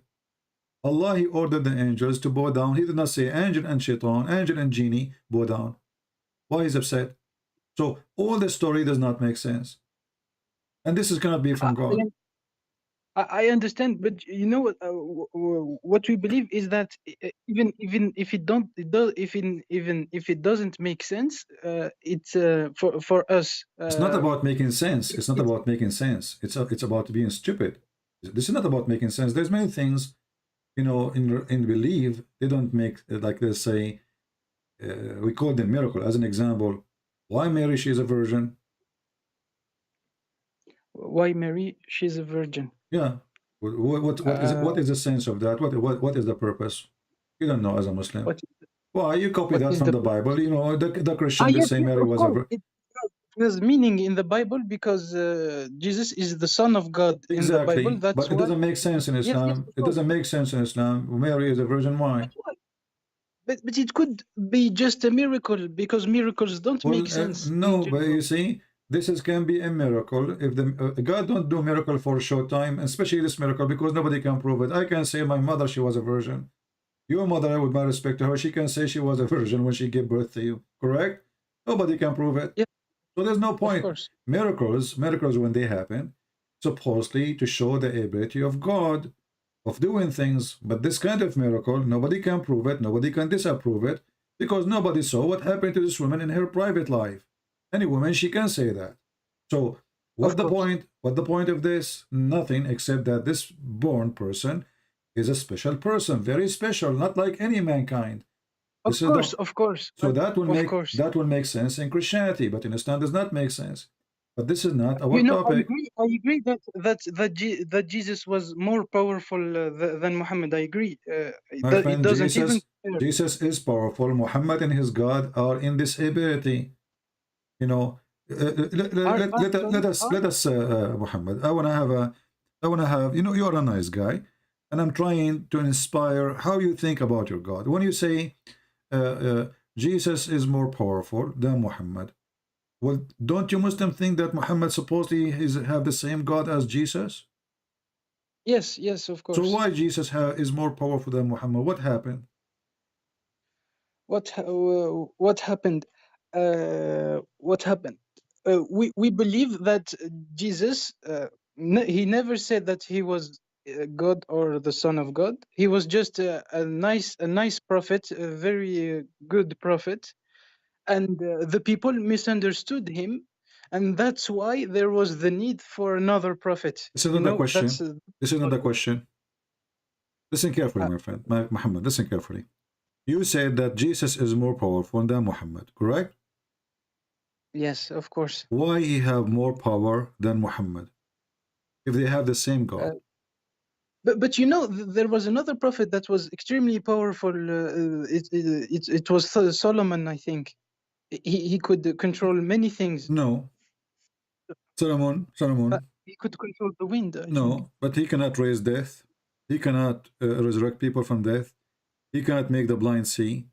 He cannot. He have an army, yes. He have a flying carpet, which is stupid. It's a story. Muhammad, he took it from the fictions of the Jews. But he have a ring. He controlled the genie, which is very stupid. But he cannot do miracles. He have zero miracles. Why is controlling the genie stupid? I think it's a very powerful. Okay, let us power. talk about controlling the genie. Controlling the genie. So Suleiman, he controlled the genie. Muhammad, he was controlled by a genie. How that work for you? Yeah, I'm sorry. I think I heard that somewhere, but I don't know if it's in Sahih Muslim or Bukhari. I don't. So what if it's Sahih Muslim? It's you accept it. If it's not Sahih Muslim and Bukhari don't accept it, you mean? And I'm sorry. I will tell you things that they may seem stupid. I just want to tell you how it works for us in North Africa. Please believe me. I'm not lying. My friend, I'm you not against you. I'm trying to go with you. But how Suleiman? You are the one who mentioned Suleiman. How Suleiman, he controlled the genie, yet Muhammad was controlled by the genie, controlled by Shaitan. How that work? I mean, what's wrong with this Muhammad? Everything. So not only now what we are noticing, that everything wrong about Muhammad, while Suleiman controlled the genie controlled Muhammad. Genie controlled Muhammad. Yes, but because this is Sahih Muslim. This is Sahih Muslim. It says here, there's none among you whom attached to a genie, a devil, Shaitan. The companion, they say to him, you too, with you too, Prophet. He says, yes, but Allah helped me against him, and I am safe from his hands, and he command me but to do it, but for good. Do you agree that Muhammad received command from Shaitan? Yeah, I think I remember this one, and it's since God programmed that Shaitan, it means it's just from God. I don't see the problem. I really don't see the problem. So why you call him Shaitan then? Why you don't call him an angel? How is a Shaitan programmed from God? So who is the real Shaitan now? The real Shaitan is Allah. So Allah, he sent Shaitan program from him to Muhammad. What kind of a silly game this game is?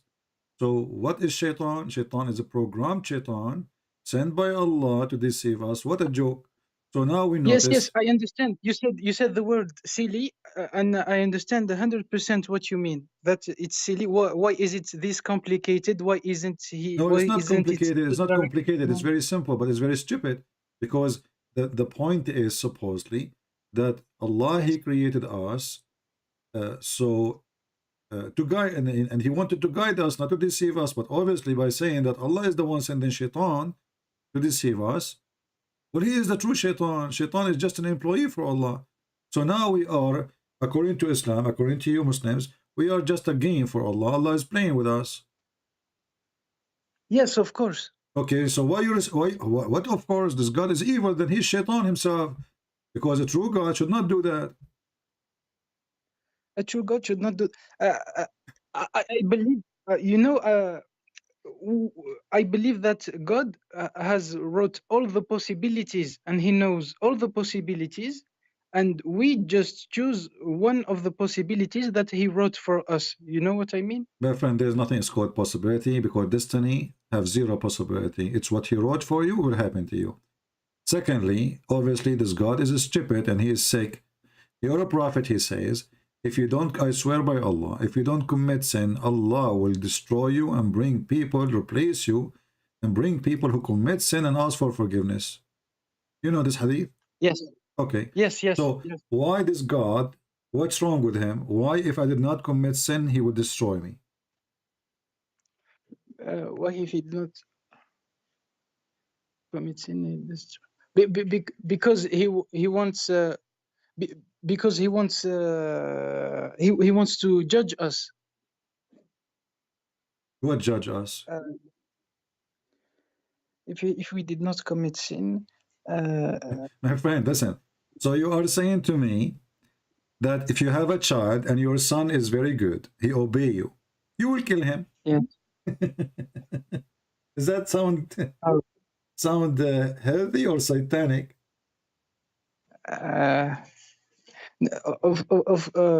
No, of course it's not a good thing, of course. It's satanic. No, because if God Muhammad, wants no, to be do honest without with me. Be honest with me. Honest, Muhammad. I'm honest. You are a nice guy. I can see that in you, and I'm happy to talk to you. If you have a son and he obey you, he's a good kid, he respect you, he never disobey you, whatever you say he do.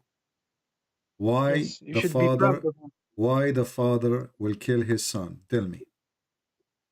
Why the father will kill his son? He should not kill his son. He should not. Unless this father, he is the one is evil and sick.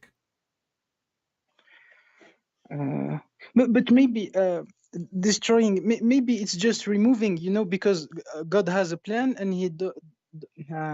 I'm sorry, I don't know how to answer that. No, you see, of course, this is what a plan. The plan, you want me to commit sin? I thought the plan is to be good. I thought the plan that Allah, He want us to be good. I thought the plan that Allah, He want the people who they live in this earth to be obedience. But as you say, this God don't want obedience people. This God, He want gang, He want killers, He want rapists, and then all what He care is asking for forgiveness. So this God is a sick, lonely God. Our friend, this is a mentality of a sicko. Your God, Allah, is a sick, sicko, mental, satanic, evil. You don't kill the people for doing good. You don't replace them with evil ones who do wrong just because they are going to beg for you. Please forgive us. That is sick. So what Muhammad is saying to us...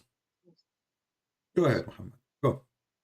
I'm sorry, just want to ask you, is it saying killing, destroying, not just removing and replacing? He's going to destroy you. Don't you see? He would sweep you out of existence. Yes, but maybe it's in a painless way so that he can do what he wants. Who care about painless way? So are you saying to me, if somebody, he gave his son some drugs and then he cut his throat, that is make him a good guy? No. Yes. Who care about the painful way? What no painful way? The word is so clear. He will sweep you out of existence. For what guilt? Shouldn't I do guilt to do that to me? There's no guilt. I obey you. I'm good. Of course, I understand. Yes, what you're saying is logical, of course. So this man, Muhammad, is presenting this man, my friend. For me, as I see the one you call him a prophet, I see him mentally ill, sick person, and he is possessed by the devil, and he is trying to make us to obey the devil, because the only way I understand this, and there's no other way, that Sorry, you... why do you think it's devil? There are good things Let me show in you Islam. what. Let me Don't show you. No, there's no understand good things. There's no good things. What suicide bomber and killing and the kidnapping? What good? Muhammad is a rapist, killer, thief. Even his own son, he went to the house and he flirted with the wife when the husband is not there. Sophia, he killed her father, her brother, her husband, and then he raped her less than 30 minutes after. What are good things? My friend, listen. When somebody says to you, if you commit sin, it is the way Allah will not destroy you.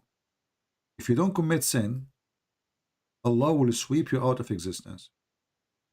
If you commit sin, listen, if you commit sin and ask for forgiveness, Allah will let you live.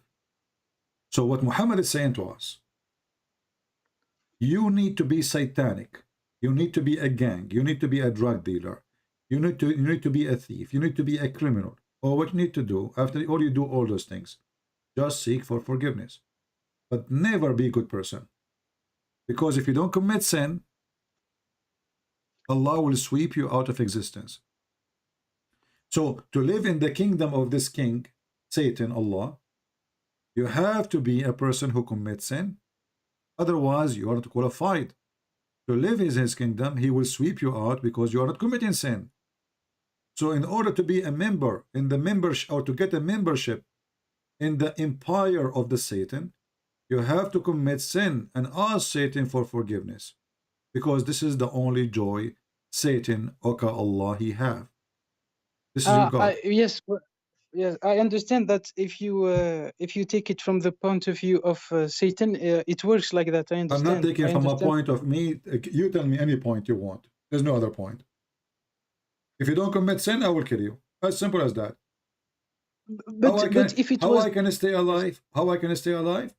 Only if I commit sin and ask for forgiveness. There's a third option. But pious people in Islam are rewarded with the paradise. I don't think that there's no bias. He is saying to them, commit sin. What bias? In Islam, there's no bias. This is very funny. If you're a prophet himself, he sleep around with women and he cheat. And then you say to me, bias. In Islam, forgiving sin is so easy. If you say, Alhamdulillah, 100 times, Allah forgive you sin. Is that true?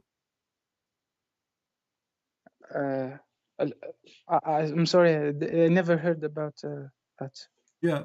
So Muhammad, he encouraged you to commit sin, and then he made it so easy to forgive sin. I see. I understand what you mean. Yes, you can be forgiven easily. I understand what you mean. Yes, yeah. Of course. Yeah. Yes. So if you say 100 times, if you say 100 times, Alhamdulillah, Allah forgive you sin, how stupid is that? So now I will go now.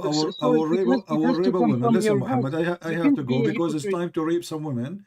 It's time to rape women and have time to sell drugs and time to kill some, maybe children. And then I will say Alhamdulillah 100 times, and then Allah forgive my sin. How stupid is that? No, but you can't be a hypocrite when you say it. You have to be. You have to believe. But this is hypocrisy. If I say 100 times, Subhanallah, that make me a good person now? How come I was How come I was not a good person when I raped the women? No, of course, you have to regret what you have done. God doesn't forgive Muhammad, you just like that. I'm going to speak to you for 5 minutes more, and this is your chance to give me something right. You see, let me ask you. If somebody commit fornication, it was his choice to sleep around, or it was enforced by Allah? Enforced by Allah. So why it's called fornication? Who is the real fornicator?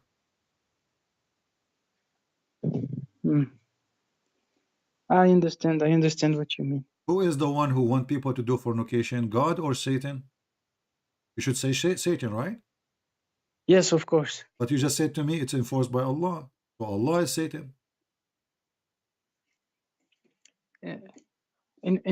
Enforced. We don't believe that it is enforced. We believe that it is written that Allah knows. No, it's enforced, because as long as it's written, it's enforced. Can you go against it? Can you change the destiny of Allah? No, you can't. Okay, that's it. So it's enforced. So Allah enforces you to do a fornication, and then he says, don't do fornication. Who is the stupid here? I understand what you mean. So Muhammad, I invite you right now as we speak. I feel inside you that you are a good man. And you don't fit in this garbage. I invite you right now to leave Islam, my friend. I'm not going to talk to you more, because if all what I showed you is not enough for you to leave this garbage, I don't know what to do. I give up, you know. So I invite you right now. You are smarter than this. Of course, I understand what you mean.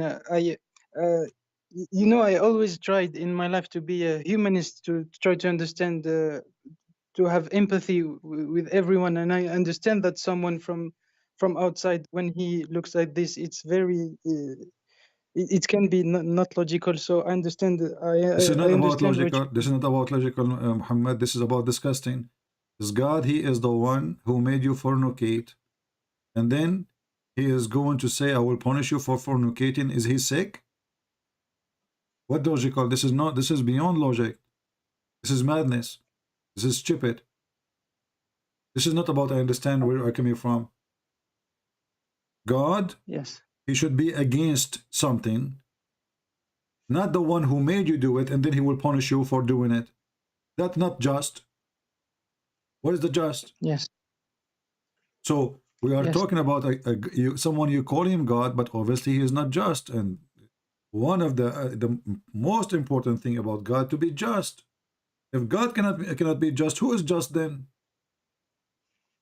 Yes, God has to be just. So of Allah course. is not a just. Do you agree with me? If this is true, yes. Yes. Yes. What if this is true? It's in front of you. This is Sahih Muslim. Yes. Yes. So Allah is unjust, and as long as he is unjust, he is satanic. Yes, you know, when I read the hadith like this, I always tell myself that they never should have been there, hadiths like this, because they. I don't think that anyone can defend this. No one. I think Exactly. it's And too this is sad. why, my friend, It's I'm too happy sad. for you. I'm happy that you are an honest man, and you agree that this is unjust and this is satanic. So you decide to leave Islam. You know, but it's too sad if Islam is not true. You know what I mean? It's too No, sad my because friend, it is too sad that we have such a garbage. Because of Islam, we have to stay 3 hours in the airport just to take off our shoes. It is so sad we have Islam. Because of Islam, we spend billions of dollars for security. It is so sad we have Islam because now you do not know who is going to attack you in the mall, and he have a sword in his hand shouting Allahu Akbar.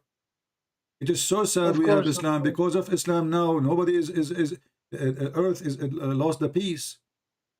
So my friend, Islam is sad. Islam is a sad. So I'm happy for you. I'm happy for you, Muhammad, that today you are leaving Islam. Yes, you know, when we are Muslims, it's extremely difficult to say that you leave Islam. You can't just say it like that. You know, But you just are did. afraid. You just did. No You are problem. You afraid. are a brave. You are a brave man. Thank God. You are not like the rest. You are not a potato. You are not a coward. You are coming from a good family. You don't deserve to be there. Neither you, neither your family.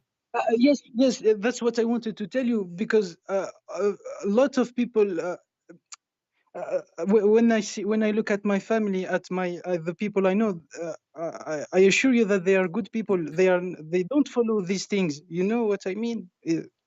The majority of these things we never heard my about friend. them. So you are saying to me there's Muslims who they are good Muslims, don't follow Muhammad, and that make them good. Well, that even make it more ugly, because now they are good because they don't follow Muhammad, not because they are following Muhammad. If they follow Muhammad, they will not be good.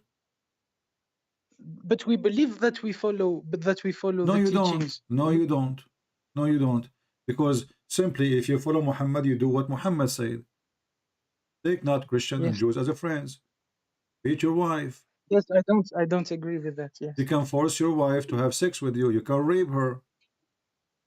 You can beat her. Yes. We don't do that. No one does My that. friend, you don't I do, know there my are friend people who Muhammad, does, you but are coming from a good family, maybe, and your father is a good man. He will not beat your mother, but because he's good, this is not because he's not follow. If he follows Islam, he can beat your wife, his wife, and he can have 4 wives, correct? yes, yes, yes, So not because Islam is good, make him not to do it. Islam give him the opportunity to do it, but he refused because he is a good man. yes, yes, yes. So Muhammad, as long as you decide to leave Islam, I'm happy for you. What do you think about accepting the Messiah as your savior? Yes, that's the subject I wanted to talk to you about from the beginning, because we have this idea that we should only worship one God, and if it's a multiplicity, it doesn't really make it. That in our heads, and I think that's why Islam gained so much popularity. Because it's like. If it was 100% false, it wouldn't have attracted so many people. I know that No, my it's friend, not from Islam does conversions, not get from any the publicity. Islam is a mockery. Islam is a joke. And if you see in the West, they say to you, Prophet Muhammad, that's because they don't want a problem with the terrorist. But Islam is not popular. Islam is rejected everywhere. People, they laugh at Islam. People they wish Islam does not exist. And Christianity is #1 belief in the world. Islam is dying. Even Muhammad, he said, Islam is started as a small and will end as a small. That's what he said. And even he said, Islam will come back like a snake going inside a hole in Mecca. So Muhammad described Islam as a small and will go back as a small and as a snake specifically. And believing in one God, Yes. this is even more funny, because the Quran says, if Allah want to take a partner, we will take it from ourselves. And the Muslim cannot explain that, because simply that destroyed the idea of Muslim believing in one God. Because if you want to take a wife or a son, we will take it from ladunna in kunna fa'ilin. We will take that from ourselves. So how Allah will take a partner from himself if he is one? I'm sorry. Is this in the Quran? This is in the Quran, chapter 21, verse number 17. Had we intended to take a pastime, i.e. a wife or a son, we could surely have taken it from us. Okay, now Allah talking about taking a partner. Okay. How it's a partner from us if Allah is one? How is a partner from us if Allah is one? You told me chapter 21, verse 17. Verse 17, yes. Okay. So the Muhammadan, they claim that Allah is one is a big fat lie. It's against the Quran.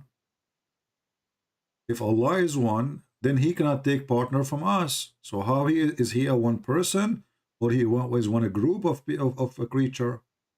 And what kind of God he want to take a wife? I never heard of such a God.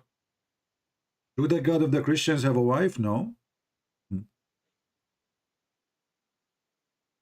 In Arabic, the word lahu mean women. If we like to take a woman, we should surely take it from us. Taking it from us. How many us Allah is? One. How then he us? He's us. And how he will take a partner from us?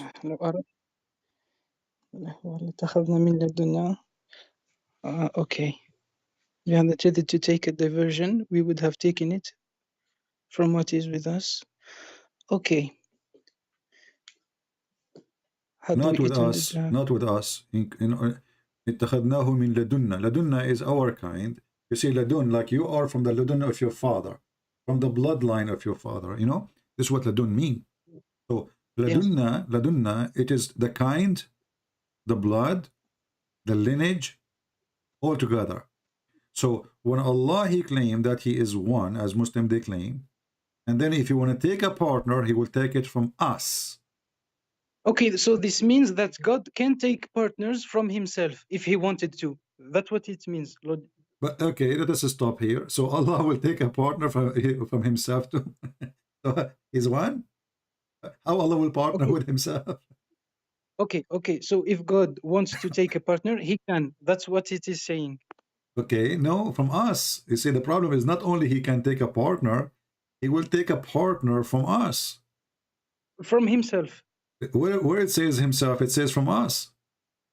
من لدنا, from Yeah, us. us. You mean that other beings exist? But they are already. other being, but they are the same as Allah. Otherwise, you don't say us. When you say us, I say who is there. You say us. Obviously, you don't mean the cat if she is with you, correct?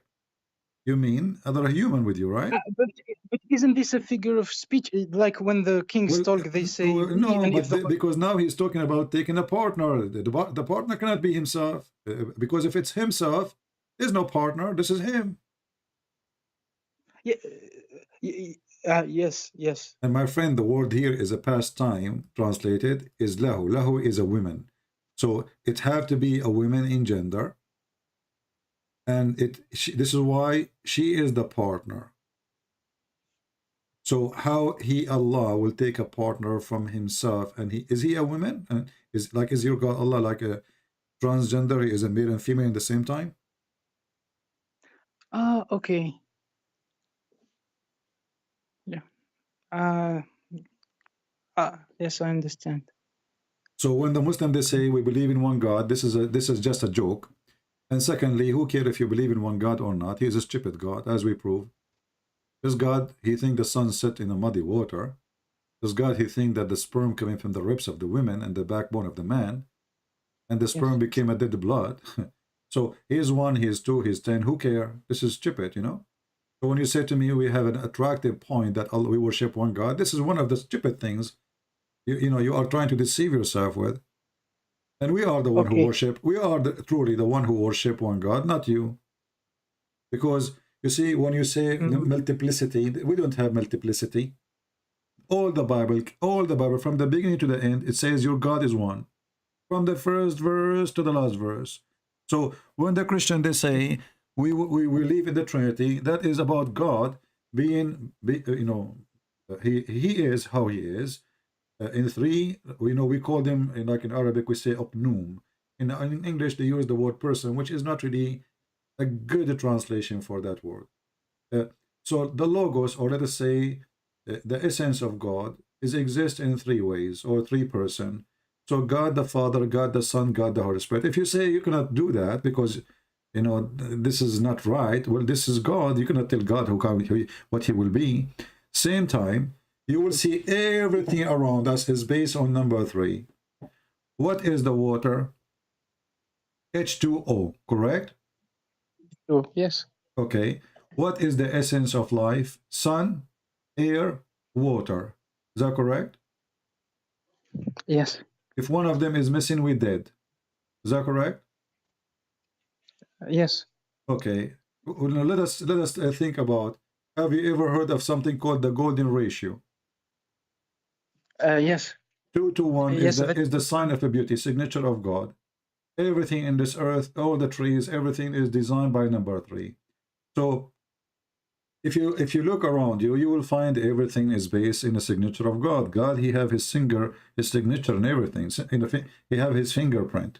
So when a Muslim he tried to say that the Christianity does not make sense, why? Because God is a 3 and 1 at the same time. Well, I thought God is almighty, and when we say almighty, nothing is impossible for God, correct? No, of course. But no, we not believe of course, that... not of course. When you were a Muslim, that is impossible. Why? Because Allah, as an example, he cannot have a son unless he have a girlfriend, correct? From the ayah that you showed me. Yeah, Allah in the Quran, he says, how can Allah have a son if you don't have a girlfriend? But you know that the God of the Christians, he have a son, but he don't have a girlfriend. Yes. Okay. So for Allah, it is not possible to do the impossible. Because it's not possible for Allah to have a son unless he have a girlfriend. The God of the Christians, he do not need a girlfriend to have a son. Why? Because he is the Almighty God. The God of Islam is just a manly God like me and you. I cannot have a son unless I have a woman. A woman, she cannot have a son unless she have a boyfriend or a husband.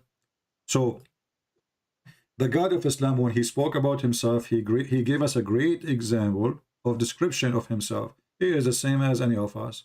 Without a female, he is useless. He cannot reproduce. He cannot have children. He cannot regenerate. So Adam and Eve is more powerful than Allah. Why? Because one man, one woman, they can make a baby. Allah is a lonely guy. He cannot make babies. Why? Because he don't have a wife. So how is God? So everything in this Quran doesn't make sense. It's stupid. It's silly. So my friend, what do you think about accepting the Messiah as your savior? Can I ask you a question about? Sure. Go ahead. Thank you. Can anyone go? Can anyone go to heaven even if he's not Christian? Or you? No. You have. No. You have to be a follower of Christ to believe in him. Jesus the Messiah, our Lord, he says, I am the way, I am the door, and no one can go to the Father but by me. So in order to go to heaven, even if you are a Jew, even whoever you are, you have to accept the Messiah, and you have to be saved by him, and you have to be born again. Born again doesn't mean we go inside our mother and we come back again. Born again means that we start a new life by becoming a new believers with the Messiah by the Spirit. So we deny the old pagan religion, and already you did. So you are ready to go for the Messiah if you accept. And if you accept the Messiah from your heart, not because just you want to go to heaven, not because you want to get a benefit. We don't have virgins waiting for you. You know, this is not satanic cult. We don't have No, I didn't ask the question about for me. I asked it for everybody, including people. me, including everybody, even my father, even my mother. If they don't believe and they follow Jesus, they will not go to heaven. Even if they are born a Christian, even if they are, listen, Muhammad, even if they are born a Christian, even if they are born Christian, even if they go to church, but they are not true Christians, they will not go to heaven. A person, it's why Jesus said, not everyone says to me, Lord, Lord, God will enter the kingdom of my Father, but the one who do his will. So in Christianity, we don't have someone he says, Bismillah, Alhamdulillah, 100 times, that's it, his son is forgiven. Muslims, they lie when they say, in Christianity, the Christian believe that Jesus, he paid for their sins so they can sin as much as they want. That's a lie. That's an absolute super satanic lie. Absolutely a lie. When we say that Jesus, he paid for our sin, that's mean now we are ready to go to heaven if we follow Jesus. Not just by saying we believe in Jesus, we are in heaven already. That's why he says, not everyone says to me, Lord, Lord, but the one who do his will. So Muhammad, my friend, I want to say to you, you are like my younger brother. I invite you right now as we speak to accept the Messiah so he can save your soul. Because my friend, you might go to sleep, you might never wake up. Me and you, we come to a conclusion that Muhammad is a satanic man. Me and you, we know and we believe in God. Don't you believe in God's existence, Muhammad? Yes, I think there is a God. Exactly. And if I ask you, you told me already that Jesus is amazing, powerful he is, correct? Yes. So what is missing about Jesus not to be God? He can resurrect people from death. That is God power. He can make the blind see. That is God power. He forgives sin. That's only God power. He is alive as we speak. That is God power. Yes. Jesus is not like me and you, my friend. Yes, he come in the flesh of a man. So God, because he loves us, he humbled himself. Man always wanted to see God. Where is this God who want me to worship him? Why he don't love me and come to me and show me himself? I am the poor man who need to see God so I can believe. I am limited. My eyes cannot see far. My ears cannot hear far. You know, my life is not long. Why does God don't come to me? Jesus did that. So when Jesus come to this earth, not because he is weak, but because he is strong. If God cannot do what Jesus did, then God cannot be God. So my friend Muhammad, I invite you in the name of the Messiah to accept him to be your savior. So today you will be saved. I'm sorry. I know I took too much of your time, and I thank you for. Don't worry. Don't worry. I'm here trying to serve you, my friend. Thank you very much. I just want to tell you that I saw the movie The Passion of the Christ. Is it good? Does it reflect? I did not even watch that movie. I don't myself. I don't watch movies to learn about Jesus. The Bible is my book. I don't have other resource. So to know about Jesus, my friend, we don't learn about him from movie. Movie is a movie. There are things. Of course. No. I wanted to tell you that I saw that he's a very good. He's very kind. That even after all the bad things that happened to him, he stayed very kind, and he wanted to save all humanity. That's what Jesus in the cross, my friend, he says, "Forgive them, Father, they do not know what they are doing." He was not cursing and angry, and I want to kill you, and I want to show you what I can do. Just wait for me, I'm coming back. Even when he was on the cross, he was forgiving and merciful. Imagine if Jesus say, "Kill them for revenge for me." Do you know what the Christians will do to the Jews? We are almost 3 billion human beings. If Jesus says, "Kill whoever deny me," do you know what we can do? But Jesus, he cared for you, Muhammad. He cared for your family. Christians today is the most powerful nation when it comes to armies. Nobody can stop them. They can destroy everything. And I believe those countries, they will destroy everything anyway. But here we have Jesus, the merciful, the loving. He don't want the Christians and the Muslims to hate each other. We don't ask to kill each other. He ordered the Christians to love their enemies. So my friend Muhammad, I've been ordered by the Messiah to love you and your family as my own family, even though you've been taught as a Muslim not to be a friend to the Christians. And this is the huge difference. I never accepted. I never believed that. You don't believe because you're a good person, but the Quran order you, correct?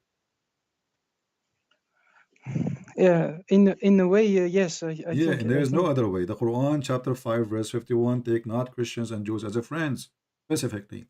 So you've been ordered to be evil, but because you are a good person, you are coming from a good family, you do not believe in such a garbage.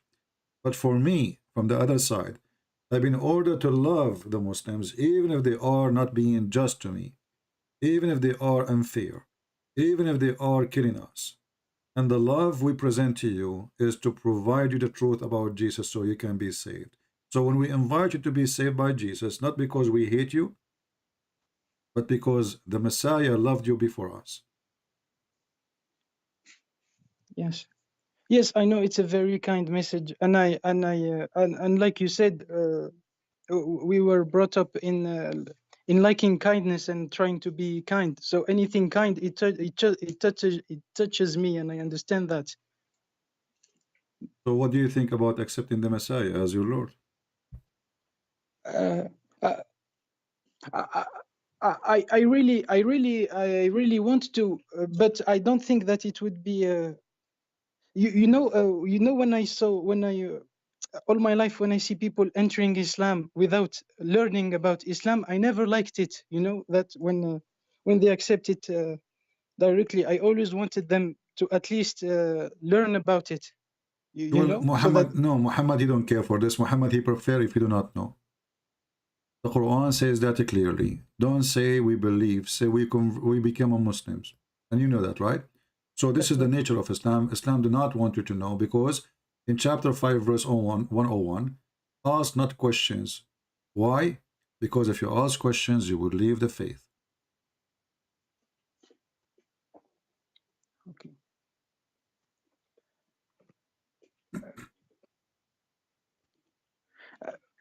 You know, the only problem that I may have with Christianity, and it's the same. I know it's the same with Islam. I know that it's the same. I believe that I think I understood the kindness of Jesus. I really believe that I understood it. But I don't. When someone is kind, I don't think that that he will send all the non-believers in hell. You know what I mean? No, my friend, because he is kind, he will send you. He will send them to hell. Let me explain to you why. This person, he is so kind to the point he come to this earth. He cry out to save you. He die in the cross. He been tortured. He been called names. Just to tell you, I'm coming to save you. And then Muhammad, he refused to accept him as a savior. So it is not him who decided to go to hell for you. It is you who chose to go to hell. Because it's you who refuse to be saved. So don't blame the Messiah for not being kind. It is you who is not being kind to himself. So when the day of hell will come, and you say, this is not nice. Well, he said, was it nice when No, I came to you? I assure you, I don't care about me. I always believe that that I may go to hell, and it's not a problem for me. It's the kind people that I find it sad that kind people may go to hell. You know, I assure you that I'm not thinking about me, My friend, and I don't think I the deserve to go kind to people, heaven. it doesn't matter how kind you are, because the kind is evil. The kind of a man is evil. Because even when we are kind, we commit sin. None of us is a clean, like a clear water, even clear water full of bacteria. So when a human being, he play the victim, or he play that he is so kind, but in reality, we are not. We commit sin, and we do sin, and we live with sin. And later, we claim that we are the good ones who is walking like angels in this earth. But in reality, we are not. So God is not judging kind people. We are not. We are always committing sin, non-stop. And the best of us is not even clean. So when God will judge you, he will judge you for rejecting him. He will judge you for what you did. He will not judge you for being kind, which means he will not punish you because you were good. He will punish you for you being bad. So don't worry about the just of God. God is just. As an example, if somebody never heard of Jesus, let us say he lived in the jungle of Amazon. He never heard of the Bible. He never heard of Jesus. Is that fair? He will go to hell? Well, No, God, of he course, will it's the not. same thing Well, it's the same thing in Islam. That no, when he doesn't hear about it. no. You see, you do not know much about your religion. So only in Christianity. If you never heard of, when you say something to me, Muhammad, show me reference. Otherwise, this is not true. I'm sorry. I know I'm not an expert at all. It's what If we you were. if you do not get, you see, we just prove that Allah is unjust. Me and you, we agree that Allah is unjust, and this is why you left Islam, right? So suddenly Allah is just again. He cannot be just and unjust at the same time. Either you are just or unjust. And as long as you believe in destiny, that's mean if somebody don't he never heard of Islam, Allah did not make him hear of Islam. You know, Islam is a silly religion based on this, because Allah did not make me hear about Islam. How stupid is that? You know, so God will judge you based on your knowledge. And now you, as a Muhammad who spoke to me, and you know about Christ, you know about the Bible. So if you refuse the Bible, then you are really challenging God, or you rejected God. You are not the same as a person who live in the jungle in the middle of nowhere. You never heard of the Messiah, and you live as a human being, whatever God he gave you little knowledge in your heart. You are not. So I asked you already twice to say, I said to you, accept the Messiah. Look like you are not ready, and this is your choice. But I say to you, time will come and your soul will be taken from you. Your soul, your body, it is not yours. Everything you have will be taken from you. And then after your soul will be taken from you, you cannot repent, and there's no return. So my friend Muhammad, I give up, but I don't give up. I give up on you as a human, but I pray to the Lord to open your heart and to make you accept him as Lord and Savior. I pray for that. But as long I just want. What can I read to know more about Christianity, please? Go. You know, you can read. Start from the book of John, the Gospel of John, and read about the Messiah from the book of John. But try to read and to live the words. Try to read and to live the story, not just to read. try to be filled with the love of the book so you can understand the book. Okay, and then I read the 3 others. When you finish the first one, you can read the, but the first one alone will make you a different person. I guarantee you that. Okay, thank you very much for your time. You're Thank welcome, you Muhammad. I'm so happy that you decide to leave Islam at least, and you are a step closer to accept the Messiah, and I hope soon I will hear from you. Thank you very much. Take care. You. God bless. You too. Thank you. Well, we know we did our best what we can do, right? What we can do. But at least we were able to save him from Muhammad. That alone is wonderful.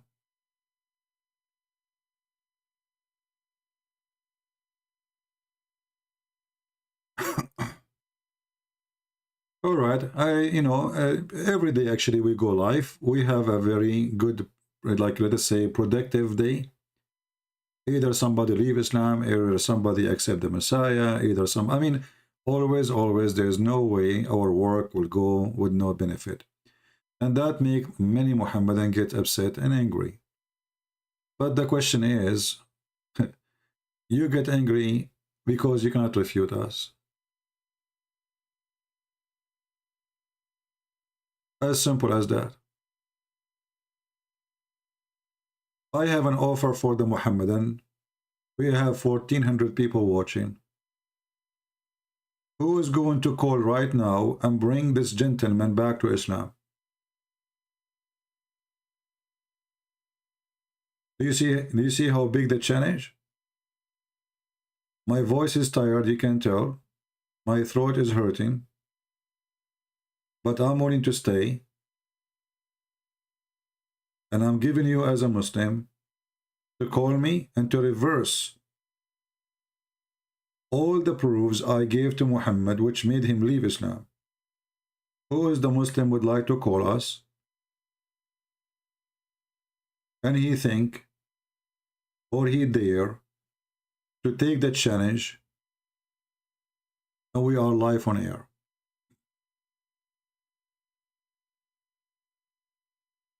Your brother Muhammad, he just left Islam and you don't want to do anything? Where is your heroes? Where is your Dudu and Susu and Mumu? Where is your Sheikh? Where is your Ustaz?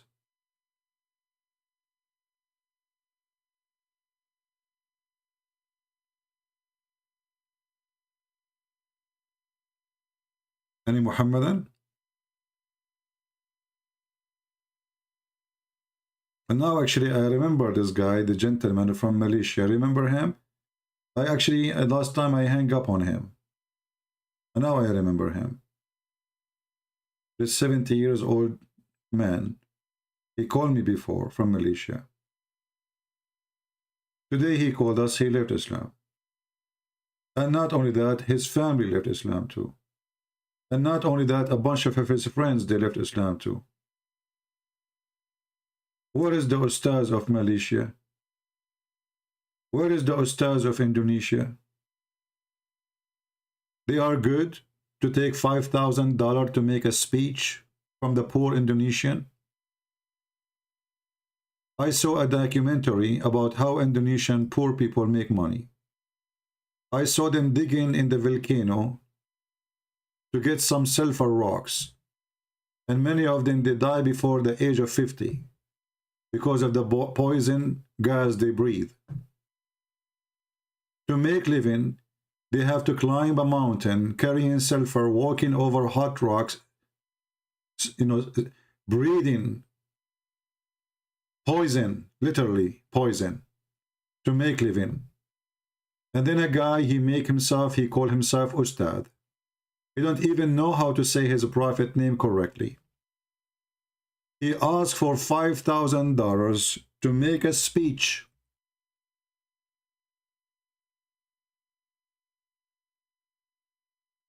This is the biggest scam ever in history. Islam is a scam. Prove me wrong.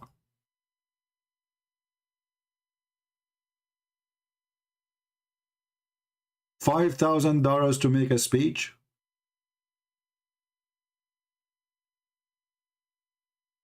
What that will do to the nation? Is that going to feed the poor? If those people are serving God, why they need such a money? I'm not saying don't take money. You can take money. Everybody need money. But $5,000 for a speech?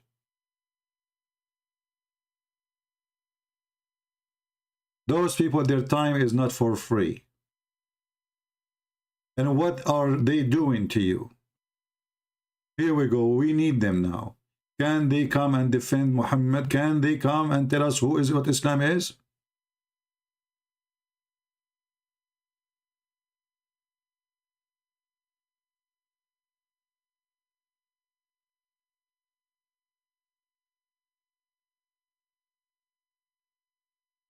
I want those who is going to download this video, cut this last part, and make a challenge for those ustad, and tell them, Christian Prince, he says, shame on you.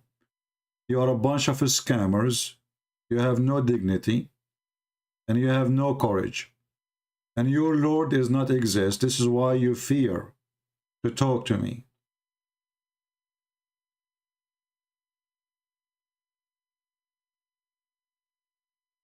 All what you do is a business. It's a pure business. Have nothing to do with God, and you do not know God, and you are not godly.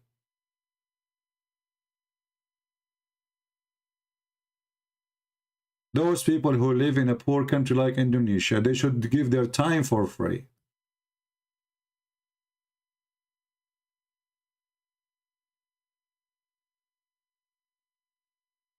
People in these countries, they send their daughters to work as maids in Saudi Arabia. Nobody would like to send his daughter as a maid unless he have to. He have no choice. Nobody like to work as a maid. So how in the world those people, they make a lot of money and you are dying from hunger? How come they have money to build mosques, huge ones, so beautiful, by marble, but inside of them the death is, teach of hate. But they have no money for schools and for the poor.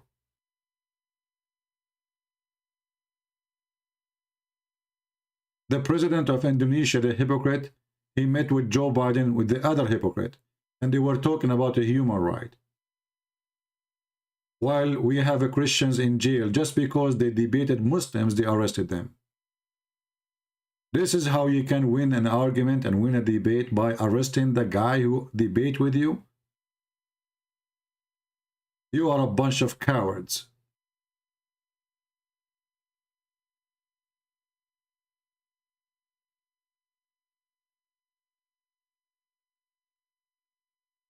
I want to say thank you guys for being here. I hope today we have a good time. And actually, it's always a good time to see Muslims leaving Islam and to see people accepting Christ, as we witness today and every day. I wanted really to hear from our friend Muhammad that he decided to accept the Messiah, but what you can do? I mean, I did my best. Still, his heart is not, let us say, ready. And, well, people, they always make choice, and their choice is their own. I want to say thank you all for being here. We will see if we will go live tomorrow. I saw one in the comments saying, why Christian Prince is forcing people to subscribe? The question is, for the dummy who is asking the question, who is forcing you to come here anyway? I mean, people are really very silly. They come to your door. They knock at your door. They open your door. They jump inside your house. And then they ask you, how come we are in your house? So if you don't like to be here, why you are here? Don't get married. Your wife, she will lose her mind. because she have an intelligent, special, handsome husband who's coming from the refrigerator. And they call him these days sausages. If you are a sausages, don't give me your sausages here. What a bunch of zucchini. I mean, what's wrong with people? You don't know. I mean, you know, you come to the person and you tell him why you are, you know, why you are here. Did somebody push you? Today, actually, somebody told me a joke. I will share it with you about this silly one. There's a Muhammad, and he was, you know, going in the desert. He was so thirsty. He saw a Jew. Finally, he saw a Jew. He said, do you have water? He said, the Jew, I don't have water. He said, I need water. He said, I have mask if you want. He said, I do not need mask. I need water. I said, I have mask for $5, the Jewish guy, he said. The Muslim guy, he says, what's wrong with you? You are evil. You are evil. I want water. You want to send me mask? The Jewish guy, he said, you know what? You are insulting me for a reason. This is what I have, what I can do. However, listen, whatever miles from here, if you keep going, maybe 10 or 20 miles, whatever, you go, you will find a restaurant. Go drink and eat. So, the Muhammadan, he went. After like many hours, he came back and hardly he can breathe. The Jewish guy, he said to him, why you are back? He said to him, I cannot enter the restaurant without a mask. My microphone has a static. Okay. Okay, give me a second.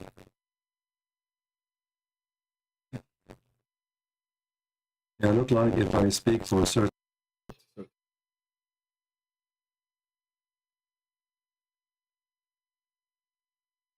13. Okay, is it better now? Is it better now? All right.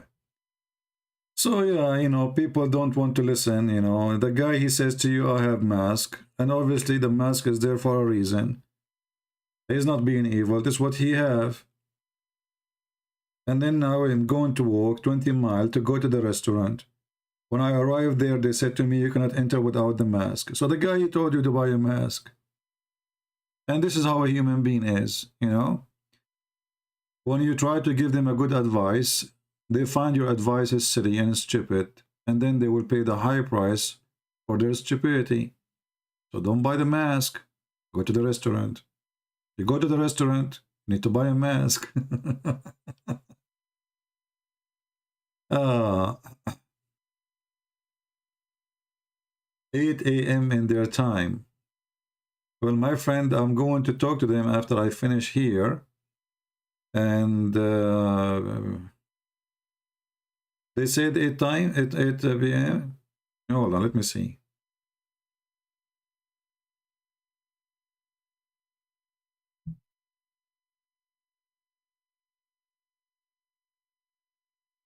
Well, if we are going to have a debate at 8 p.m. New York time, I mean, sorry, Philippine time, 8 p.m., that will be what? I need to check. We will call you 2 p.m. or 3 p.m. for this. Okay, let me call this guy because I don't know. It's confusing what he's saying.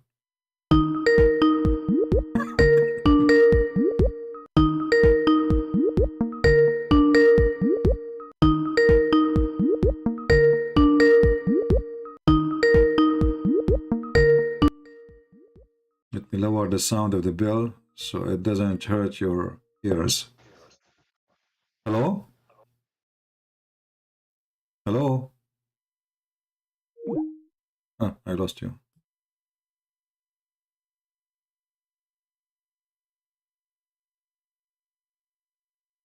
Let's call him again.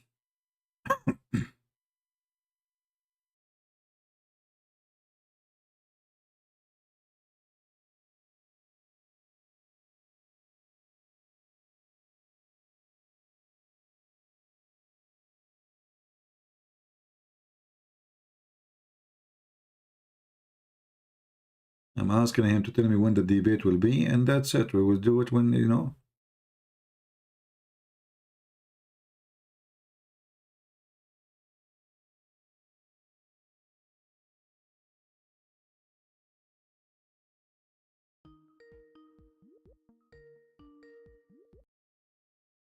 Hello? Yes, my friend. Yeah, you know, like you sent to me, you will call me at 2 p.m. or 3 p.m. There is no need for you to call me. Just organize, my friend. Listen, because 2 p.m., 3 p.m., that I think will be for maybe 3, 4 a.m. in the morning for me here. I don't know. I want you to set the time for the debate. I do not need to talk to you. Just tell me when those guys are ready to debate, you know, and then I will come, and then you call them, you call me, and then you call them. We will go live here, so we can have it recorded. And because I'm not really, you know, I don't want to have a talk with the group. You know, we can do that in private sometime later. But I cannot wait to debate those Muslims. You know what I mean?